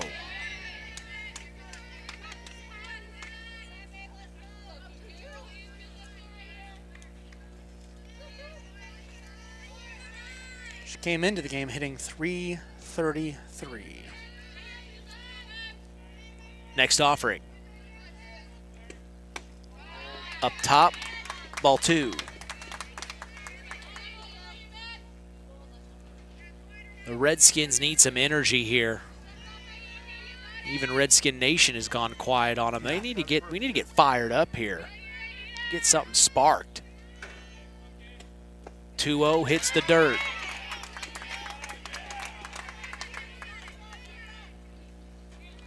I was always the guy on my basketball team. I didn't get a lot of time, but if our team was sluggish, I'd say, John, what are you doing? You're kicking my butt in practice, and now you're doing this. Come on, let's go. Let's get things rolling here. Did it work? It did, because it'd tick him off. Called strike. The Knox crowd is suddenly in this game again after that one. That was kind of me in baseball, the 2 years I played. Especially I remember come on, my man, freshman let's go. year. I was closer friends with some of the seniors and the juniors. And juniors, there were some really good athletes, but maybe not always the most checked into the game. The seniors were like, go. And I just get so many of those juniors mad at me because the seniors like, go. Get them fired up. Yep. Get them fired up. I see you do this in practice every day. We need you here.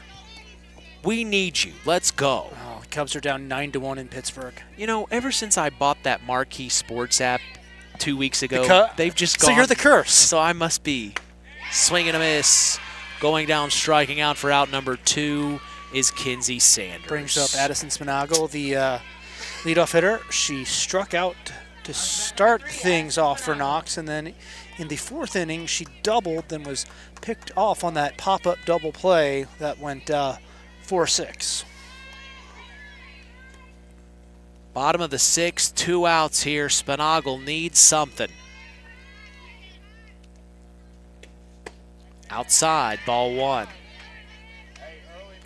But sometimes that's all you need is just a quick reminder of who you are. What we've done this year. 22 wins coming into this afternoon. Let's get fired up. Big hit back to right field. Over the head of the right fielder. Digging for 2 is Spinagle, so she gets on. That's her second double to right field of the game. Is that the spark the Redskins need? Here's hope so. Freshman Maya Sherrod now. The left-handed hitter. Get the energy pumping. Get the juice going here. Maya flied out to right in the 1st and then popped out to 3rd in the 4th. So many times this season where we've seen 2 outs, the pitcher thinks the inning is over and then several runs cross. We saw that for the Jays a few weeks ago. Yes, you we remember did. that against the Cavs? Yep. Where we thought Molbash was handling things against the Jays, and the next thing, the Jays get 3 runs on the board. First pitch to Sherrod is called ball outside. Swings on the 1-0, fouled off over our heads out of play. Sherrod's one of those players we looked at early on in the season, and we thought, my gosh, where'd we get her from? And then you look at this, the roster. She's a freshman. What? 509 OBP, 1.197 slugging. She's good. It's about time for her to snap out of this lull she's been in tonight and show how she's put up those numbers all year. Fouled this one off over our heads. Not giving up yet are the Redskins here. Elise Wolf on deck. Barnes in the hole.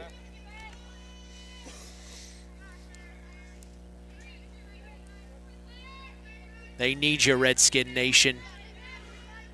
Send vibes this way. 1-1. Popped up high in the infield. And it will be gloved by the shortstop, Lily Gogler, for out number 3. No runs, 1 hit, no errors is the bottom of the 6th. Sticky situation for the Redskins. They'll have to keep things tight here in the top of the 7th and see if they can make things happen in the bottom. But we'll take a break and come back and see what happens. Don't go anywhere. Osborne Advantage Real Estate is a proud sponsor of local sports. Steve and Donna love being members of the community and would love the opportunity to make you feel right at home, right here in Stark County. Whether you're buying, selling, or relocating, call Osborne Advantage Real Estate today at 574-896-2567 for guidance and instant support. Back in Bremen, Mitch Columby along with sports analyst Nathan Orger. We go to the 7th inning. The Jimtown Jimmies lead the Knox Redskins 6-0 here on WKVI.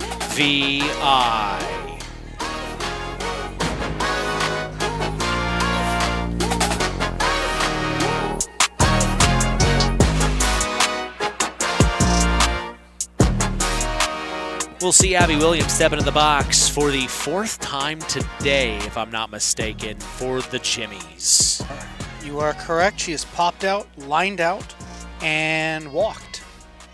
Cheryl Barnes in the circle. She relieved Sarah Fort, Sarah Fort relieved Maya Sherrod, who started the game. First pitch on the outside corner, called strike.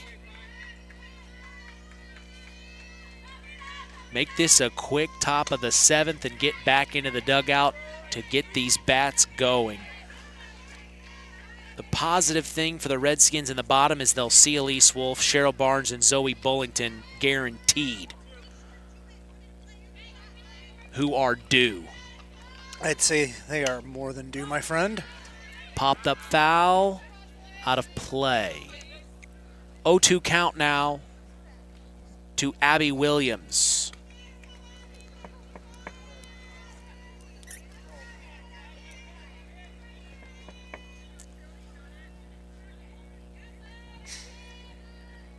Oh-2 swung on and missed. Strike 3, and going down swinging is Abby Williams for out number 1. Brings up Brooke Gillespie, left fielder. Gillespie has singled, reached on an error, and flied out to right field. First pitch called strike. So Cheryl Barnes coming into something here.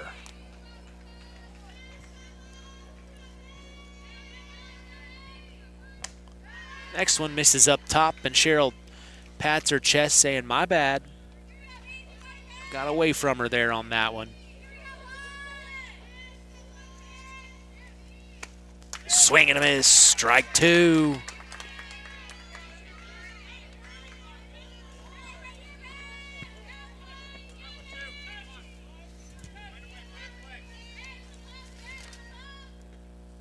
Finds the zone and going down looking for a backwards K is Brooke Gillespie.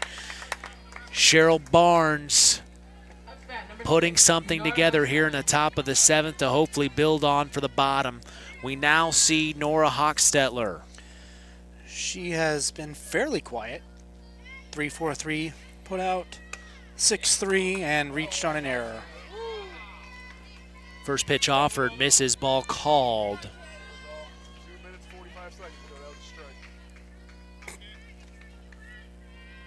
1-0. Pop foul over our heads. That was kind of lightning fast right over our heads.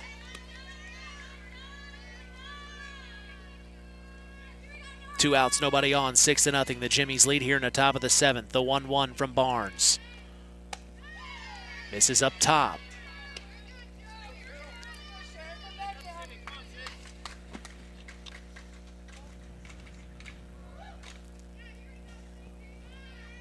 Next offering. Misses outside. So close to that corner.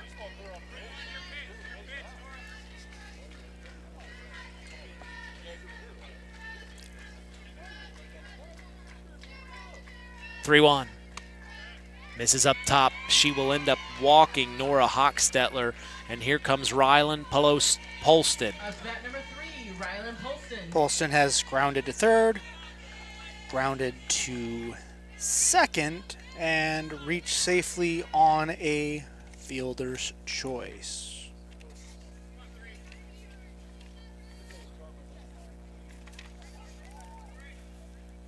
That was the 6-5 put out where Paige Taylor, running for Abby Williams, was on second base and was forced out. First offering to Polston. Swung on, fouled off. Oh, error on the fan. Had it in his hands.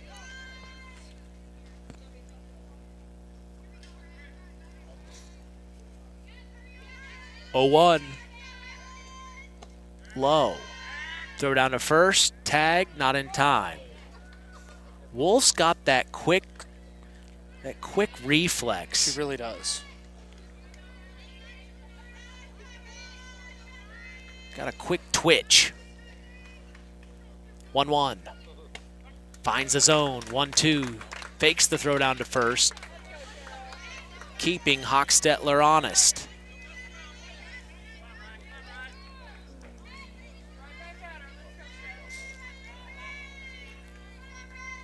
One, two. Finds the zone. Strike three and out number 3. No runs, no hits, no errors is the top of the 7th. It's all now or never for the Knox Lady Redskins, down by 6 runs. We go to the bottom of the 7th after this. When you need quality printing that gets you noticed, Town & Country Printers is your one-stop shop. We specialize in vinyl graphics of all kinds. Bold yard signs, attention-grabbing banners, custom labels and decals made just for you. Need custom t-shirts? We print those too. Plus professional business cards that make the perfect first impression. We print everything but newspapers and money. Whether it's business advertising, special events and outings, fundraisers, sports events, or parties, Town & Country Printers has what you need to make it memorable. Call us today at 574-936-9505. We always remind you to flip back and forth between 98.3 and 99.3 to stay up to speed in your local area. On 98.3 with Rusty Nixon is the Plymouth Lady Pilgrims taking on the John Glenn Lady Falcons there in Plymouth. Here in Bremen, we are seeing the Jimtown Jimmies taking on the Knox Lady Redskins, and we enter the bottom of the 7th. It's now or never for the Redskins, Nathan, down by 6. This is... These are who you want up to the plate in this situation, but they have been quiet today. So here we see Elise Wolf in the box. First pitch offered outside, ball called. You're 3-4-5 hitter, and you've had 2 strikeouts and not a single hit among them. They are beyond due if the Redskins are going to spark anything and come back here. 1-0. Up top.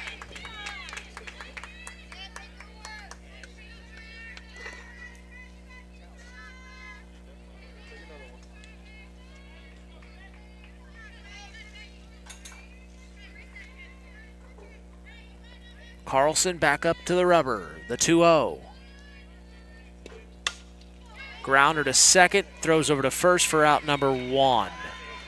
It's been that kind of hitting tonight for the Redskins. Yes, sir. Number 26, Cheryl Barnes. So now here's Cheryl Barnes. Barnes has grounded to the circle both times. Third time today. Let's go.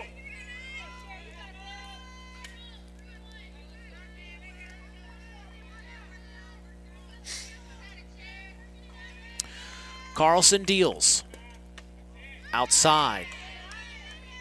Good eye from Barnes.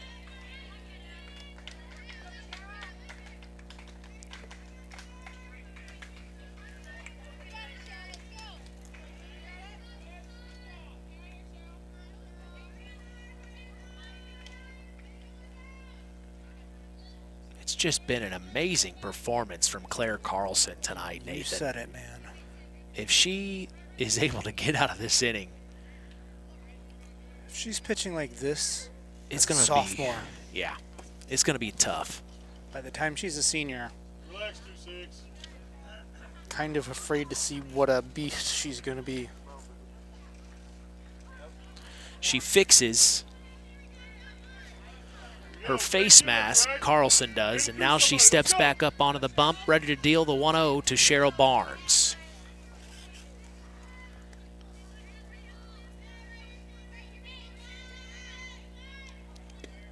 Low.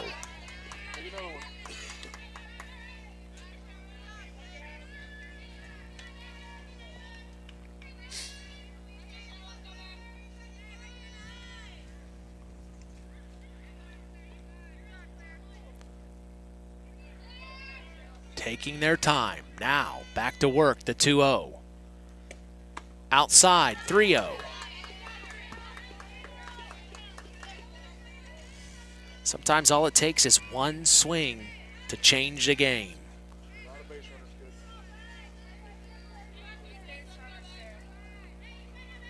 (3-0). She will walk Cheryl Barnes. And Barnes will take her base. So now here is Zoe Bullington. Looks like we've got number 18, Tatum Finkley, running for Barnes.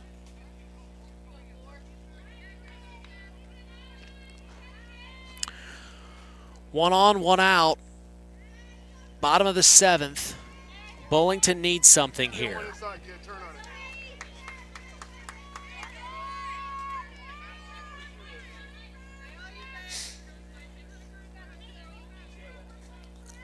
Carlson's really kind of taking her time on the bump here these last few at-bats. It'll be a courtesy runner for Cheryl Barnes. As here's a hit by Bullington deep back to center field. It'll be a home run, a 2-run homer. The spark the Redskins needed. Now, I hope somebody is calling the Federal Bureau of Investigations because that ball is officially a missing person. And welcoming her home is the entire dugout for the Knox Lady Redskins. Carlson had such a good game, and Bullington says, not on my watch. And now here comes a mound visit from Coach Kern, Jamie Kern, to talk with the infield, settling them down. She doesn't want to let that home run get things rolling for the girls of Redskin Nation.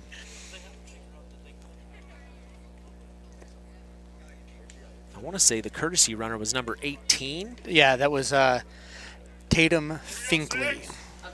So now the Redskins bring 2 runs across here in the bottom of the 7th. They won't be blanketed.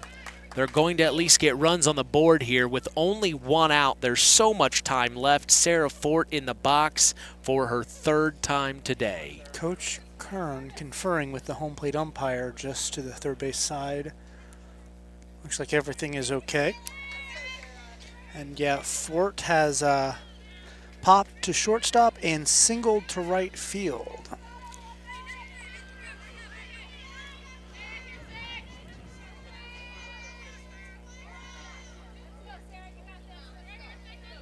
Fort ready to go. Here comes Carlson for the first offering with 1 out. Popped up high back to left field. It will be gloved by Brooke Gillespie for out number 2. Swung on the first offered pitch. She liked it, but didn't get the contact she wanted. And now here's Maddie Hinshaw. Hinshaw has flied out to right field and grounded to the shortstop. Down to the last out. The Jimmies can feel it. They're trying to avenge that loss last year in the sectional championship matchup with the Redskins. First pitch offered up top, ball called to Hinshaw. That's a great vision.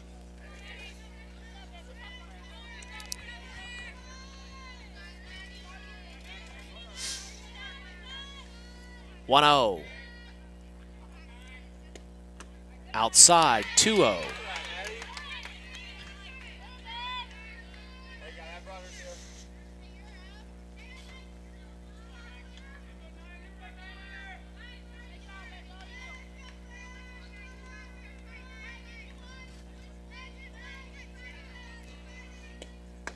Finds the zone, 2-1 now. Good take, kid.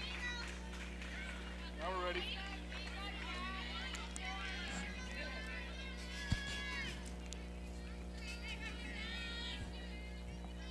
Still ahead, still looking for ours. 2-1, Carlson to Hinshaw. Grounder to second, throws to first, and that will be the 3rd out. The Jimmies will avenge their sectional championship loss from last year here in sectional 34 against the Knox Redskins, winning 6-2. Big win for the Jimmies. They will see the Winamac Lady Warriors this coming Thursday, and you'll be able to catch that game right here on KVB's WKVI. We'll take a break and come back for our Collins Insurance post-game show. For Nathan Orger, I'm Mitch Columbi. You're listening to Kankakee Valley Broadcasting's WKVI. It's hard to believe, but time sure does fly by. Collins Insurance Agency in downtown Knox are celebrating over 30 years of taking care of all of your insurance needs in our communities. If I could turn back time. And we're not going anywhere. Stop in and see Jim and the crew at Collins Insurance Agency in downtown Knox. Insurance you can count on from a business you've trusted since 1989. Proud presidential partners of Western Reserve. Welcome to the Collins Insurance Agency's post-game show.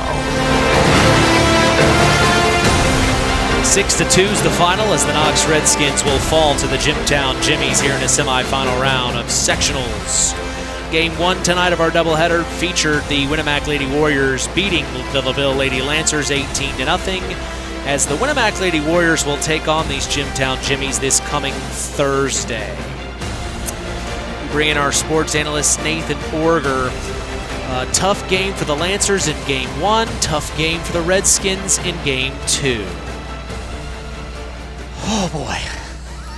Tough. That was a much tougher game, not nearly as close of a game as I was expecting. Any stats to share at this time? For either game, really. Oh, gosh, yeah.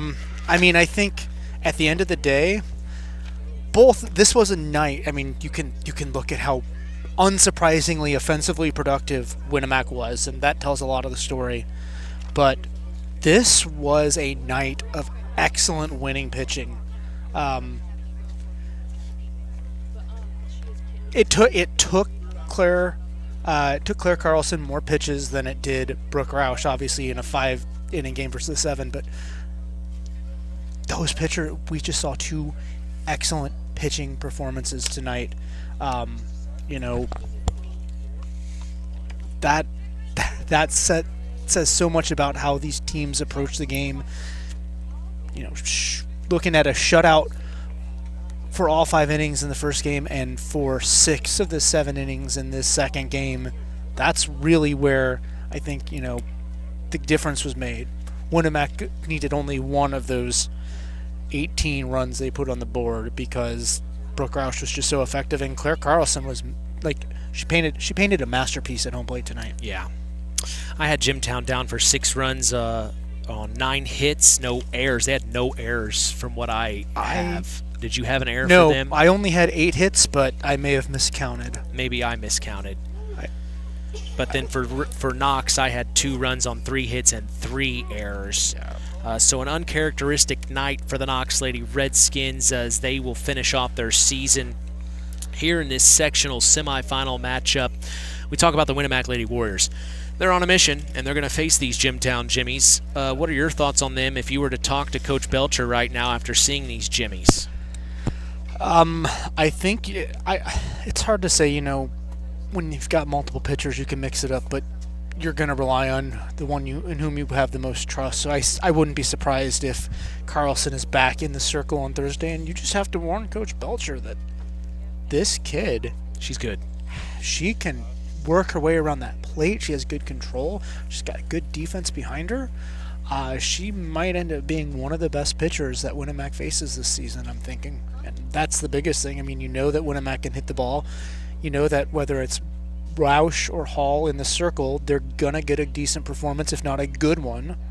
I think it's just making sure that those hitters are prepared for somebody who is probably one of the best they're going to see all season.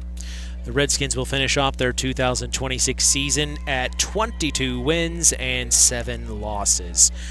We'll take a break and come back. We'll have our Stark County Co-op plays of each game. We'll also have our Ashley Derrickson 5-star players of each game. That's all coming up next here in the Collins Insurance postgame show.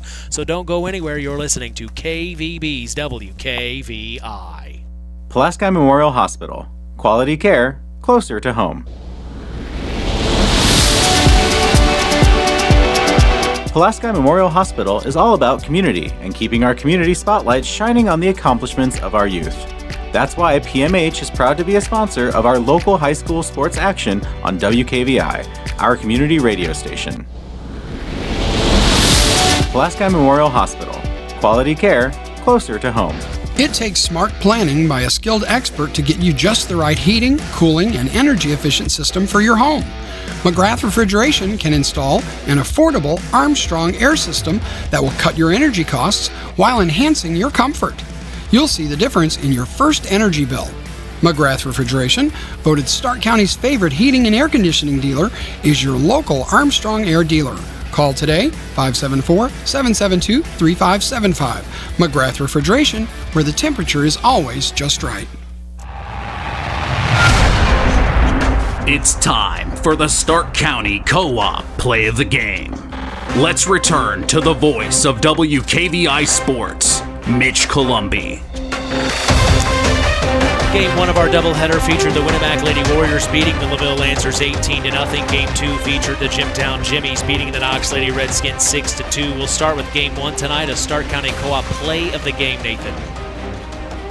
Yeah, Mitch, so you look at this score sheet. You got 18 diamonds colored in.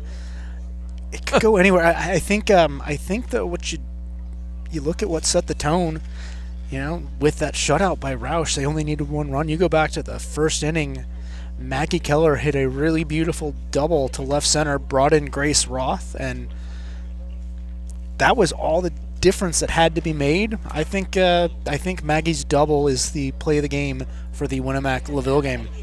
Play of the game for here in Game 2. Looking through this score sheet, and while there was some decent offense on LaVille's part, I don't think the Jimmies. I'm sorry. It's a late night. On Jimtown's we're 4.5 hours there into was this broadcast. There was no singular play, but I would say that the Jimtown fifth inning was sort of like the moment of the game. Double, single, walk, fielder's choice. They just had 4 straight batters come in. And if you look with that home run at the end of the game there, had it not been for that inning, this would be a tied ball game. And so I think rather than a specific play, it's just the way that they just kept chipping away at especially Maya Sherrod, but also Sarah Fort, and put up those 4 runs in the 5th inning. That was the collective play of the game, we'll call it. Well, those are our Stark County Co-op plays of each game. We'll take a break and come back for our Ashley Derrickson 5-star players of the game here in the Collins Insurance postgame show. Don't go anywhere. When you need quality printing that gets you noticed, Town & Country Printers is your one-stop shop. We specialize in vinyl graphics of all kinds. Bold yard signs, attention-grabbing banners, custom labels and decals made just for you. Need custom t-shirts? We print those too. Plus professional business cards that make the perfect first impression. We print everything but newspapers and money.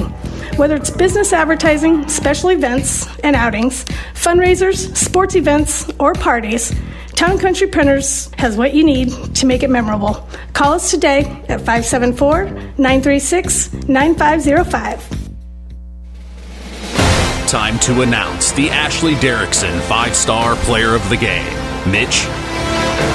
Thanks, JT. It's time now for our Ashley Derrickson 5-star player of the game, given in memory of Ashley Derrickson, a 2008 graduate of North Judson Santerre High School who battled cancer throughout her high school career before losing that battle on December 12th of 2008. We'll tell you who's earned that honor for both of these games after this word from 5-star. 5-Star, the largest meat and grocery store in the area, focused on quality, value, and customer service. The 5 stars in the name of the store come from 5 family members of the original owners serving in World War II, each one represented by a blue star on a flag hanging in the front window of the family home. That's why even decades later, 5-Star is known for its dedication to service. Now that dedication means savings for you. 5-Star, one of the We Care stores, the area's largest meat and grocery store, focused on quality, value, and customer service. Located,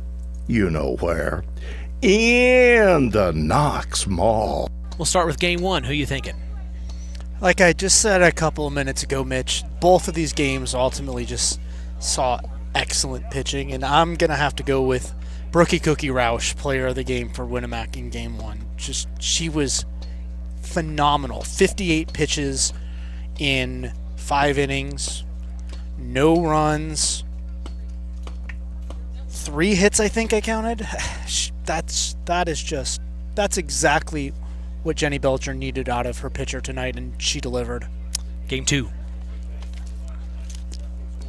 Yeah. Claire Carlson, same Sophomore. thing. I mean, Claire Carlson threw 89 pitches across 7 innings, gave up 2 runs, only 4 hits, handful of walks, 1, 2, 3, 4, 5, 6 strikeouts.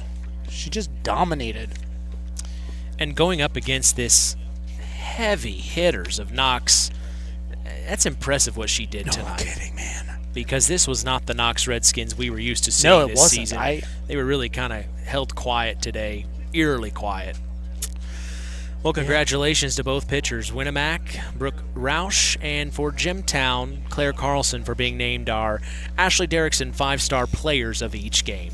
Well, KVB's WKVI Sports will be back in action tomorrow night to continue our sectional run to see the Culver Lady Cavaliers take on the South Central Lady Satellites. Not only is it a semifinal matchup, that's kind of a rivalry battle between those two schools, so it'll be interesting to see those two teams take on each other. And they both looked really good on Monday. That's Sectional 51 there in Union Mills. You'll be along with me. Yes, so sir. Very I'm excited. looking forward to it. We will be going live right around 5 p.m. Eastern, 4 p.m. Central. That's right here on 99.3 FM and online at WKVI.com. We also remind you to join us every Saturday throughout the school year for the Saturday Sports Line, the longest-running high school sports show in Indiana. We go live every Saturday throughout the school year at 9 Eastern in the morning, 8 a.m. Central on 99.3 and online at WKVI.com. This Saturday is our final Saturday Sports Line, so you'll want to tune in and catch all the excitement as we build things up for our final show. It's the Tyler Roth WKVI Athlete of the Year announcement. We also invite you to follow us on social media. We are on Instagram at WKVI Sports, on X at KVB Sports, and on Facebook at Sports to the Max for all KVB Sports content. Final word from you tonight. 4.5-hour broadcast. Have you been in a longer one with me than this? I don't think so. Final thoughts. As I was saying off the air, I don't like to second guess coaches because there's a lot of strategy that has to go into play. Get past this game, you're in the championship. But you look at how well Cheryl Barnes pitched in relief. No runs, no hits, 20 pitches, shut them down. I think we might have looked at a different ball game if she had gotten the nod to start things off. Like I said, Coach Morgan's got to think about what comes after today, but you don't get to net what comes after today without getting through today. Yeah. And I hate to see Barnes go down like that, not get that chance tonight. Well, our final in this one, Game 1, saw the Winamac Lady Warriors beat the LaVille Lady Lancers 18-0, and the Jimtown Jimmies beat the Knox Lady Redskins 6-2. From all of us here at KVB, we thank you for listening to Indiana High School Softball. For our sports analyst Nathan Orger, our in-game announcer John Thompson, I'm Mitch Columbi. The tradition continues. We are Kankakee Valley Broadcasting's WKVI.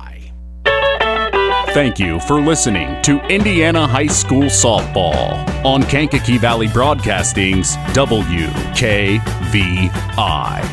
Sponsored in part by Coca-Cola, Culver's Portside Marina, L&D Farms, Farm Fertilizers, First Farmers Bank and Trust, Lawrence Farms, Mark's Body Shop in Knox, Zingo Express, Pulaski Memorial Hospital, Stark County Co-op, USW Local 9551, Collins Insurance, McGrath Refrigeration, Web Printing and JT's Shirt Shack, Kankakee Valley REMC, Osborne Advantage Real Estate, Keener Construction, LAP Waste, Sideline Automotive, Howard's Marathon